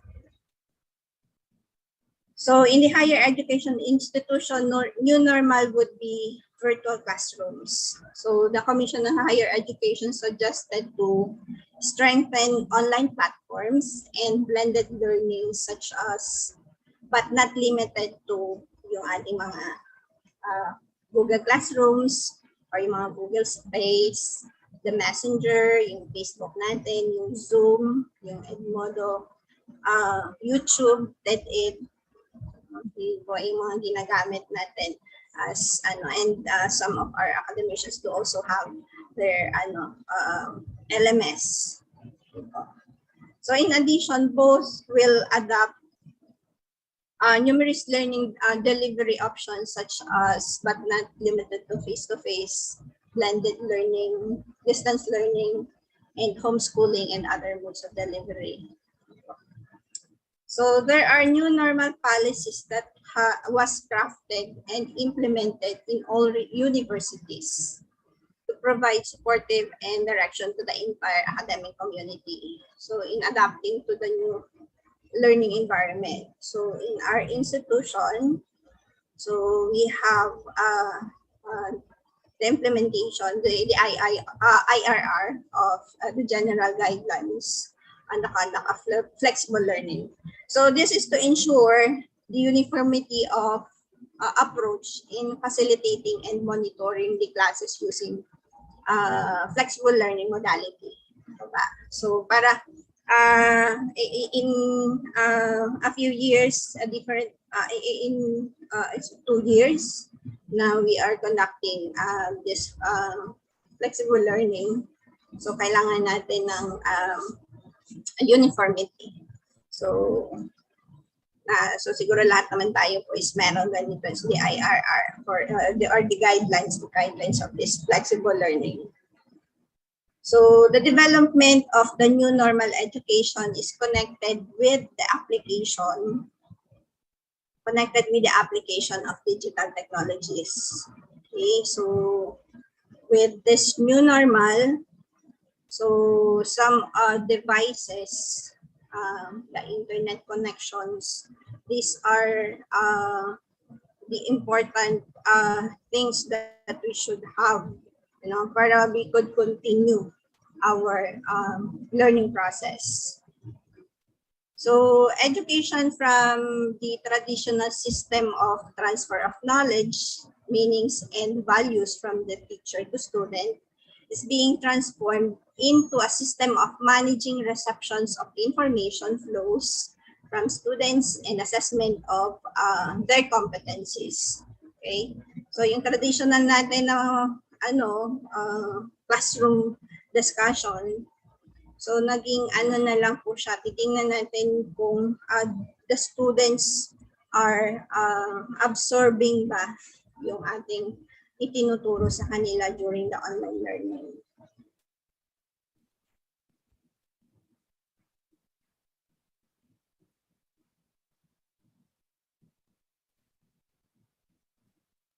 Okay. So So this is excerpt from the IRR of the university. So when we do online learning, we will first facilitate implement the online learning. So we see to it that we determine the level of technology to be used for the delivery of the program based on the connectivity of the students. Kasi ang students po natin ay hindi lahat ay may internet connection. Diba ba? Hindi lahat ng estudyante natin ay yung strength ng kanilang internet connection is yung hindi natin nasisigurado. So we don't know if we do have we do the classes and kung nandoon ba sila. You know? So first we have to determine the level of technology and the status of the connectivity of our students. And then of course, isa pa is we have to utilize a learning management system so for the uniformity of instructions. So either proprietary or non-proprietary. So this learning management system, so this is syempre, we have to plan, implement, and assess the learning process of our students, and all of that is nandoon sa LMS. Okay, so for our flexible learning implementation, so our delivery platform is the Google Workspace. We use this Google Workspace for education in our university. From there, we have the Google Workspace. So, syempre, nandun po yung ating Gmail, nandun yung ating Google Drive, nandun yung ating Google Meet, in which we can, one location that we can do collaboration. So, from there, so we created a Google Classroom. The faculty members will install this Google Chrome and create the Google Classroom for the courses assigned. And then during the first implementation of this Google Workspace that we are using, so manually we are enrolling students in our Google Classroom. That is manual, isa-isa namin kinukuha yung SR code since all of the students are given with the G Suite email account. So those G Suite email accounts, so yun yung ginagamit po natin para ma-enroll natin dun sa klase natin, ma-invite natin dun sa classroom natin yung mga estudyante. And then from that, so they will accept. And then some of the faculty members naman, sa ginagawa nila, they are giving codes of the classroom to the students, the representative, and then siya na yung nagdistribute dun sa mga kaklase. And then ngayon, so maybe because of continuous quality improvement, since we implement that for several semesters na, so improvement have been made. So from the faculty portal, in which all of our students, enrolled students in our courses are there, can be seen there. So we just have to input the code, the link from that classroom or dun sa portal, and then magsisend na ng invitation yun sa lahat ng students enrolled on that particular course. So medyo napadali na siya, hindi na namin siya i-input isa-isa para invite yung mga students. Okay. And then next is the managing of the Google Classroom. Okay, so what I put here is the Google Classroom that I have. So this is my Google Classroom.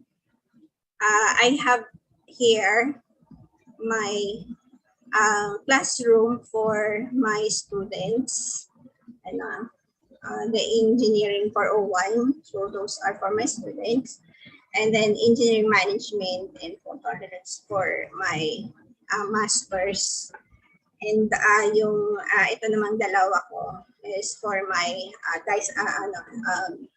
for my Doctor of Technology classes. Okay, so all of my classes or my classrooms are included in my Google Classroom course. So once the Google Classroom are created and students have been invited, the concerned course instructor shall determine those students who had not responded to the invitation. So makikita naman po natin yun. So if they responded or not, like this one. So in my Google Classroom, of course, I am the teacher and I have here the students. And some of those students who did not respond dun sa invitation, so makikita din naman po natin siya dyan. Okay, so we just have to fill out some flexible learning and teaching plan forms before the start of the class para makita po natin or maibigay natin kung ano ba yung mga students, ano yung status ng connectivity ng students, and then from that maka-adjust ka on how are you going to conduct that particular class. Kung merong estudyante ka na hindi nakaka-connect, ito ba?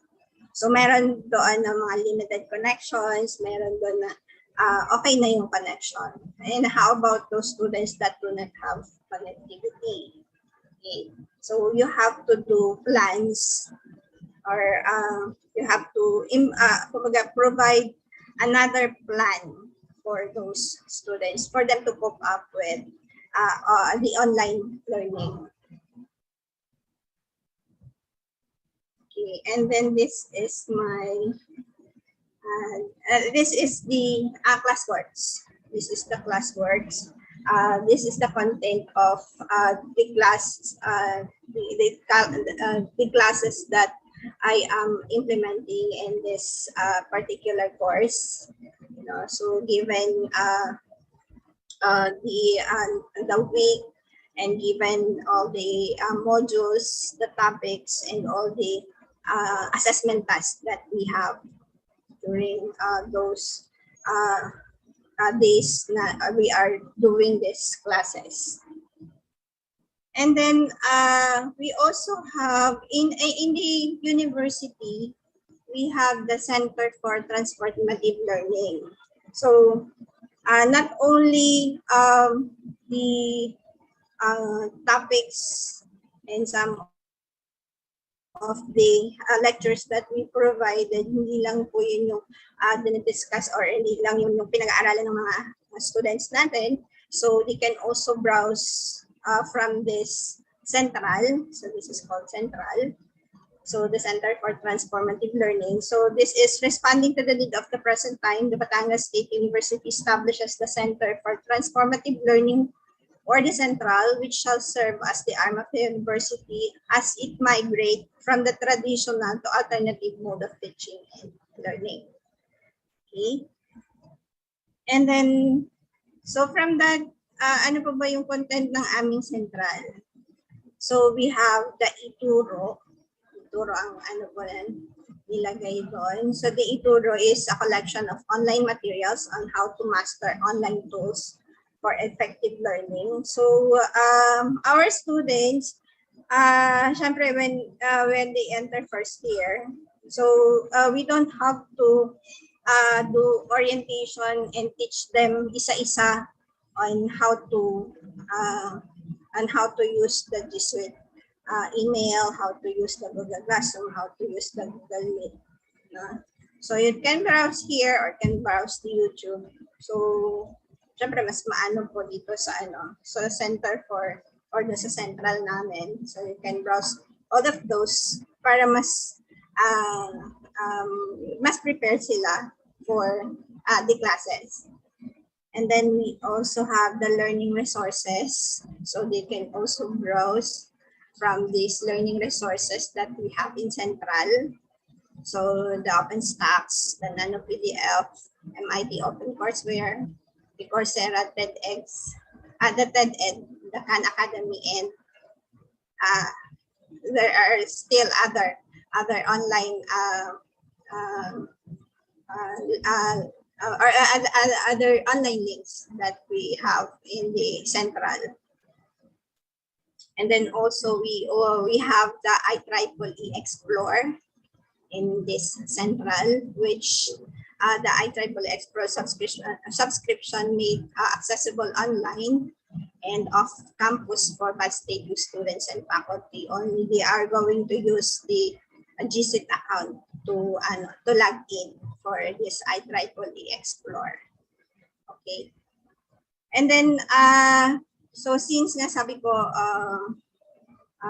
all of us do have our own LMS, so maybe I will take you a brief tour on my Google Classroom na lang po siguro for how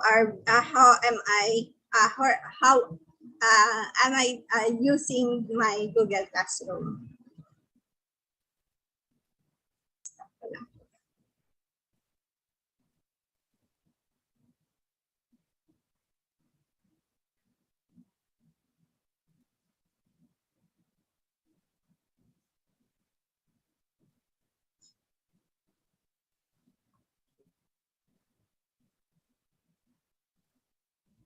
Am I audible pa, sir? Yes, ma'am. Loud and clear. Okay. Yes, sir. Thank you. Okay, so this is one of my Google Classroom.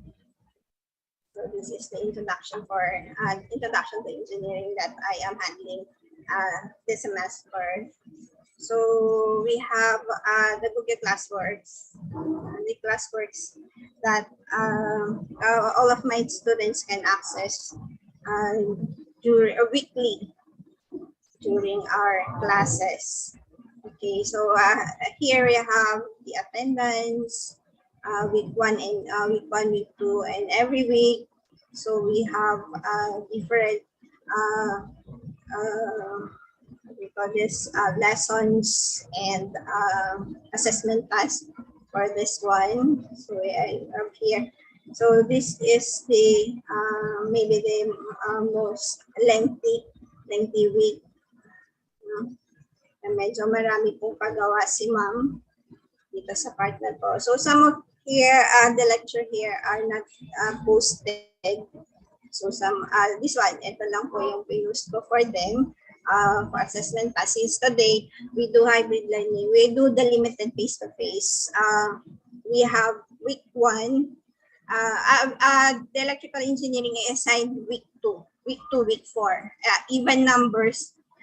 Since there are a lot of students in Batangas State and yung limited yung classrooms.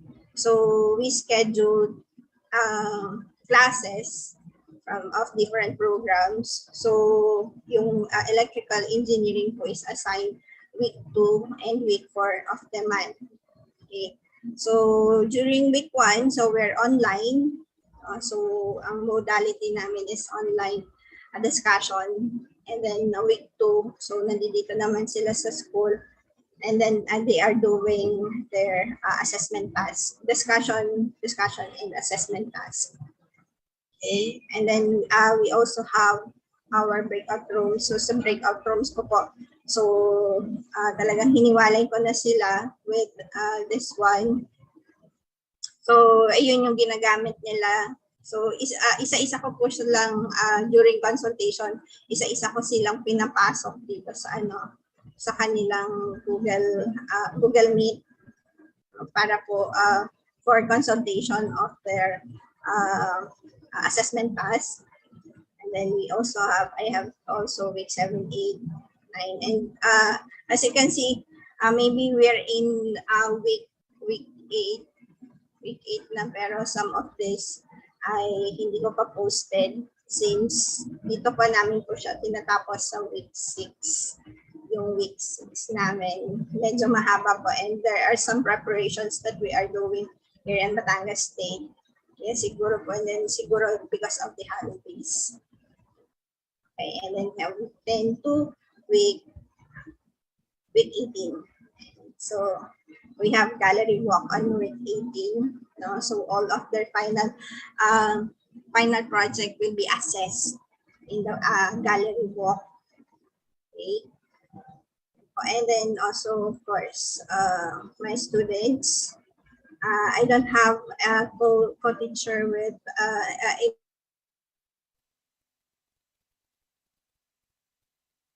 in this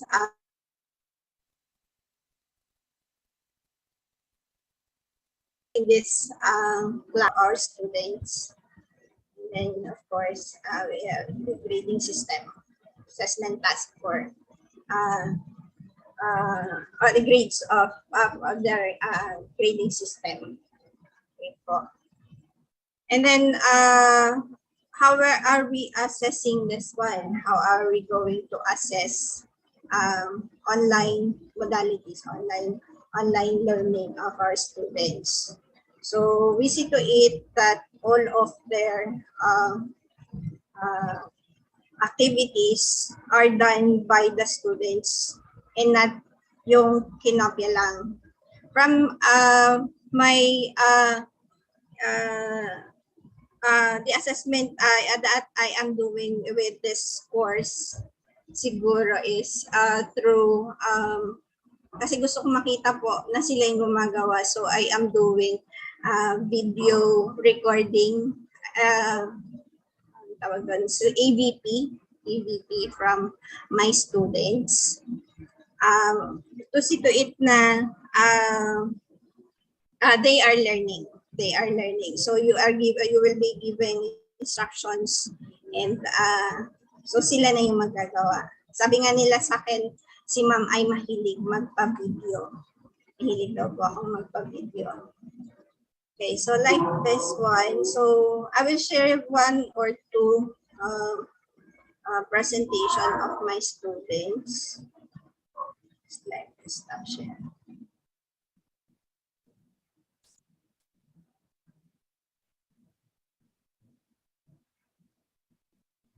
Sorry po.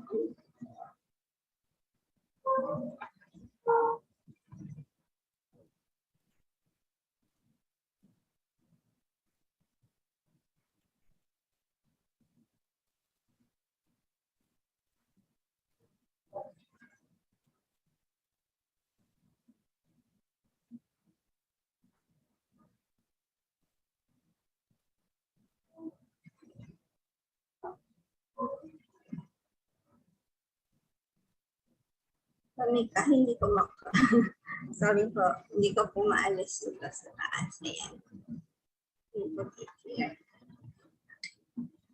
So, yan. So, this is one of the final project of our student.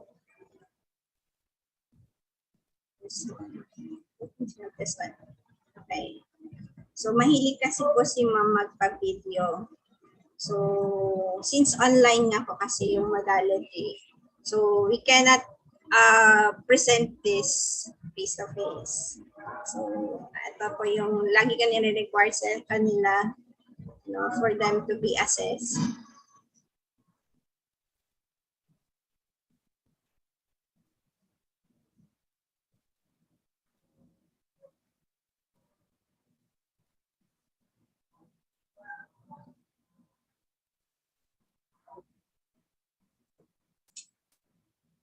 Hello po, ma'am. Yeah, sorry. There's no sounds po talaga, ma'am.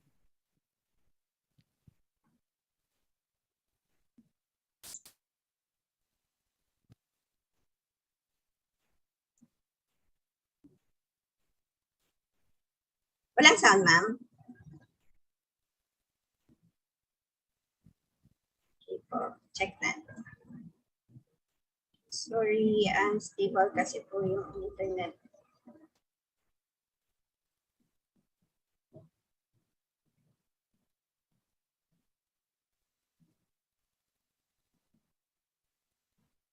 Can you hear it po?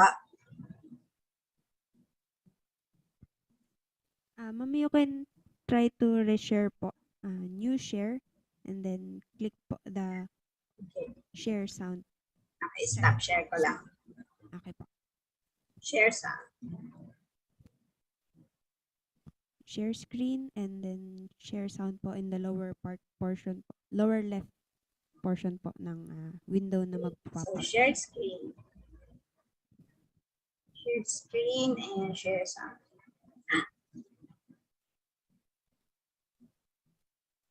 Screen. Hindi ko makita po sa share sound. Let's try again.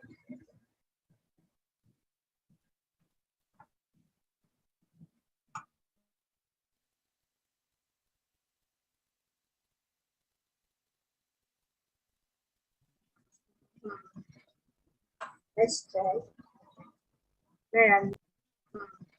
Let's try.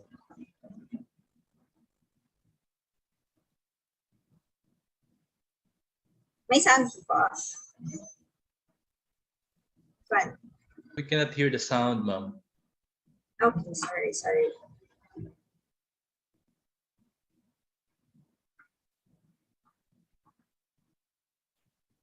Yung sa share screen, ma'am, sa lower left, click mo yung box doon bago mo i-share. Lower left.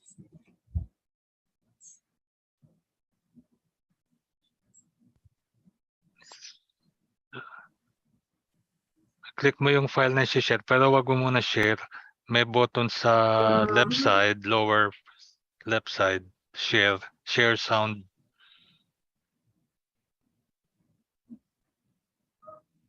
Pag na-check mo na yun, saka mo i-share. It's advanced sharing option, sir.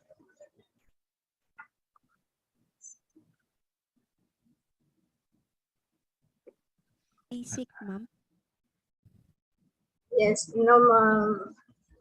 Hindi ko ano, kasi share screen lang kita. Ata, share sound. Sorry. Kita ka na. Yeah, share sound. Gulat ako. This one. There is a timer and alarm where Ayan, may sound na. Yes.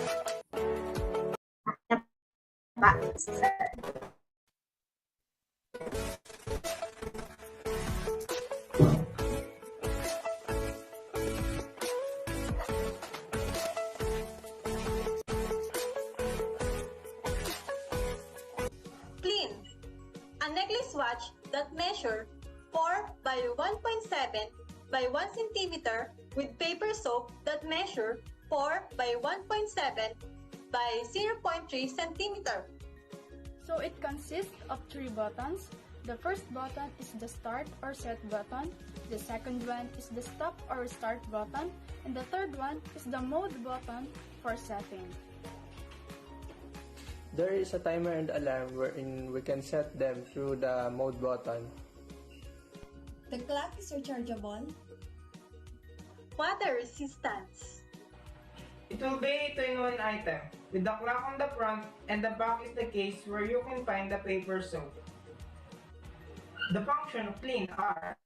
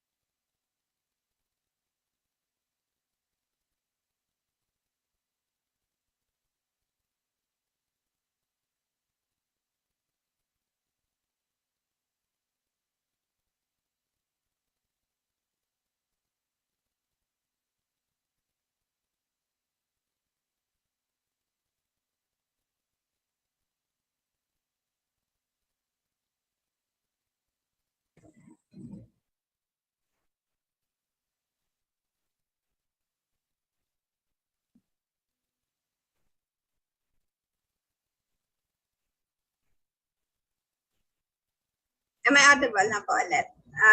Sorry po, na-disconnect lang po ulit ako.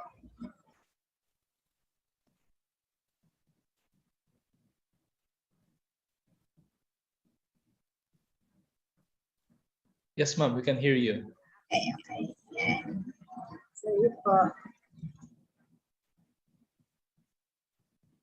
Sa akin. Okay. So, hindi ko na po ulit i-play yung ano. So that is, those are my first year students who prepare their final project through online. So their presentation is done through ABP.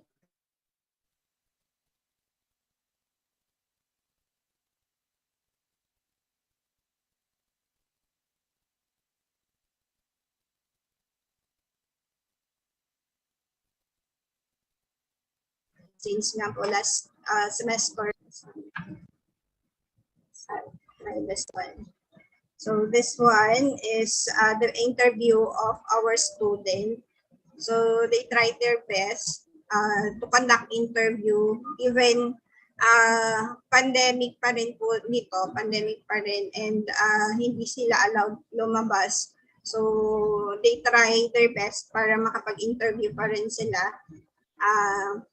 to have some to comply with the requirement. I'm finally facing it all. Sorry po.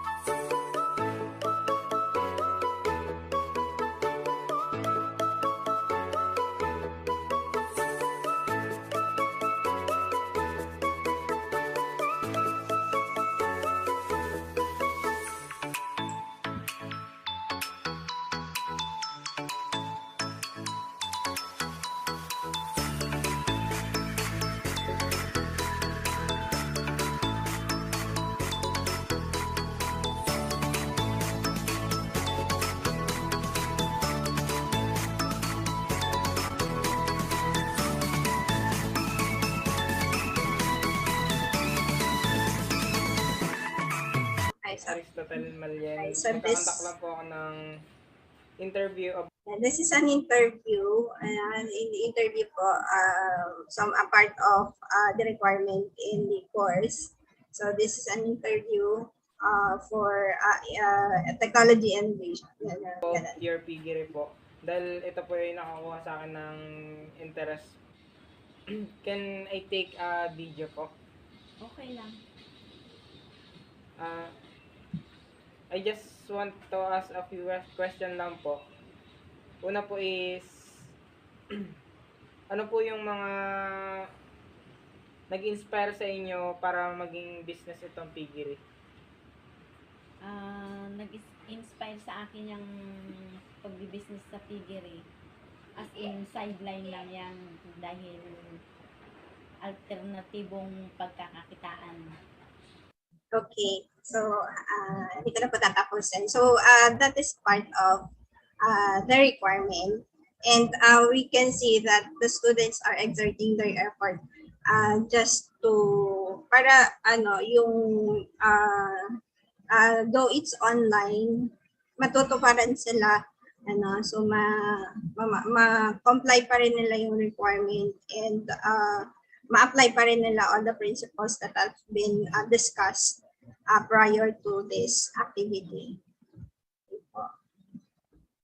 So yun. So for us in the ACADEME, online hybrid learning is a challenge for us. Same as with the students, but of course learning through online, preparing documents, preparing lectures for online classes is not that easy for us as academician, but we are doing our best just to deliver learning knowledge to our students. Okay, yun po yung struggles natin, and thank you na rin siguro for now that we all survived ditong pandemic, and we are now in the limited face-to-face, though hindi 100% na face-to-face tayo. So may mga online classes pa rin.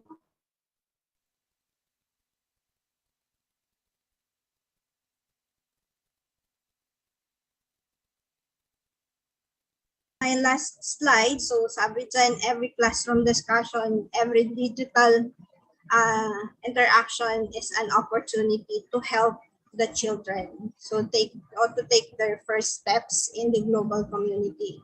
So to see and define how, why, and when technology can be a vehicle of change. So digital technology is part of our learning, starting from nung mag-pandemic tayo.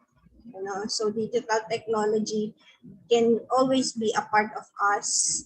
You know, so we are preparing ourselves for global competence, for competition. So parang ganun po. Okay po. So with this, thank you so much, IIE, for having me as your speaker. Thank you, and good afternoon. Thank you, Engineer Reyes, for sharing to us your expertise. At this point, we will have an open forum. You may now ask Engineer Reyes some questions and clarifications. Ma'am, there is a question here. And the question is, in the online distance learning, how do you ensure the validity of the results of the assessments? Like, for example, quizzes, major exams, like that. The validity of,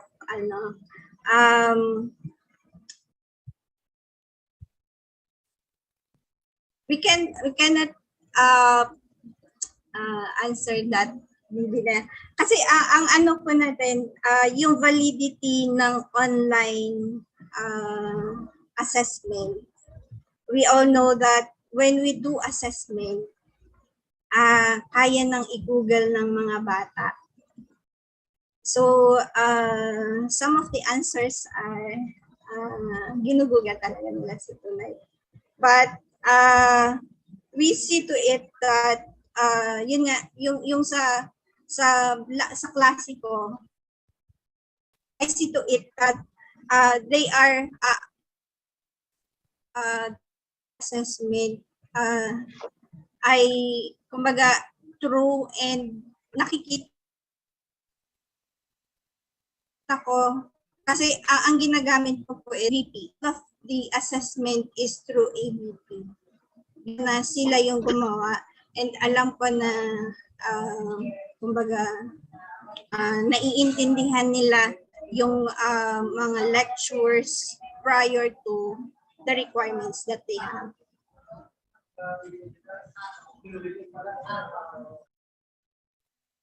Thank you, ma'am.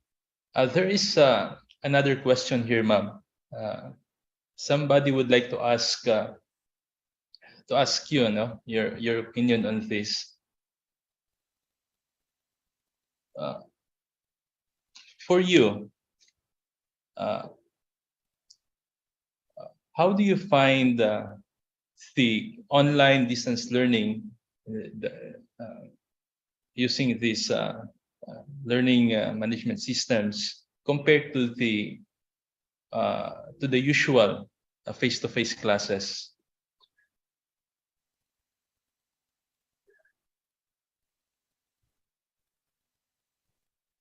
Sorry, sir. Medyo nag-unstable lang po. Somebody's asking, where are you comfortable? Is it in between online learning modality and the old one, the face-to-face classes, where are you comfortable?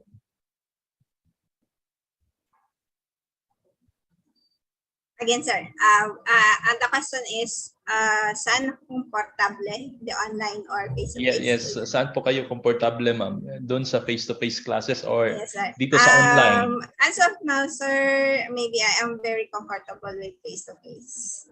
I see. Yes, sir. Yan, Thank you, ma'am. Sorry, sir. Because of there this is- one, medyo, kumbaga, yung for online kasi there are unstable internet connections and we do not see the reactions of the students kapag online. Kaya po talagang I see to it na kapag pwede na mag face-to-face, so ipin-face-to-face ko talaga po yung klase. And then Okay, from what ma'am. we Thank have you. here in Batangas State, so some of the discussions, yung mathematics natin, and then yung medyo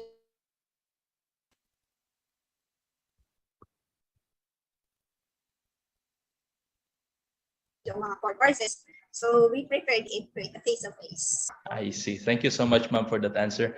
And then there is here a last question. Okay, somebody asked, do you have a study or data on how many of your students cannot access learning system for some reasons? Yes, sir. We have data of this before we start our classes. Meron kasi po kaming yung flexible learning form na pinifill out. And then we are checking kung sino yung malakas yung internet, limited internet, and no internet. And so far naman po, we do not have students na no internet na nag-check dun sa sa poll. Ang lang po siguro ay there are instances na nawawalan sila ng internet. So there are some instances na nagkaklase ako, medyo malayo daw sila. Doon daw malakas ang internet sa may parteng ganon. Yun. Pero meron po kaming hindi naman po siya study but data lang, sir. But hindi pa po namin ginawang study pa. Data pa lang po. I see. Thank you so much, ma'am. And thank you for your questions. If there are other questions, please raise them in the chat box and we will gladly chat the answers for you. And now, in behalf of IIEE, we would like to present the Certificate of Appreciation to Engineer Reyes. The citation reads, the Institute of Integrated Electrical Engineers of the Philippines Incorporated hereby presents the Certificate of Appreciation to Engineer Eleanor M. Reyes in grateful acknowledgement and sincere appreciation of her valuable contribution as technical presenter on the topic Smart Technology in Engineering Education, a Hybrid Learning, during the academic and EE Educators Forum in conjunction with the 47th Annual National Convention and 3A Expo 2022 with the theme Leadership, Rising Above Adversity Through Passion and Commitment, Leading on the Road to Recovery, held on November 7 to 12, 2022 in Manila, Philippines, via Zoom conferencing, given this 8th day of November 2022, signed Engineer Esperanza A. Collado, 2022 IIE National Secretary, Engineer Lyndon R. Bage, 2022 IIE Vice President for Internal Affairs, Engineer Alberto R. Herrera Jr., 2022 IIE Vice President for External Affairs, and Engineer Feliciano F. Padua III, 2022 IIE National President. Once again, thank you, ma'am. Yes, sir. Thank you so much po. Thank you for the opportunity, sir. Well, you're welcome, ma'am. Our second speaker is Engineer John Christian Y. Nicdao. Engineer Nick Dow finished his master's in engineering, major in electrical engineering at Mapua University. He is a registered electrical engineer with specialization in facilities management, energy management audit, electrical safety, and specializations in ACADEME for Electrical Engineering program. Currently, he is the president and CEO of JYN Construction Services. Also, he is a quality assurance consultant of Makati Development Corporation, and also he is an electrical engineering instructor at Mapua University. To talk about the difference of IEC and ANSI as applied in electrical engineering design, let us welcome Engineer Christian Y. Nicdao. Maraming salamat po. Do I have a good audio po? Yes, sir. Yes, sir. Okay Loud and po. clear, sir. Pasensya na po at medyo garalgal na yung boses ko. Kanina pa kami doon sa kabilang forum sa energy efficiency, to which I was fortunately the chairman for the other committee. So, ayun. So, medyo lagari po tayo. So, ito mga teachers ko. Okay. So, again, this is my topic, no? So, the difference of IEC and ANSI as applied to electrical engineering standards. Before we proceed with the topic, I would like first to start my discussion. By the way, I also see our honorable, the honorable Engineer Francis Mapili and I think Sir Jaime Mendoza earlier in the presentation. Sirs, good afternoon po. The main objective of the following discussion is to refresh our electrical practitioners and our academicians on the use of the following laws and standards related to our electrical engineering design, the way that we are actually teaching them, incorporating local and international standards as well. So first things first, of course, if we are then talking about electrical engineering practice in terms of electrical engineering design, then basically this is part of the RA 7920 or the new electrical engineering law. Now, we also need to understand the following concept or the studies which is related to items number 2 and 3, that the following code or the standard is based from an international code or standard, which is the NEPA 70 or the National Electrical Code. So we need to actually digest or actually diversified the following discussions.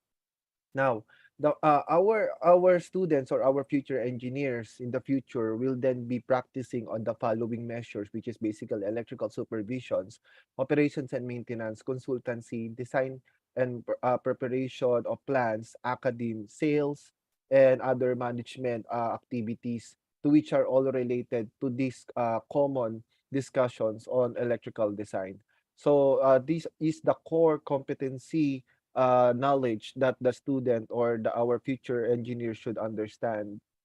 This is kaya nga whenever I actually teach this I start off my discussion, I am telling the students that not all of you will be going to the power industry because there are like two major categories of electrical practitioners in the industry. One is the one focusing or practicing uh, the course on electrical design, to which they are going to the construction, to the electrical design, and then the other one is more on the power system, to which are going to the other sector or the 5 sectors of the power industry, which is actually, or rather the first 3 sectors of the power industry, which is going to the generation, transmission, and distribution. Now, the two other subcategories, which is basically the bulk users and the residential in terms of the building management, needs to understand the basic concepts of electrical design. Now, we also understand here the common definition or the terminology on the gap analysis between the labor components with respect to the professional practice in the industry. Now, as we understand here, it lays at 23.8% for the labor. This is with respect to the electrical, to the engineering or other science and technology components. So we also need to understand here the economic aspect. Now, with respect to the following discussion on the on the capability of our engineers. We also need to understand the leveling in terms of the PQF of the professional quality framework, to which normally it is being discussed by both our honorables, Engineer Mapili and Engineer Jaime Hernandez. Hi, um, Sir Jimmy. Jaime Mendoza, I'm sorry. Okay, so for the following board members, okay, so of course we need to understand here our current chairman and the members, and then we have of course the vacancy. So given the following components and the jobs and the responsibility of our BEs. Okay. Now, with respect to the RE 7920, we also need to understand here the components to which this was enacted back then in 1921. So before the regulation, it is pursuant to the 2985 before it arrives to the RA 184 in 1995. So medyo mahaba ang proseso. So medyo may konti na tong iilos, no? Na for discussion. So kailangan nade-devise din natin yung history ng arrival natin sa R8 7920. I will not be running into the following components because these are all available in the PRC website. Now, on the enactment of the following component, as a practitioner, we also need to understand here the needs for us to have like an electrical practitioner in a property, specifically on a commercial establishment, say for example, with the following components that or parameters. It's like a 600 volts and above, that we need already a registered electrical engineer for this one, not just an electrical practitioner, because there is already like a prevailing parameters. Yung iba kasi basta may registered master electrician ka, pwede na. And then we also need to take into consideration the Professional Regulatory Board for the Electrical Engineering, the components on process and action, and also components on the audit for this context. So again, this is just a history, no, parang RRL, no, or the review of the related literature before I proceed with the for the base component of the discussion. Right. Now, again, why IIEE? So I just would like to stipulate this one under the PRC. The section 25 states that integration of electrical engineering professions. The electrical engineering profession shall be integrated into into one national organization, which shall be recognized by the board as the one and the only integrated and accredited association of professional electrical engineers, registered electrical engineers, and registered master electricians. So yun po, isa rin po sa mga tinuturo ko sa mga estudyante that it's not just an organization that after you have graduated na may organization tayo. So it's just the same thing as Integrated Bar of the Philippines, uh, yung pang dentistry, yung sa medical practitioners then organization. So this is like basically the APO. So whenever I also do encourage our students, I also urge them to also join the student affiliated organizations for the IIEE. Right. Now, alongside with this one, of course, are the code of ethics that we also need to cater to our students in order for them to understand fully the relevance of all the topics that we are actually teaching into them. Okay, this is just a run through for this one. And of course, the reference guide for the practice is of course in those for us educators, of course, the experience is one of those. PRC, the code, and of course, the NEPA 70E, or the standard for the electrical safety in the workplace. Alongside with this one is the NEPA 70B, and of course the occupational safety and health, to which there is also a standard for the risk assessment in terms of the electrical engineer practice. Alongside with all of these components that we are using, we are also injecting here international practices or standards related to NEMA, IEC, ANSI, IEEE, UL, FM, and NEPA, alongside with other one, which is the English protection or the IP. So these are just some of those relevant codes and standards that we are actually integrating or using. So understanding our profession, we need also to take into consideration the consultation, of course, the supervision in terms of the construction or energy audit, or manufacturing in terms of the electrical engineer practice, and of course, taking charge for the sales and distribution related to electrical practice. All right. So of course, design and preparation of plans. So there is a different discussion or topic related to this one, which is some of us or some of the practitioners are telling that um, ah, basta residential puwede na mag-sign in silang ang RME, that is a no-no po 'no. So still as per RA 7920, it is still the PE who is the sole author, authorized to do the sign and seal. An electrical engineer can do the design definitely 'no, can do the AutoCAD, the drawings, but definitely it should be approved and signed and sealed by the PEE. So si PEE lang ang may karapatang gumamit niya 'no, ng ganyang practice. And of course, some other components that we also need to take into account is basically the protection of our OCPDs or our enclosures. So dinidiscuss din po natin yan. No? So we also need to understand this. Though it is part of the ANSI or it's part of the IEC, depending on the standard that you will be using, then definitely we need to take this into consideration. That's the main reason why it is being adopted here in our Philippine Electrical Code. Alright.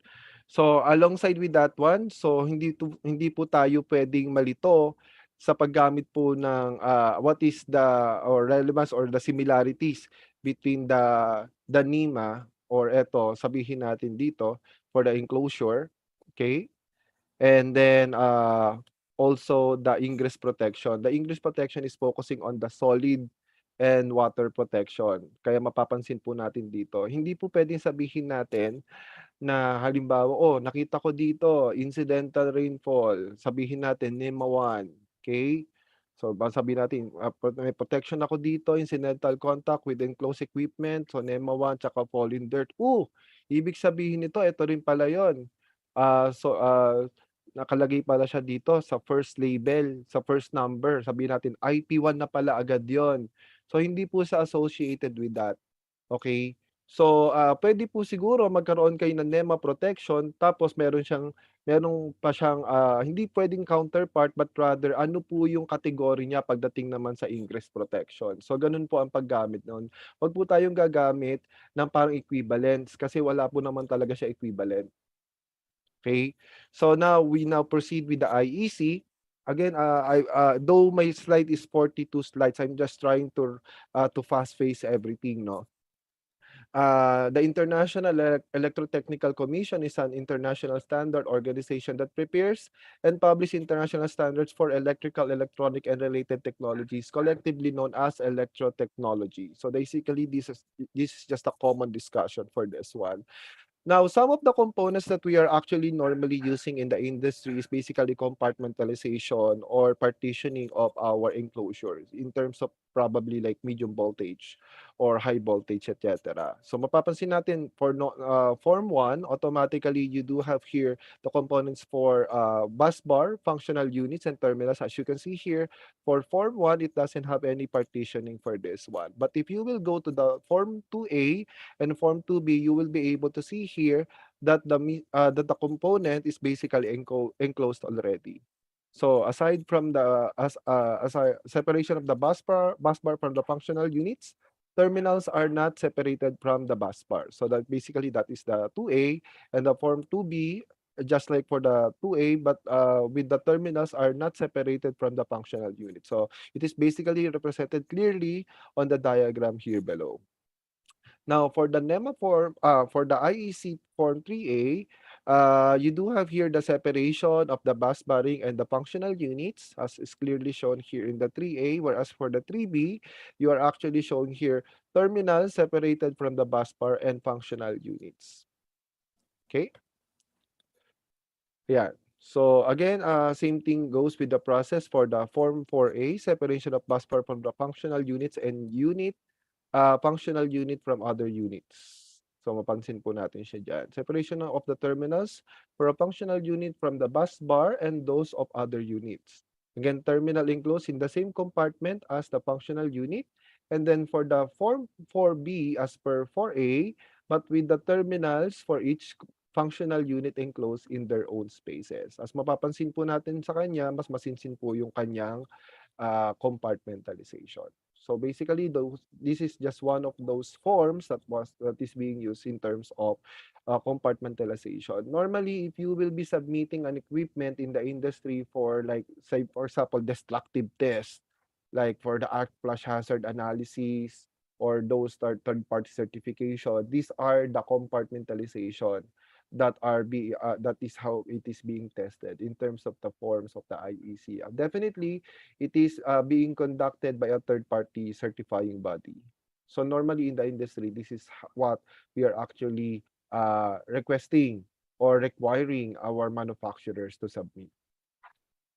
Now, this is I got a reference here from IIEE with respect to the comparison of IEC and ANSI, or the IEC in general for this one. So for the calculations, normally same thing goes for ANSI and IEEE. I'm sorry for the font, nagbago siya.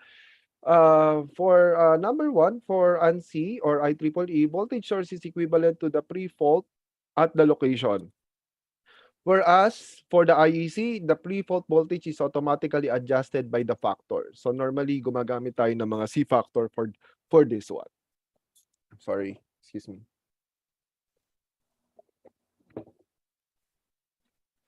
Number two, machines are represented by their internal impedance or by the machine impedance, whereas number two, it is the same. Machines are represented by the internal impedance. So both for IEC and ANSI. Next one, line capacitance and static loads are neglected for ANSI and IEEE, whereas for IEC, line capacitance and transmission lines and static loads are considered for unbalanced ground fault. So basically, there's a categorization between balance and unbalanced for this one. Number four, bolted fault is assumed, hence our resistance is neglected for ANSI and IEEE. For IEC, system impedance are assumed balance in terms of three-phase. So there's an assumption for this component of discussion. Number five, system impedance are assumed balance in three-phase. Whereas in the IEC, use symmetrical components for unbalanced fault calculation. And then number six, use symmetrical components for unbalanced fault calculations. Okay, so pareho lang siya, number 5. And then number 6, initial RMS for the symmetrical short circuit calculations through adjusted impedance network or synchronous machine networks or synchronous machine ZK. Okay. All right. So another components, momentary calculation through sub-transient impedance network on a half cycle. And then on the IEC, we do have the peak short circuit current. Okay. Number 8, interrupting calculate through transient impedance network at 1.5 to 4 cycles. And then on the other one, symmetrical short circuit breaking current for near generator faults and for synchronous machines or for asynchronous machines with respect to the following equations. Number 9, steady state calculates through steady state impedance network at beyond 30 cycles. And then on the other side, IEC asymmetrical short circuit breaking current plus the component current. And of course, steady state short circuit accounts for the power grid, generator, and synchronous machine contributions or the peak short circuit current. Okay, now for the multiplying factors, we do have here the momentary multiplying factor. Okay, and also for the IEC, we do have the pre-fault voltage factor as taken from the IEC. Another one for the multiplying factors on the ANSI is the peak multiplying factor. And then for the IEC, we do have the factor determined by the IEC methods A, B, or C. Now, these are just components related to the IEC component from the IEEE shared handbook that was released. But we also have the following components such as a comparison of the device duty rating for short circuit duty. And then we also have here the parameters in terms of the ANSI and IEEE, IEC parameters, and the device type, and then device capability as computed with respect to the calculated short circuit duty. Okay. Now, in terms of the related standards for the ANSI and IEEE, we also need to understand the relevance or the components of how the the following components or the international components are injected in the Philippine Electrical Code. And also in terms of the local RA such as the RA 9514 or the Fire Code of the Philippines. What is the relevance of this one? Because normally in the industry, whenever there is like a submission of like audit, it is not just say for example a fire audit. It is not just normally all audits are being based from the PEC. Normally they are basing it from RA 9514 or the NFPA series. So we just need to probably like give a broader context to our learners that they need to embrace other components or other standards related to this one. So as much as possible, if we have like issued or licensed materials related to NFPA and IEEE standards, then we need to give it to our students in order for them to see the relevance and the relationship of our local codes to the international codes. Para pagdating po nila sa industry, hindi po sila malilito kung ano po ba yung gagamitin nila or hindi. Or baka sabihin nila na tipong nasa Pilipinas ako, local lang ang gagamitin ko, hindi ko titignan si international. Or sabihin natin si international standard is mas mataas kay local code. So kailangan po natin siya na papaliwanag po sa mga estudyante po natin. Alright? And then of course, what are those related codes and components related to NFPA or our electrical engineering profession? Of course, the NFPA 70, which is where our Philippine Electrical Code is based, or the NEC, NFPA 70E, NFPA 70B, or the recommended practice for the electrical equipment maintenance, standard for electrical inspection for existing dwellings.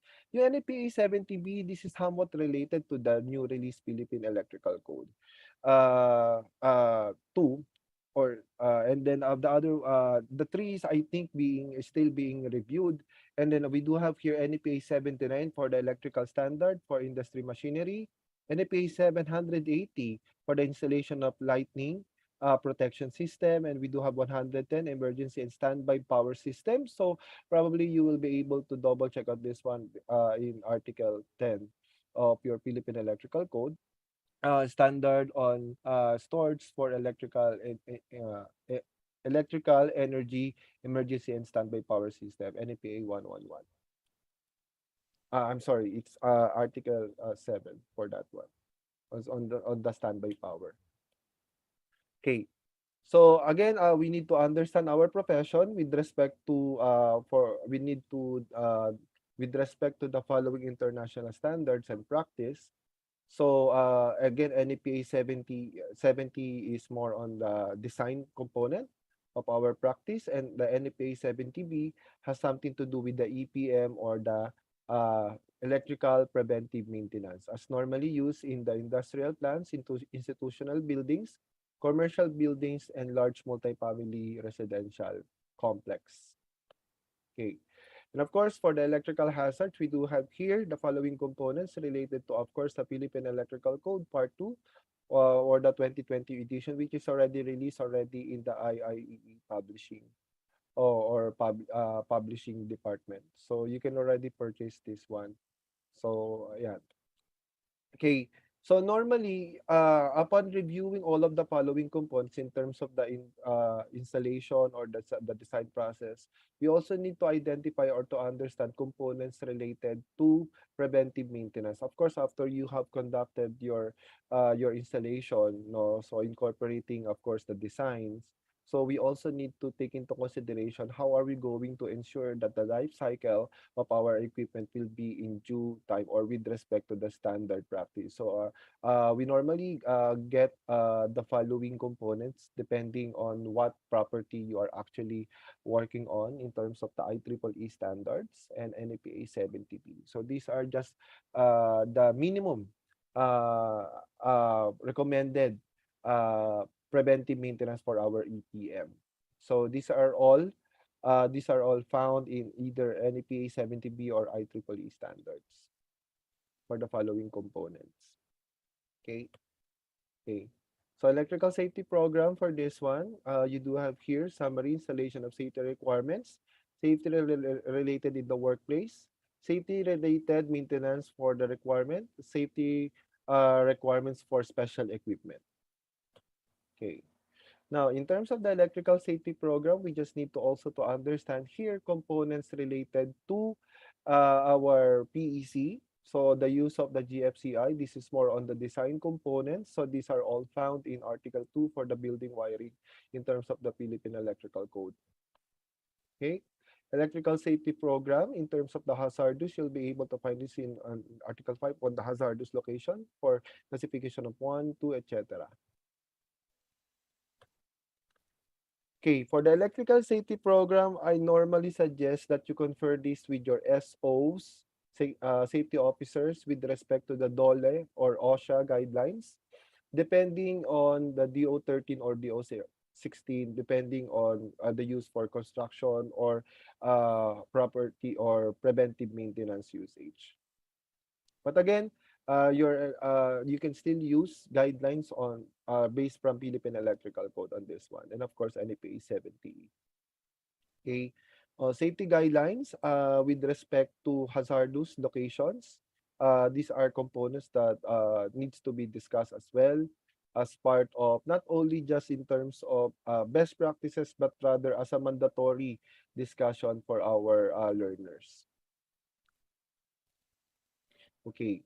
So for the PPE, I suggest that also suggest in terms of the following composition in terms of the preventions, okay? So hindi lang siya basta PPE kasi normally yung general PPE natin yung nasa lower right part corner ng screen or nasa fourth quadrant, no? But normally, ito kasi more on construction PPE yan, but I would like you to focus on the calorimeter per square square centimeter in terms of the minimum arc rating, di ba? So normally it is already introduced in the new syllabus that the educators needs to also teach the components of arc flash hazard analysis, harmonics as an effect to that has an effect to the electrical engineering design, short circuit analysis, voltage drop calculation, those components. And so, how will you be able, you as an electrical engineer or practitioner in the industry, how will you be able to gauge the right amount or the classification of the PPE or the PPE category if we don't have a basis of computation in terms of the arc flash hazard? So basically, these PPEs are computed based on those arc ratings. 'Di ba? So yun yung dinidiscuss din po natin. Hopefully sa mga estudyante po natin. Okay? And of course, some of the components, basic components in terms of safety is of course the lockout, tag out. In terms of sabihin natin in terms of the group learning experience, so they need to understand this one. Still part of the preventive maintenance or applications for our students. Okay? And of course, final reminder for this one, I would like to read this out loud. Electrical safety program controls can include but are not limited to the following. Every electrical conductor or circuit part is considered energized until proven. So copyright is NEPA otherwise. No bare hand contact is to be made with exposed energized electrical conductors or circuit parts above 50 volts to ground unless the bare hand method is properly used. The energize an electrical conductor or circuit and making it safe to work on is in itself a potential hazardous task. And of course, employer develops programs including trainings and employees applying into them. Okay, use procedures as tools to identify the hazards and develop plans to eliminate control and hazards. Train employees to qualify them for working in an environment influenced by the presence of electrical energy. Engineering practitioner. Identify categorized tasks to be performed on or near exposed energized electrical conductors and circuit parts, and of course, logical approach to determine the potential hazards of tasks and identify the use of precautions and appropriate to the working environment. So normally, etong mga components na to, no, though hindi ka electrical practitioner, siguro dapat pasukan natin to ng common sense. Yun yung pala nakalagay sa letter H din natin, 'di ba? So, it's more on don't dare or don't dare to check kung halimbawa pag ginawa natin 'tong bagay na 'to is mamamatay ka or hindi. Or siguro it's just a matter of saying na tipong in the industry, we can just say na tipong, uh, police po natin yung mga workers or yung mga laborers po natin na nagsasalita na 10 years na namin ginagawa 'to, 20 years na namin ginagawa 'to. So, hindi naman kami maaano dito or may mangyayari sa'min. So, as long as kaya nga 'di ba, whenever we are working on electrical means, there should always be a supervision from an electrical practitioner. So, basically yun lang din ang component nun, just to ensure that they are following the rules and procedures if ever that they are working in a electrical component. Okay, another part of the component that we also need to understand as related to the previous slides and components is the understanding of the life cycle for our equipment. So, hindi tayo basta pwede nanguhula din with respect sa tipong gaano katagal na ba ang isang equipment natin. Okay, so normally matagal ba 15, 25 years, 20 years for the generator, transformers, etc. We also need to understand the economic cycle of things. That's the main reason why all electrical engineering that has a engineering economics. So, kailangan nakafocus tayo, hindi lang tayo nagko-compute ng basta focusing on the simple interest, compounded interest, geometric means ng mga perpetual natin. Siguro yung sa last part ng component natin, medyo naituturo natin dapat ng mas masinsen yung yung economic cycle in terms of the preventive maintenance for our equipment. Kasi dapat naintindihan yung book value niya, and then habang tumatagal, yung paggamit mo yung salvage value, and then hanggang sa matapos yung life cycle niya, scrap value. Kasi yun yung nangyayari ngayon sa system natin. And then in terms of the preventive maintenance as well, it's like awarding and bidding and awarding of our equipment in terms of the capital expenditure. Mas mura siya, okay, na nabibili mo through the bidding process. Pero eventually, after ng construction or ma-award na siya, halimbawa doon sa client mo, sa matatapos ng construction, eto naman si operations or si EPM natin ang gagawin sa kanya, bigla naman siyang tatagain sa kanyang operational expense in terms of the preventive maintenance. Ngayon, hindi siya makapili ng iba because of nakatali siya. Kasi pag pinagawa niya sa iba para mag-maintain ng kanyang equipment, mababoid naman ng warranty. Diba? So, it is also important that we also incorporate the following knowledge in terms of this one. Ngayon, kung magtatanong, engineer, ano po ba ang reference natin dito? Ang reference po natin dito para sa equipment natin and even the life cycle of our recommended life cycle of our equipment is nasa NFPA 70B rin po.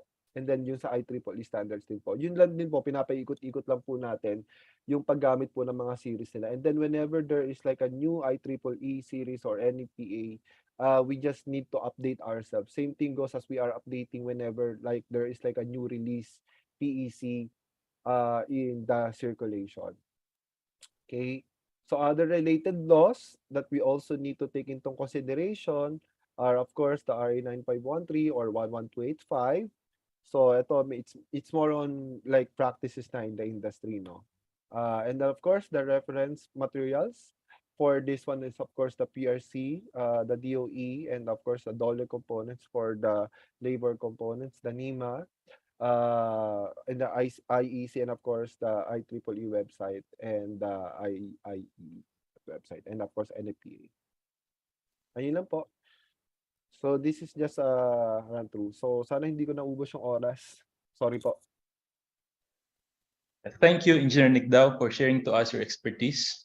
At this point, we will have an open forum. You may now ask Engineer Nick Dao some questions and clarifications.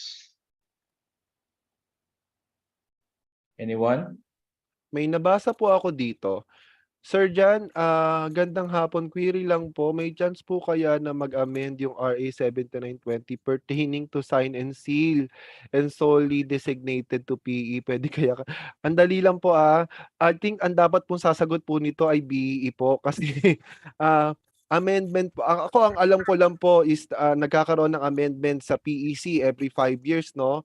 Pero kung ang tanong po natin ay RA 7920, I think yung ating mga representatives ng profession natin sa PRC ang dapat sumasagot po nito. With all due respect, nandyan po ba si Chairman BE Sir Francis Mapili? Andyan po ba si Sir Francis? Hindi ko po kasi siya talaga masasagot. Though, pag sinagot ko siya, ano yon, tolits yon o kaya marites, di ba? Tama po ba, Engineer Baldado? Well, I think so, sir. Opo. Wala siya, no? Andyan ba siya? Let me see. I think he's around, sir. Oo nga eh. Baka nasa Koho siya or ano? Sir, somebody is raising his hand, sir. I think he would like to ask you some questions. Engineer Arturo. Arturo Tadeus Kabugayan. Taga-RTU po ba kayo, sir? Para naging teacher kayo ng aking kapatid. Naka-mute po kayo, sir? Naka-mute yung answer. Sir Arturo. Yes. Yes, Sir Art Kabugayan. Sige po, mag-unmute po kayo, sir. Hello, sir. Good Yes, afternoon, especially to our speaker. Yes, sir, tama po. Naging estudyante ko po ang kapatid ko. Janil, teacher mo, magtatanong sa akin, baka hindi ko masagot. Engineer Kabugayan. Lagi po kayong kinukwento ng kapatid ko kasi frustrated EE daw po siya, napunta siya sa ECE. Say hi to your teacher, oh. Mag-hi ka, gusto mo? Hi daw po. Busy siya, naka-work from home, ECE na po siya. All right po. Sir, since you are discussing the difference between the ANSI and the IEC, wala na kasi tayo, sa amin particularly, wala na kasing design ng machine eh. But my question here is there any significant deviation or a difference on the results of the design calculation standard between ANSI and IEC, especially when we are talking about the design of, let's say, 50 kilowatt DC generator or the 25 horsepower induction motor? Sa amin po, sir, halimbawa yung mga nagpa-practice na po, papunta na po sa PE, no? Ang siguro, wala namang problema kung ano po ang gagamitin natin kung mag-IEC tayo or basically ANSI.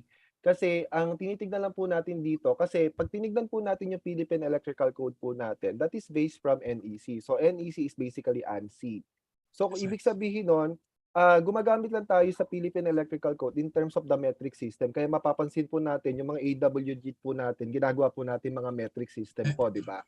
Pero kung tutuusin, though in terms of the unit of measurement, doon lang tayo nagiging parang IEC or parang SI. Pero technically, as a whole, ang tinitignan po namin sanang practice, kung tutuusin, even the computation is basically ANSI. Kasi pagdating po sa IEC natin, medyo marami po siyang mga component and parameters. Yun nga po sanang follow-up question ko, Engineer Nick daw eh. Yung pagka in terms of safety and performance, ano po bang maganda? ANSI or IEC? Well, sa tingin ko, sir, no, in term, this is just based from my experience, no, kasi I'm a part-time instructor and I normally work in the industry. What really works for me is basically kung ano yung prevailing na madalas na ginagamit sa industry. So normally, it's normally ANSI for me kasi nasa Philippine setup tayo eh. But basically, if I will be going probably abroad, say for example, siguro Japan, nag-ANSI rin si Japan, di ba? Pero in terms of the British country, sabihin natin, normally IEC ang ginagamit nila doon. So it's more on being diverse in terms of the global competitiveness. Kaya normally, ang tinitingnan ko dito, sir, taas in the academe level, no, siguro mas maganda makita natin, medyo tight kasi yung curriculum natin every year, di ba? So siguro maganda pinag-uusapan sa ano natin, sa Philippine Technological ano nga ba to? Council, PTC, di ba? Siguro pinag-uusapan natin yung discussion po kung paano natin mas mapapahaba yung mga components or the design. Kasi ako, nung estudyante ako, for sure ikaw din, Sir Kabugayan, naabutan mo, magkahiwalay yung PEC. Like, residential, and then commercial. And then ngayon, pinagsama na sa isang curriculum, di ba? So, and then we also need to inject yung mga other parameters pa ng mga sinabi ko, like short circuit, voltage trap, arc flash hazard analysis, na katulad dito, itong sinasabi kong IEC tsaka ANSI. So sa tingin ko, it is more on the PTC or the people who are actually working on with the syllabus para mas magkaroon tayo ng tutok do sa discussion. But again, going back to your question, it depends kung saan natin siya mas magagamit on the area. Again, here in the Philippines, I would suggest that we work on ANSI. So are you suggesting, Engineer Nick Down, na aside from ANSI or IEEE na standards that well-known po tayo and versatile po tayo doon, dapat ikarga na rin po natin yung IEC? Yun po yung suggestion niyo. Yes, sir. Yes, sir. Yes, sir. Tama po yan, sir. Actually, if you can see, nakita ba yung libro? Meron po tayong nirelease sa IIEE. I think this was in year 2011 pa. The differences of ANSI and IEEE and IEC, no, in terms of the short circuit calculation. Doon lang naman siya nagkaroon ng components, pero technically parang different approach lang din. So yes, sir, I think this is more on the academic level, kasi even though sa industry hindi natin siya masyadong magagamit, pero as an academician, I think we need to teach this one. Okay, thank you very much. Sir, one more, Sir Moderator, por favor po. Yes, One sir. last. Take it away, sir. Salamat po, sir. So in short, sir, in your probably experience, sa tingin niyo po, in terms of testing, maintenance, material cost, equipment, system, which is most economical and safe, yung ANSI standard or yung IEC po? Actually, Last sir, question. Thank you very much po. Yes, sir. Medyo broad po yung tanong po natin. Pero katulad po ng sinabi ko po dati, both are actually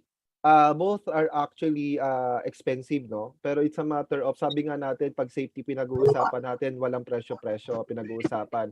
Again, before I answer that question, gusto ko po munang i-mention po yung mga 6 components ng ating pagde-design. Unang-una, of course, is safety. The next one is voltage trap. Or sabihin, wag mo na voltage trap, sabihin mo na natin yung flexibility. Of course, we need to have like provision for future use, no? And then pagkatapos ng flexibility, of course, the maintenance, it should be accessible for preventive maintenance natin. Other one is the voltage drop. Of course, we need to ensure that we will be having an optimum power in terms of the following performance of our system. The fifth one is the simplicity on our design. Okay, simplicity on our design in terms of, syempre, kung pwede naman natin dito na padaanin yung design, bakit pa natin paikutin? Diba? So again, and then the sixth one is, of course, the cost. That is the final thing. So if we have already injected all of the first 5 components, saka lang natin tignan yung cost. Now, going back to your, again, that is in IEEE Red Book, yung pong sinabi ko po, components and design, no? And then, yung sa tanong po natin, kung pagpapasukin po natin yun, ako po, humaharap po ako sa technical evaluation ng mga equipment po natin. Ang hinahanap ko po doon normally sa mga equipment is the third-party certification. Now, the third-party certification, say for example, in terms of the switch gears, no? Yung mga compartmentalist po nun, yung IEC po, sabihin natin na third-party certification. So, IEC is basically not ANSI, okay, by the name itself. So, hindi siya sa American standard. So, saan po siya nagmula? It is originated sabihin natin, ANSI na lang siguro. Yung mga third-party certification, sabihin natin sa Amerika nang galing, 'di ba? Amerika nang galing yung equipment. Siyempre, ang testing noon is basically doon. Ngayon, kung halimbawa Germany, which is basically using an IEC. So, pwede yung NEMA Form 4A, IEC, I'm sorry, IEC Form 4A, 3A, yung mga destructive test po na yon. So, ang sinasabi po natin dito, wag po tayo maghahanap ng mga testing certification. Say, for example, ang gusto ko, ANSI certification ganito, destructive test, third party, ANSI hanapin ko. Ito, gusto ko yung IEC, ang certification na kailangan ko. Tapos hindi natin tinignan yung COO. Ano po yung COO? Yung country of origin. Yung country of origin po na yon, itignan po natin kung ano ang prevailing standard. Not otherwise, kung halimbawa sa Pilipinas, na gagawin niyan. Kasi hindi rin natin alam dito sa Pilipinas kung ano gusto natin sundan na standard. Lahat tinatanggap natin, di ba? ANSI tsaka IEC. Though, yung Philippine Electrical Code natin is basically parang nakabase siya sa ANSI kasi naka-FEC, di ba? So, yun po yung sinasabi natin. So again, the question, kung okay lang ba integrate natin yung ating mga third-party certification na to, I think yes, it's just a matter of understanding kung ano yung importante sa system. Sir, Engineer Kabugayan, nasagot ko po ba? Mukhang marami pong nabigay yung plus point sa kapatid ko. Ang dami po nating tanong. Bumabawi po kayo sa akin. Thank you very much po. Very well answered. And mabuhay po kayo, sir. Thank you very much po. Sige po. Okay, so thank you for your questions. If there are other questions, please raise them in our chat box and we will gladly chat the answers.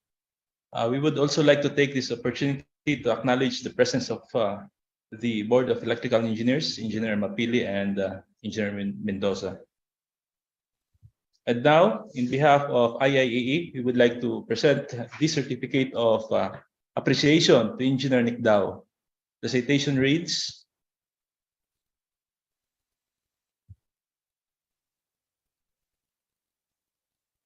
"The Institute of Integrated Electrical Engineers of the Philippines Incorporated hereby presents the certificate of appreciation to Engineer John Christian Y. Nick Dao in grateful acknowledgement and sincere appreciation of his valuable contribution as technical presenter on the topic difference of IEC and ANSI as applied to electrical engineering design during the ACADEME and Educators Forum in conjunction with the 47th Annual National Convention and 3 Expo 2022 with the theme Leadership Rising Above Adversity Through Passion and Commitment Leading on the Road to Recovery, held on November 7 to 12, 2022 in Manila, Philippines via Zoom conferencing, given this 8th day of November 2022.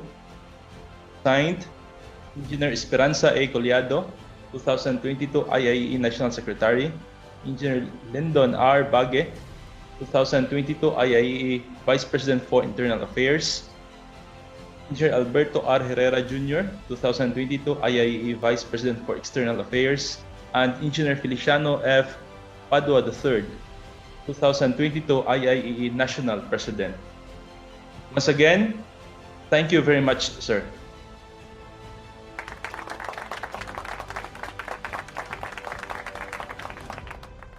Our third and final speaker is Dr. Romano Q. Nera. Dr. Nera passed 4 PRC licensure examinations.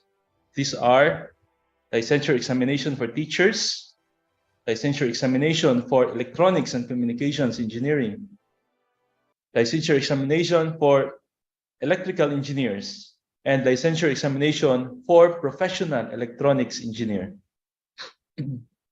He is also an ASEAN Chartered Professional Engineer, an ASEAN Engineer, and a Doctor of Technology.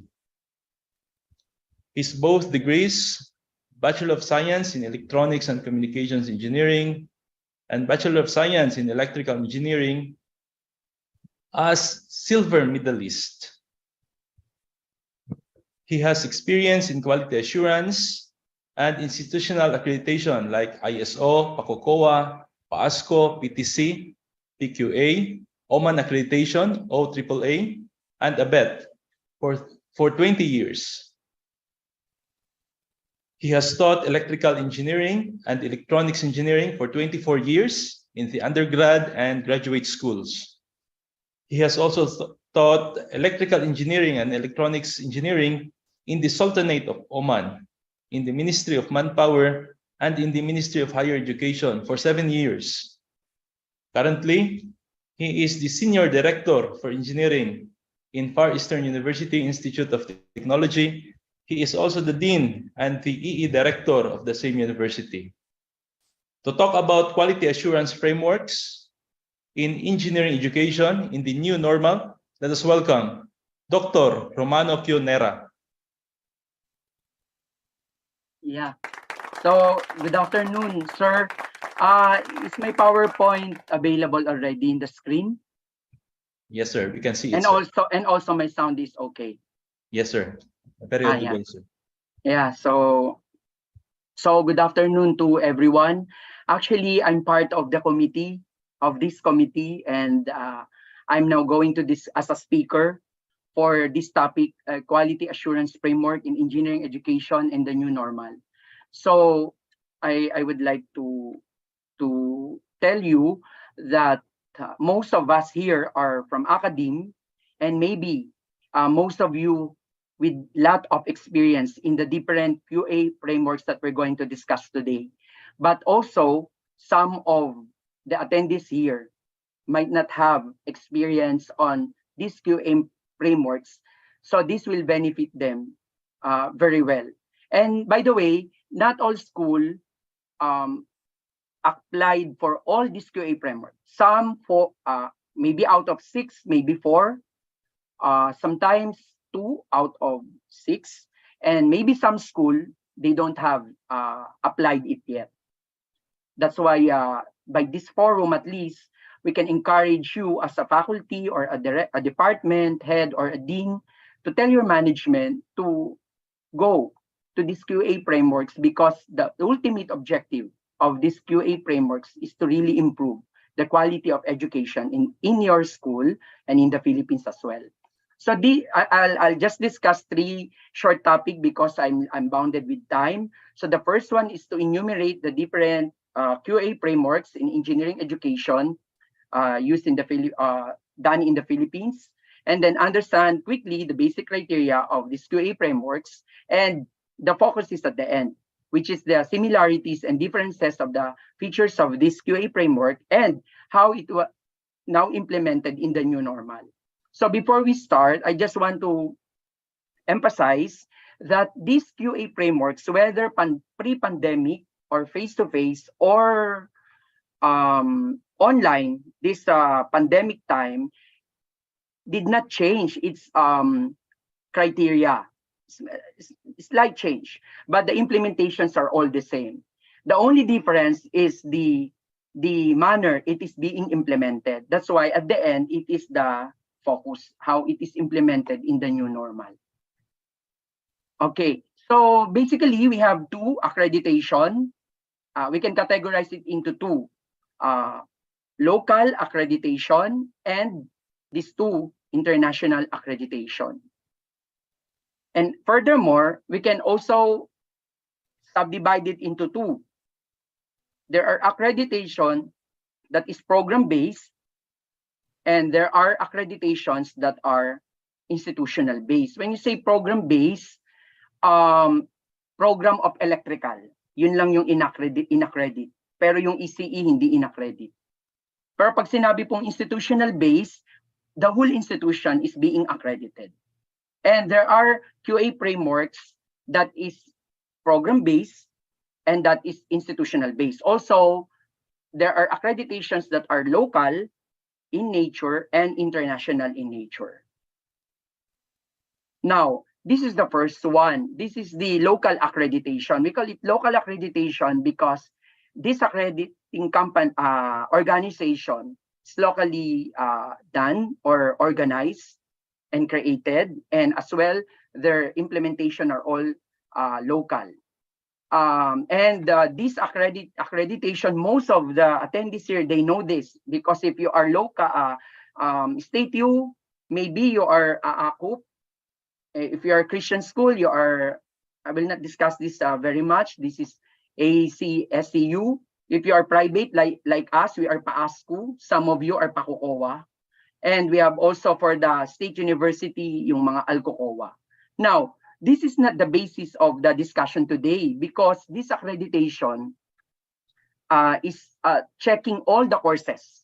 But the title of the seminar is only for engineering education. But again, why I mentioned this? Because engineering education is also checked and accredited by this. Like for PAASCO and PACOCOA, they also accredit engineering education, but the focus is not only engineering education. That's why I will focus on the 6 next QA framework rather than focusing on this.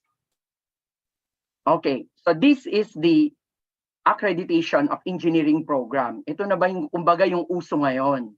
Kasi nung nag-aaral pa ako, siguro kayo din yung iba, ang alam lang po namin, I'm from Mapua, so PACOCOA kami. And if you're FEU, PAASCO naman. These are the difference. Ngayon, hindi na po PAASCO and PACOCOA lang. Because PAASCO and PACOCOA are accreditation locally.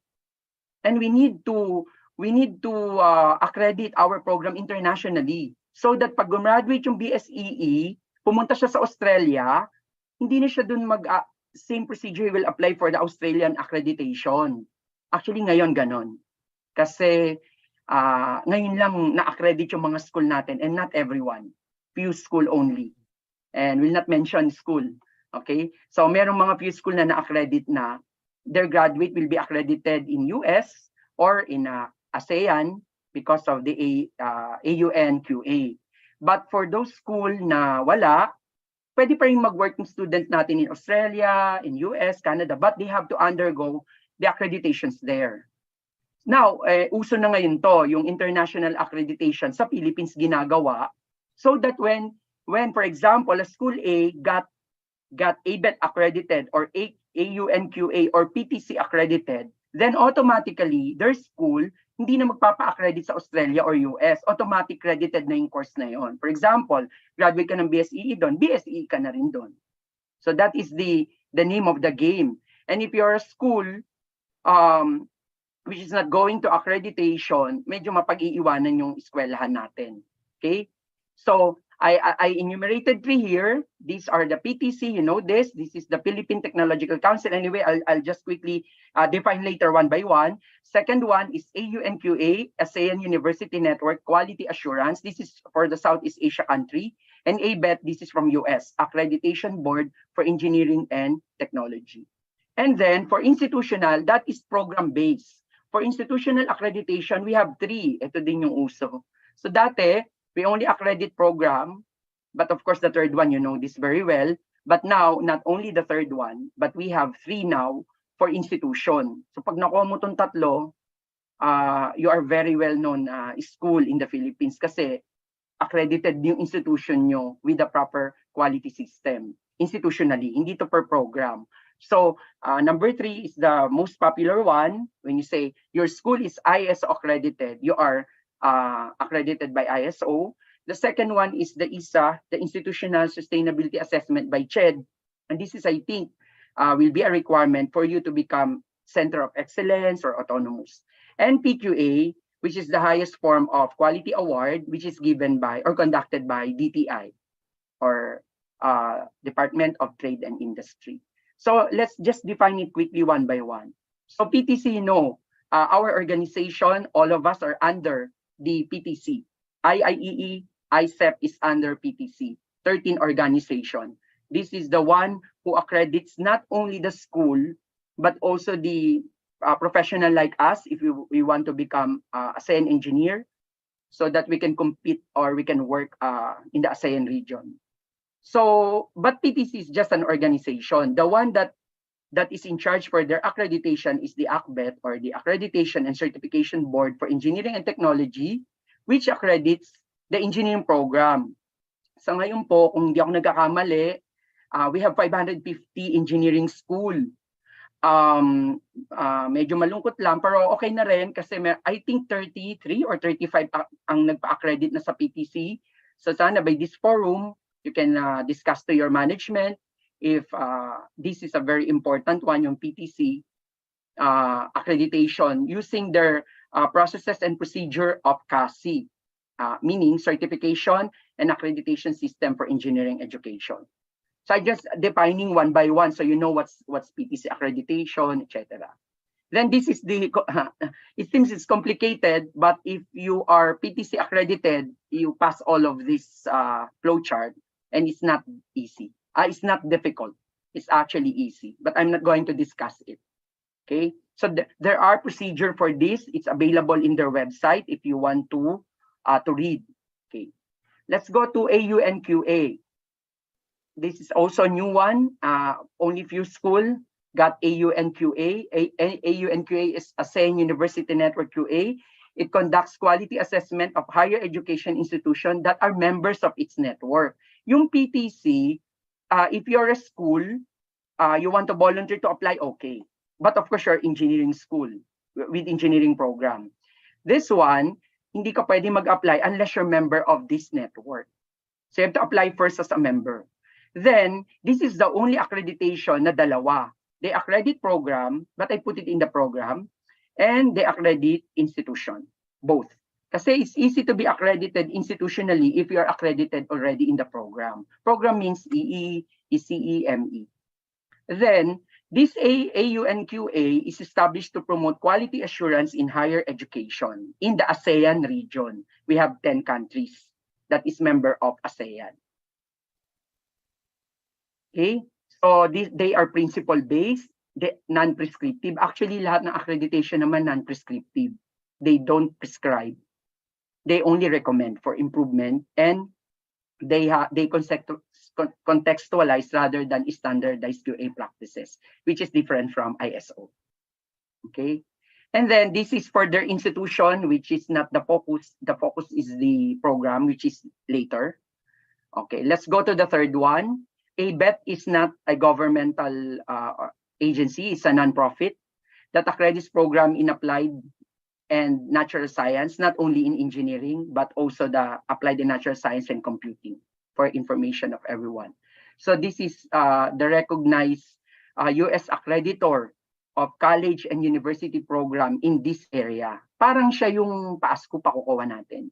Pero sa US siya. Then they accredit also outside. So therefore, kapag graduate ka ng school dito and you're ABET accredited, since that's the one accrediting degree in US, then it will be credited, supposedly. And it is voluntary. It is not a requirement. And why some of schools are not applying? Because it's very expensive.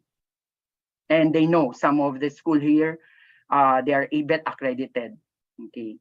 The request for accreditation is initiated by the institution. So, and again, this is program-based, not institutional. That's why you need to apply your program, not the whole institution. Unlike the next three. But the first three, PTC, ABET, and AUNQA are all program with the exemption of AUN na may institutional din. Okay, this is PQA. Ito, I don't know if you are familiar with this, but this is the highest form of award for quality in the Philippines. Ang nag-a-award pa nito ay President of the Philippines. It was started during the time of President Ramos, and it's now continuing. And the award is based on the Malcolm Bridge in the US. So it is the National Quality Award for PQM in the Philippines. Kaya siguro lang hindi masyadong popular sa mga school because this is also given to non-academic organization like company. But I think some of you with company here, maybe you are PQA accredited. But for school, marami na rin, but not so much.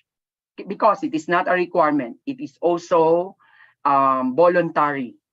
It is also voluntary. I mean, that's the symbol of PQA, the quest for excellence, and they focus on result that includes customer satisfaction. So parang ISO siya. I agree with you. But at the end, to discuss these six will take time. I will have a summary table at the end, so to leave you that table, and you will remember the difference of these six that I am discussing because we are limited of time. So let's go to the fifth one. the ESA. This is based on the CMO 46 series of 2012 that was issued by CHED, discussing the policy standards of QA in the Philippines through outcome-based and typology-based Q. So it's a process that assess 5 key area. So parang ISO siya, kaya kala mo napalitan lang yung A ng O, but actually magkaiba sila. Okay? Yung ESA is institutional sustainability assessment is also like similarly to ISO, but CHED is the one conducting it, and it's intended for school only because ISO is for all. That's the difference. And this is the cheapest of all because this is for free. Because you know, it's government, so walang bayad. But of course, you have to spend money for your preparation. And the last one, that's the framework. I will not discuss it again. So this is in the training document of ESA. And all of them, they're almost the same. It follows the PDCA framework, which is ISO is also using. Okay? Plan, do, check, act. Parang ganon. That's the reason why all of the framework, you will see almost it's a cyclic. Parang may paikot-ikot. Walang endpoint. Okay? And the last one is the ISO, which is also popular to you. It's International Organization for Standardization.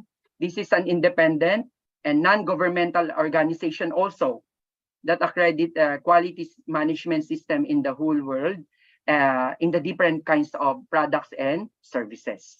And quickly, this is the specific requirement now. Wait, this is ISO 9001-215. That's the latest. Kasi yung huli is 2008. Kaya nag-migrate tayo sa 2015, yung mga ISO accredited school. So malaking difference, di ba? We have risk assessment here and not so much of documentation as compared to the 2008. Okay? So you will see the main, kasi ganito yun, why ISO? Sabi nga nila pag mag-a-apply ka ng ESA, sana nag-ISO ka muna. Mag-a-apply ka ng PQA, sana nag-ISO ka muna. That's true. Because if you are ISO, that is an advantage. But that is not a prerequisite. Okay. Pag ISO ka, nag-apply ka ng PASCO, okay din. Pag ISO ka, nag-apply ka ng PTC, AU, and QABET, okay din. Because your institution is tested to be institutionally quality, your institution has a quality management system. Kumbaga, proven and tested na. So, ang magiging problem mo na lang dun sa program, yung program accreditation. Yun na lang yung ifo-focus mo. Unlike, if you don't have ISO or ESA or PQA, then you apply for program, then you know that when you apply program accreditation, you check also the institution. So, mahirapan ka if the institution is not of quality. Kasi din sa mga nasa academe, laging 7, 8, 9 or criteria, laging 5 lang sa program or 4. Then the rest is institution. So if the institution is not of good quality of their system, it might affect the accreditation of your program. And also, pag may ISO ka, you have also customer satisfaction. So, and the requirement for the 9001-215 are to be intended for any organization, even school.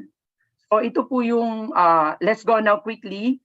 Quickly lang lahat kasi mabilis, but all of these are available in their website, and I have email. You can also ask question later.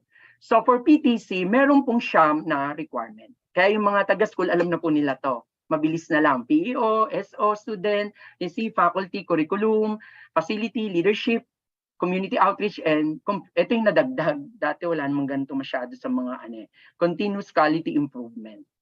So basically, yan po yung ina-accredit na area sa PTC. AUN, 8 lang po. Pero pare-pareho lang din, no? You see? Same of the previous one. Iba lang yung pangalan. For example, teaching and learning. O di ito yung yung instruction. Academic staff, that's the faculty. So they're almost the same. And then the output and outcome is the CQI. So 8 lang dito. Then we have 8 and they have 53 requirements. Okay? So sabi nila, madaling mag-AUN pag nag-PTC ka na. Kaya I'm not promoting PTC, but of course it's done in the Philippines.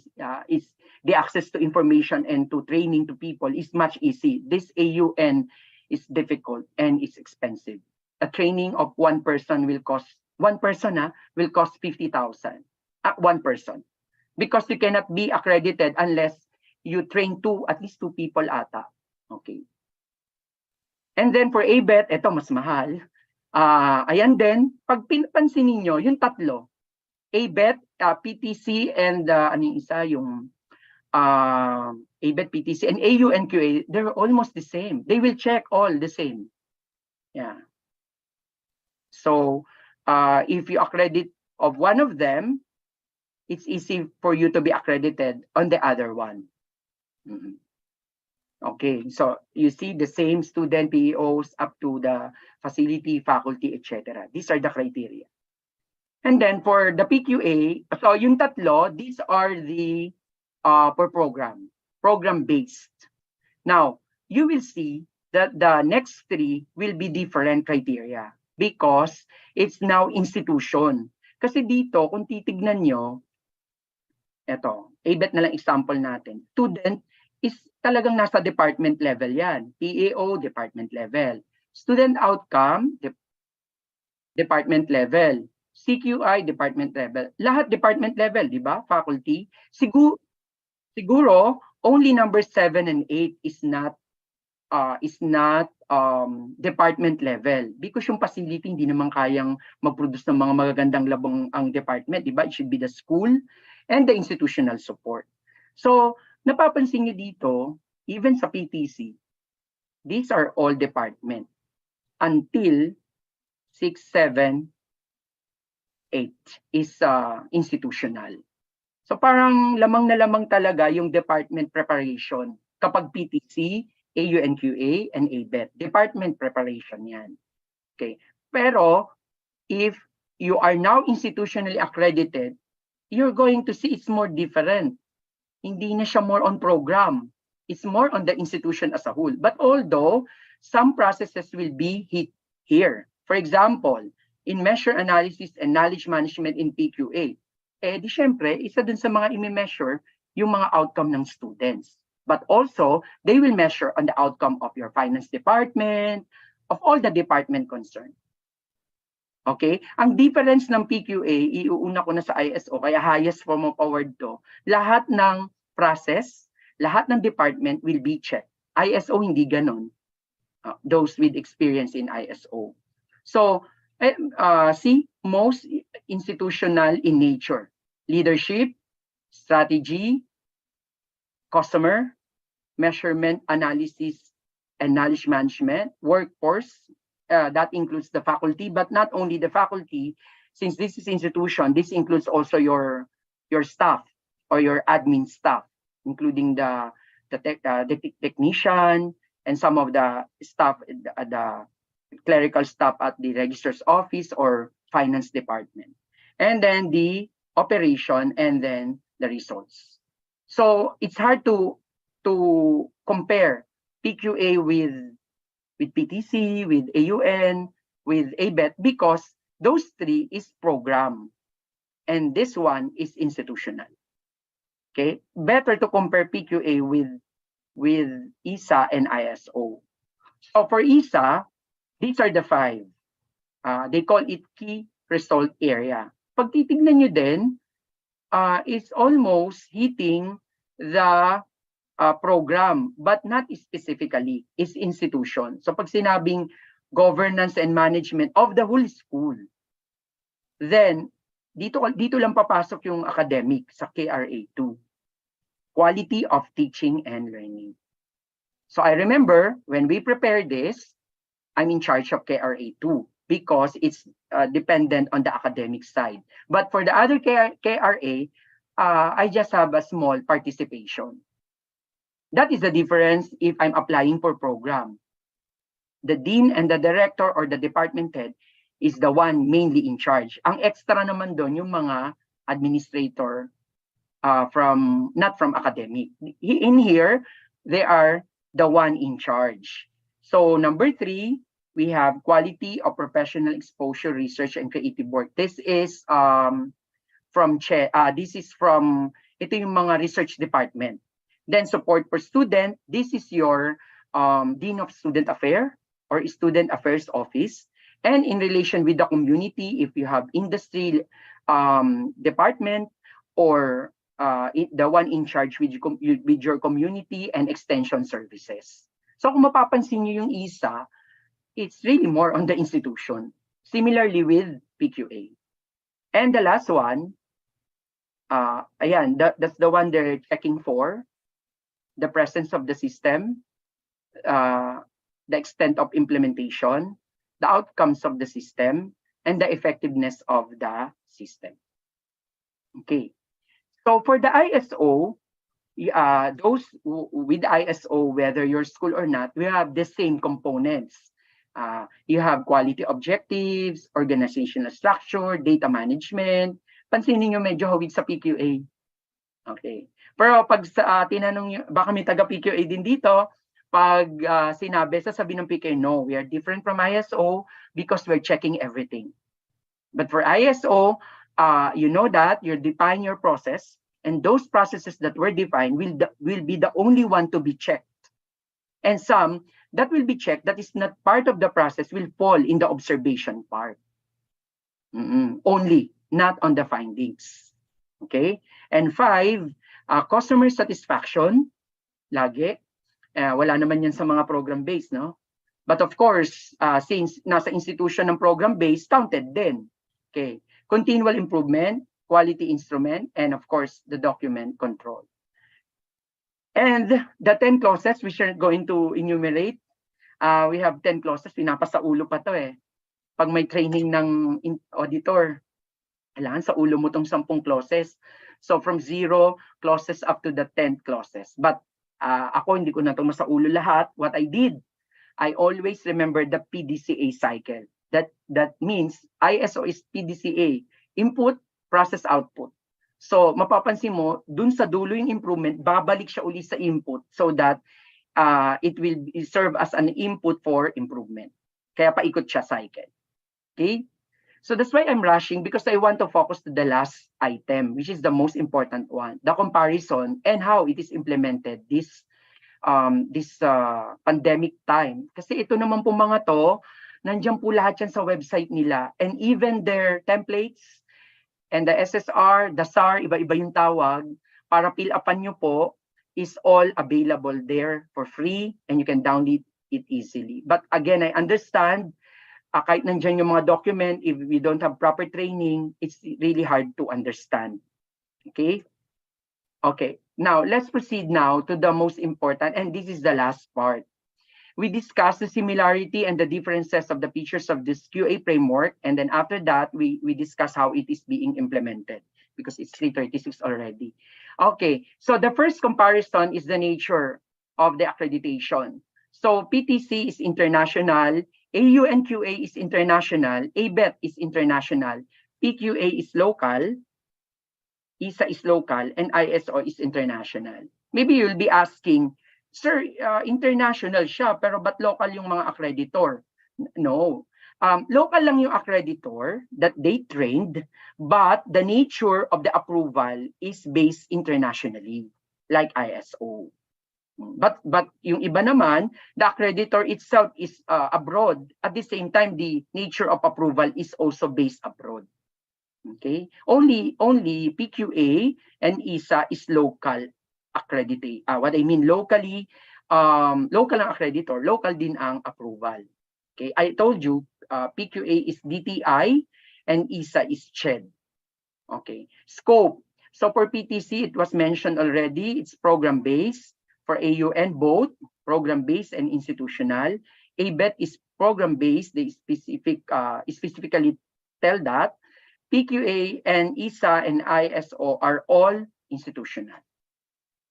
Okay, for accreditor, ayan, so ABET is from abroad and AUNQ is from abroad. That's why they are the one very expensive. Mahal ang bayad eh. From training, it will start from training. You'll go there, US, or in AUN you go to Thailand. or now we trained online. So mahal pa din. Okay? Then dun pala nagsimula yon. Pag pinabisita nyo pa sila, mahal din ang bayad. Kasi we will shoulder all the logistic expenses. Now maybe you will be saying, then hindi na lang po kami magpapa-accredit. Actually, all of these are voluntary. All of these are voluntary. But may school na dati they don't have any accreditation, now they're very popular. I'll not mention. Okay? Kasi they don't stop. Parang ano din yan eh. Not only school, like ourselves. We don't stop accrediting ourselves. Sarili nga lang natin. We study, we enroll graduate school, we apply the PTC for as an engineer, then we connect to our professional organization. That is a must for us to be competitive. So ganun din yung school. Okay, method of visit, all of them pre-submission. What do you mean by pre-submission? They require documents to be submitted. And once submitted, the assigned accreditor will study the document before they will have a visit. So lahat yan. For ISO, I remember the first visit, we don't submit, but we submit on our consultant. We have a consultant, but the consultant is not the accreditor. When the accreditor visited, they don't have the copy, I think, of our document. Then that's the time they check our document as they visit. Okay? And another sets of comparison, PTC, once you're accredited, they will give you 6 years. So may pahinga naman. Kasi yun ang mga biruan sa eskwelahan eh. Kailan ba accreditation mo? Pag nagpatong-patong pa to, so we'll not sleep, no? Then may turo pa kami, no? But we're not complaining because this is part of our job to make our school of quality education so that our student will benefit. Sila kasi yung main beneficiary nito, not the school. Secondary na lang yung school. Then for AU and QA, maximum of 4 years. ABET, maximum of 6 years. What do you mean by maximum? After 6 years, you need to apply again. They will check again your program if it's still of quality. Ganun kasi, quality is measured in time. Pwedeng quality ka ngayon, bukas hindi na. That's why time is a very important factor. But maybe you will be asking, why for institution? It's not like that. It's PQA, once you got it, it's one time. For ISA, it's one time. But if you got the highest award, sa PQA, 4 yung level. So if you get the highest award, you get one time. Nandun ka na sa dulo, so one time ka na, hindi ka na mag-apply. Pero, usually, dun sa 4 na level, baka second level ka pa lang. So you want to get the 3rd and 4th, you apply again. Same with ISA. So one time din yan. For ISO, hindi rin siya one time. It is after 3 years, then surveillance na siya. So pwedeng mawala yung ISO accreditation. Then for the number of criteria, they're almost similar, except for ISA, na kinompress lang nila into 5. But if you're going to open the criteria, nako, 8 and 9 din yun. Okay, that's why if you are the QA Quality Assurance Manager of your school, you know all of this. Nagkataon lang po na din po ako, kaya medyo kasama na rin ako nung QA. Dinutulungan ko siya for our school to have this all. But we have some school, they have this all. Even they are best school in the world. Kaya lahat yan in-applyan din nila. Kaya I will not mention the schools. Okay? Cost. Lahat po yan may bayad, mahal po. I will not mention the payments, but the most expensive is ABET and the less expensive is ISA. Okay. And then for the concentration, mapansin nyo po yung program, outcome-based na po tayo. We call it outcome-based education. Dati po yung mga ibang accreditation, they check everything. Now, the focus of these 3 accreditation is the outcome of our student. Okay? Kaya tinitignan po yung outcome during their studying using the student outcome. 10 po, hindi po, depende. Ang EE po, pinakamarami, dagdag na 2. I think 12 po yung student outcome, tapos ang EE plus 2 dahil nag-specify po ng power system. Okay. And then, yung program objective din po, it will be measured 3 to 5 years from the date of graduation. But for you see from the institution, they check the overall result, not only the outcome. Not specifically the outcome. But for ISO, they check so much on the process, not so much on the result. But of course, they have what you call that, KPI, key performance indicator. Pag di nyo rin po na-meet yun, that's the result, right? Then the process has a problem. Okay? Okay, so that brings me to the last item. After comparing all of them, the purpose of this is not to encourage to require you to apply. The purpose is to inform you that these are the existing engineering quality frameworks in engineering education, pre-pandemic and pandemic. The only difference is the implementation during the pandemic. And this is the last item that I'm going to discuss. So kung titignan nyo po to, pareho pa rin. I'll just mention to you which part na naapektuhan po ng pandemic and in the new normal. Okay, for this is the complete step, a long step, but this is the complete step. This is for ABET, for PTC, this is also for actually for all. This is for all. Siguro may matutweak lang po if that is institution. For example, you are not accredited at all. So of course you have to initiate because these are all voluntary. And to initiate is to have an initial analysis. Sir, how can we have initial analysis? Of course, then you have to download the materials there. It's really hard because it seems that you are downloading something that you're going to study and it's hard at the beginning. That is the reason why these three might come together. Baka kailangan po muna mag-training. Okay? Now, ito po online. Ito po online pwedeng gawin. Yung training po online na din po. Ngayong pandemic, may training po ang AUN, online po kami nag-training. PQA, online din po. Ang ISO hindi, pre-pandemic pa kami nun eh. So based on my experience, so ang training po is may online na po. If not face-to-face until now. I think not all of them are giving training online, face-to-face. That is the reason why the one that I'm going to tell you is nobody stopped during pandemic. Tuloy-tuloy pa rin po itong procedure na to. Naging online lang po. So, you have to train or you have to analyze and you know your capability. And so, pagpalit-palitin nyo na lang po itong tatlo. Okay? Some of you will have training first before you'll know the initial analysis and the capability analysis. My tip to you, which we're doing, bago po kami nag-analyze and nag-capability analysis, nagtitraining po muna kami. And we try also to be accreditor because parang sabi nga nila ano yung hahanapin ng accreditor tapos ikaw yung hahanapan. But if you are an accreditor, you know what they're looking and at the same time, ikaw din yung hahanapan, it will be easy for you. It is an advantage. Not because you will know some friends who are accreditor, hindi po ganyan. Okay, because we have ethics in accreditation.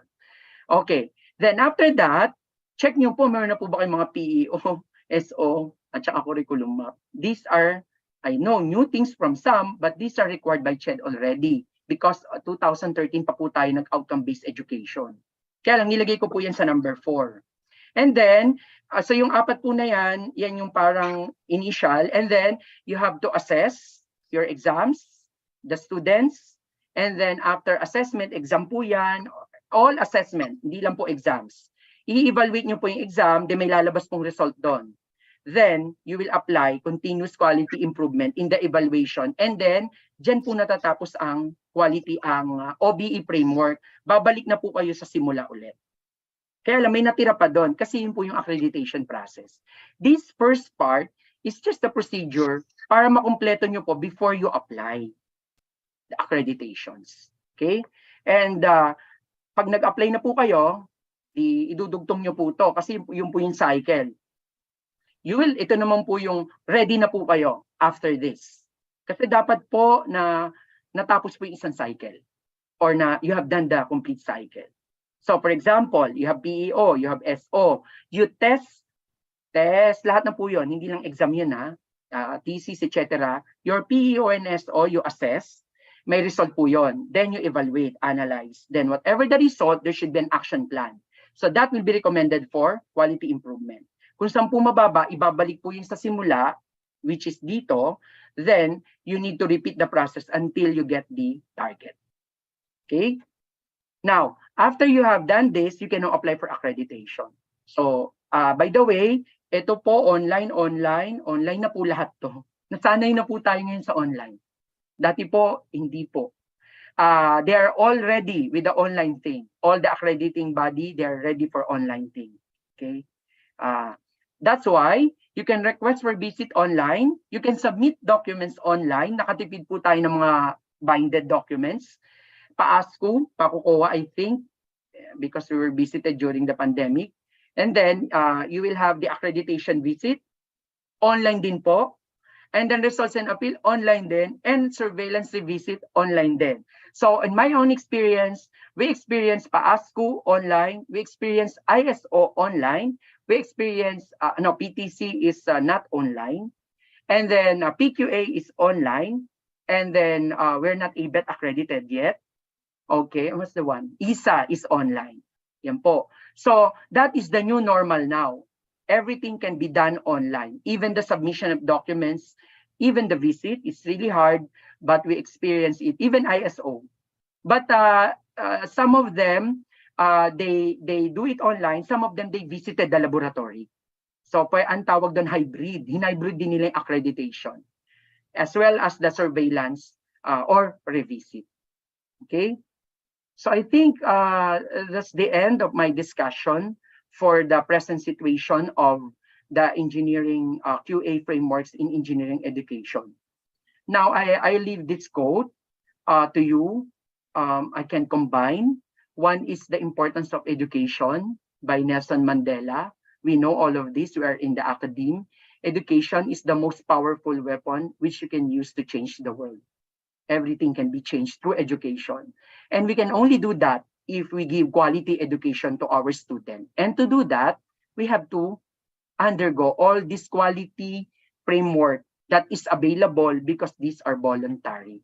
And they always say in quality that quality is never an accident. It is always the result of intelligent effort because it is voluntary in nature, and at the end will benefit also from this voluntary act, and it will incur a lot of costs to our management. Okay, so with that, thank you very much for listening.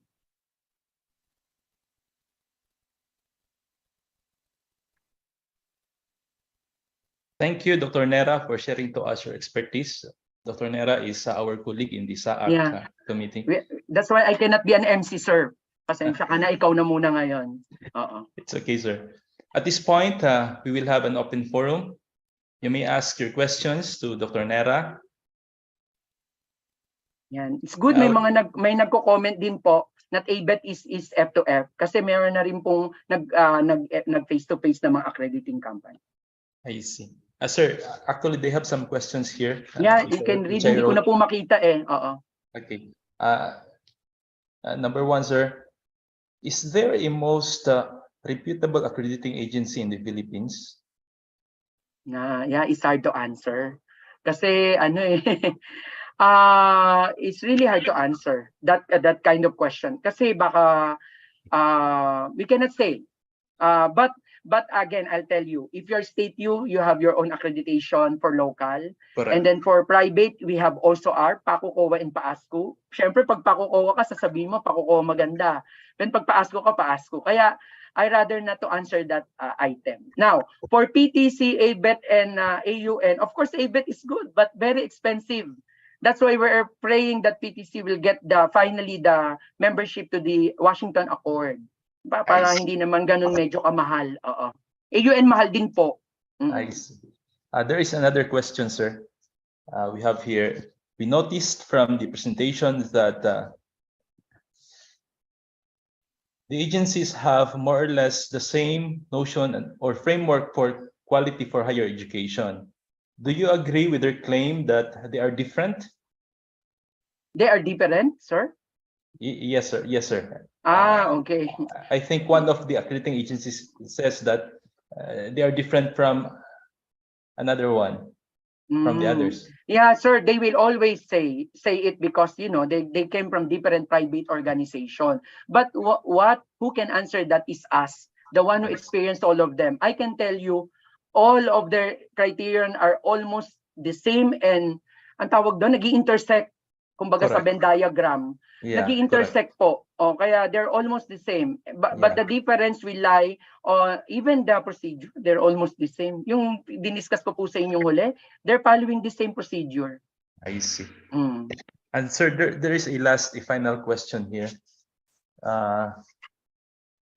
We observe that some consultants are the ones accrediting themselves. Sila na mismo ang nagiging accreditor. In this case, do you agree that their assessment is accurate? Yeah, I agree with you. I'll not mention the QA framework, but meron po kasing mga sinasainan pong parang letter or sign of agreement about ethics and conflict of interest. Meron pong ganon. So for example po, sa PQA, kapag eskwelahan, so I'll sign na hindi na ako dyan. Kasi kung school po ako, tapos school yung i-visit ko, baka may conflict of interest. So meron naman pong ibang pwede. So ganun din po kapag ka PTC, of course, hindi pwede yung may conflict of interest, sir. Okay, sir. Kaya accurate pa rin po yung result. I see. Thank you, sir. And thank you for your questions. If there are other questions, you may raise them in the chat box, and we would gladly chat the answers to you if possible. And now, in behalf of IIEE, we would like to present the Certificate of Appreciation to Dr. Nera. The citation reads, the Institute of Integrated Electrical Engineers in the Philippines Incorporated hereby presents the Certificate of Appreciation to Dr. Romano Nera in grateful acknowledgement and sincere appreciation of his valuable contribution as a technical presenter on the topic Quality Assurance Frameworks in Engineering Education in the New Normal during the ACADEME and E-Educators Forum in conjunction with the 47th Annual National Convention and 3E Expo 2022 with the theme Leadership Rising Above Adversity Through Passion and Commitment Leading on the Road to Recovery, held on November 7 to 12, 2022 in Manila, Philippines via Zoom conferencing. Given this 8th day of November 2022, signed Engineer Esperanza A. Collado, 2022 IIE National Secretary, Engineer Lyndon Arbage, 2022 IIE Vice President for Internal Affairs, Engineer Alberto R. Herrera Jr., 2022 IIE Vice President for External Affairs, and Engineer Feliciano P. Padua III, 2022 National President. Once again, thank you, sir. Thank you.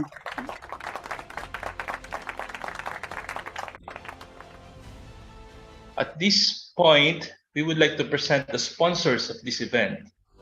First, we have the United Arab Emirates chapter.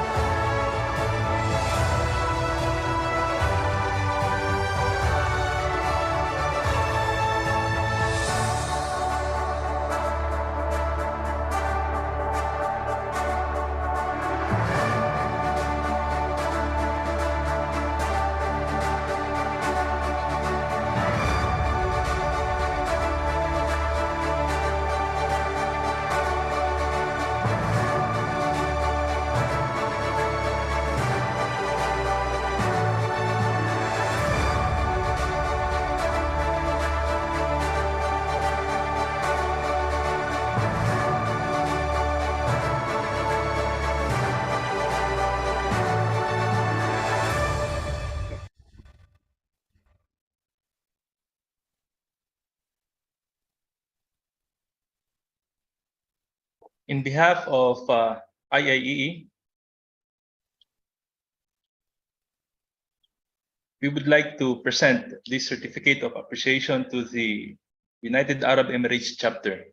Citation reads, the Institute of Integrated Electrical Engineers of the Philippines Incorporated hereby presents the certificate of appreciation to the United Arab Emirates chapter in grateful acknowledgement and sincere appreciation of its valuable contribution as sponsor during the ACADEME and Educators Forum in conjunction with the 47th Annual National Convention and 3 Expo 2022 with the theme Leadership Rising Above Adversity Through Passion and Commitment, Leading on the Road to Recovery, held on November 7 to 12, 2022 in Manila, Philippines via Zoom conferencing, given this 8th day of November 2022.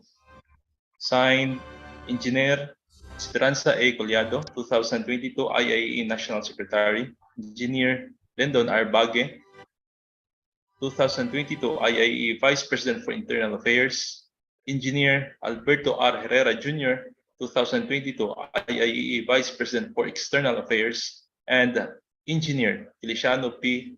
Padua III, 2022 IIE National President. Thank you, United Arab Emirates chapter.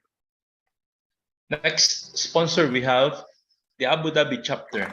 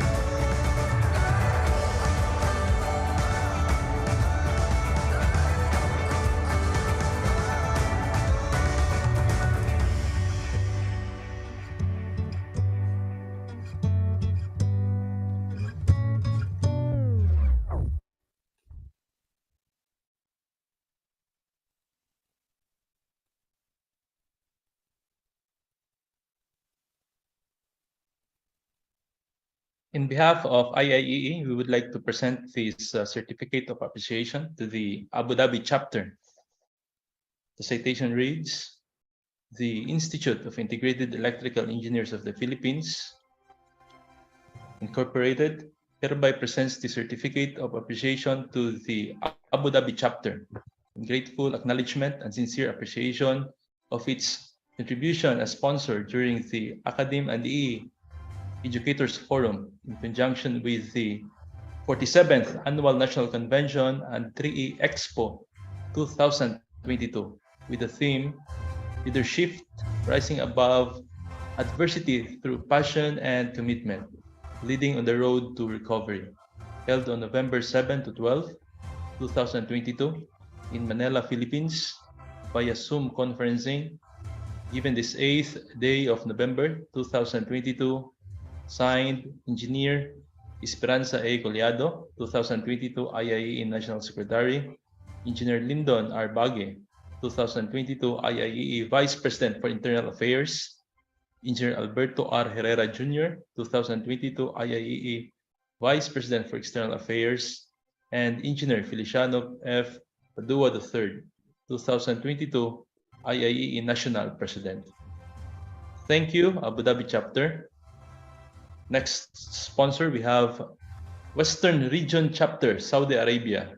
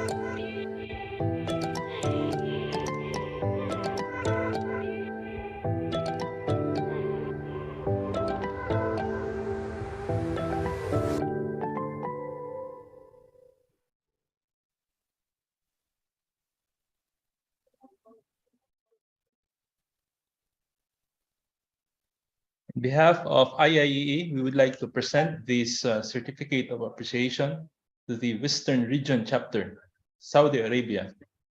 The citation reads, "The Institute of Integrated Electrical Engineers of the Philippines, Incorporated, hereby presents the certificate of appreciation to the Western Region Chapter, Saudi Arabia, in grateful acknowledgement and sincere appreciation of its valuable contribution as sponsor during the ACADEME and E-Educators Forum in conjunction with the 47th Annual National Convention and 3 Expo 2022 with the theme Leadership, Rising Above Adversity Through Passion and Commitment, Leading on the Road to Recovery, held on November 7 to 12, 2022 in Manila, Philippines via Zoom conferencing. Given this 8th day of November 2022. Signed, Engineer Esperanza A. Collado, 2022, IIEE National Secretary. Engineer Lyndon R. Bague, 2022, IIEE Vice President for Internal Affairs. Engineer Alberto R. Herrera Jr., 2022, IIEE Vice President for External Affairs. And Engineer Feliciano F. Padua III, 2022, IIEE National President. Thank you, Western Region Chapter, Saudi Arabia. And finally, we have the sponsor, State of Qatar Chapter.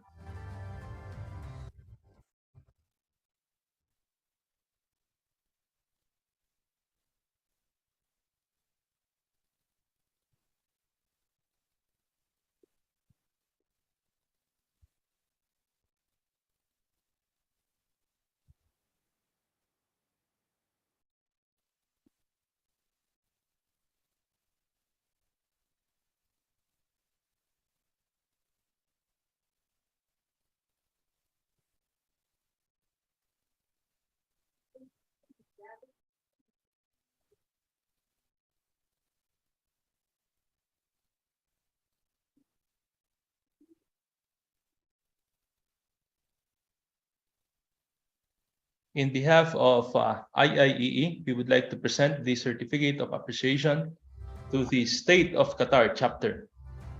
Citation reads, "The Institute of Integrated Electrical Engineers of the Philippines, Incorporated, hereby presents the Certificate of Appreciation to the State of Qatar Chapter in grateful acknowledgement and sincere appreciation of its valuable contribution as sponsored during the ACADEME and E-Educators Forum in conjunction with the 47th Annual National Convention and 3E Expo 2022 with the theme Leadership, Rising Above Adversity Through Passion and Commitment, Leading on the Road to Recovery, held on November 7 to 12, 2022 in Manila, Philippines via Zoom conferencing, given this 8th day of November 2022.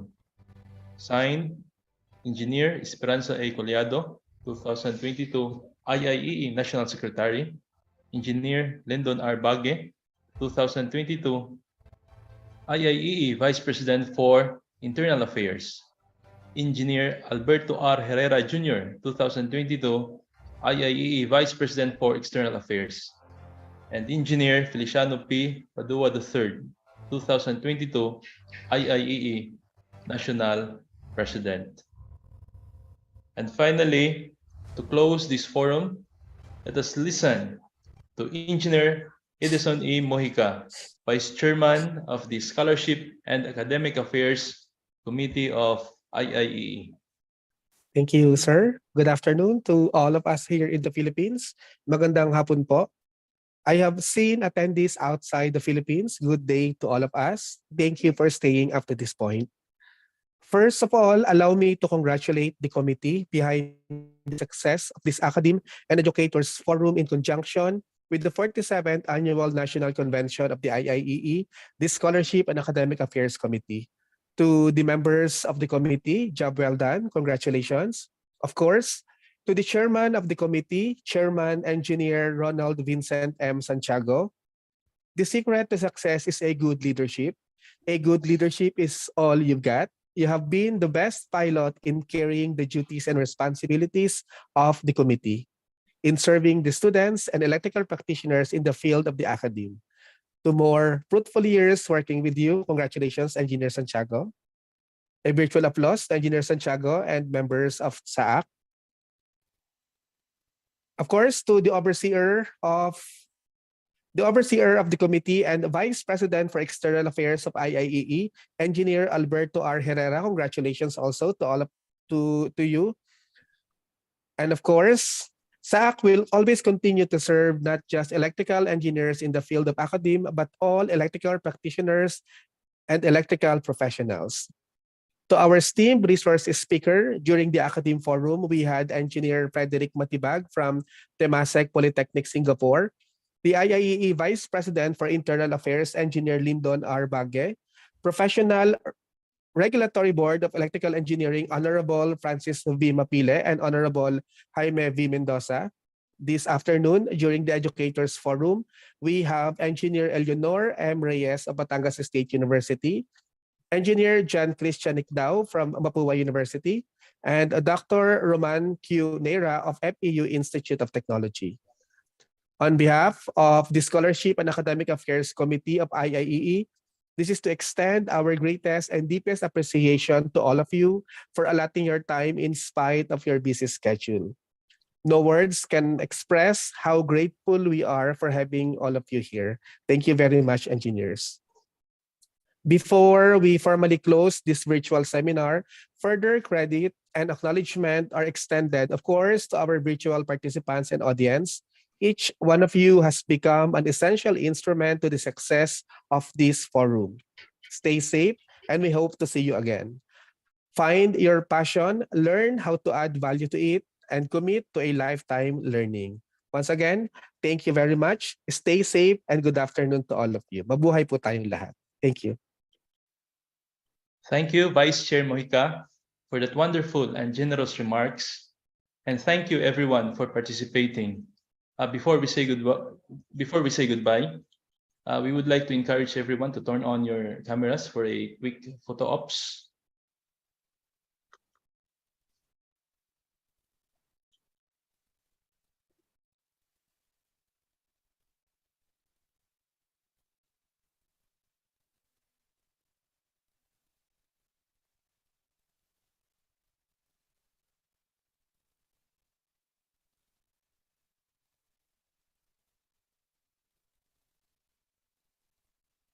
So thank you, everyone. Once again, goodbye, and please stay safe.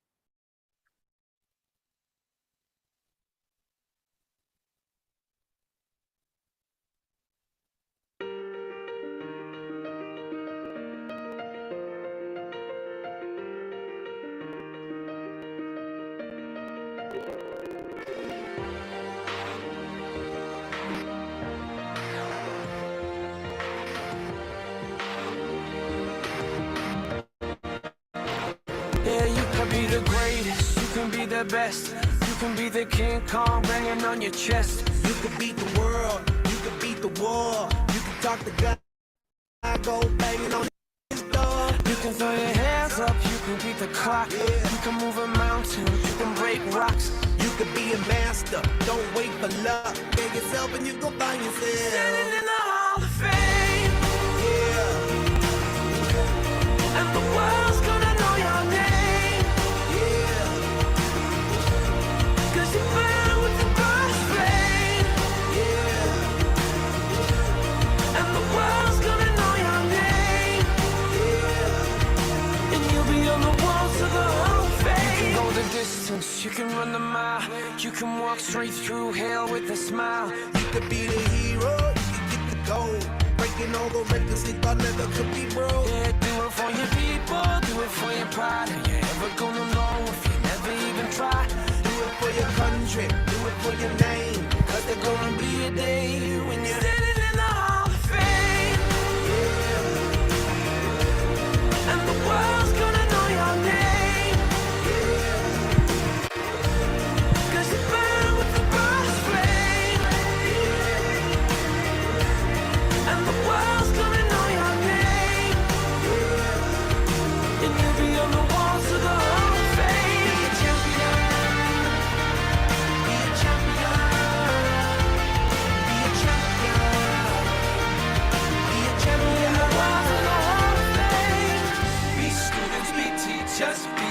Politicians be preachers. Be believers, be leaders, be astronauts, be champions, be truth seekers. Be students, be teachers, be politicians, be preachers, Be believers, be leaders, be astronauts, be champions. Standing in the Hall of Fame. And the world's gonna know your name. Cause you burn with the brightest flame. And the world's gonna know your name. You can be on the walls of the Hall of Fame. You can be the greatest, you can be the best. You can be the king crown hanging on your chest. You can be a general, you can be the world. You can be a giant banging on the wall. You can throw your hands up, you can beat the clock. You can move a mountain, you can break rocks. You can be a master, go with the luck. Dedicate yourself and your life. Standing in the Hall of Fame.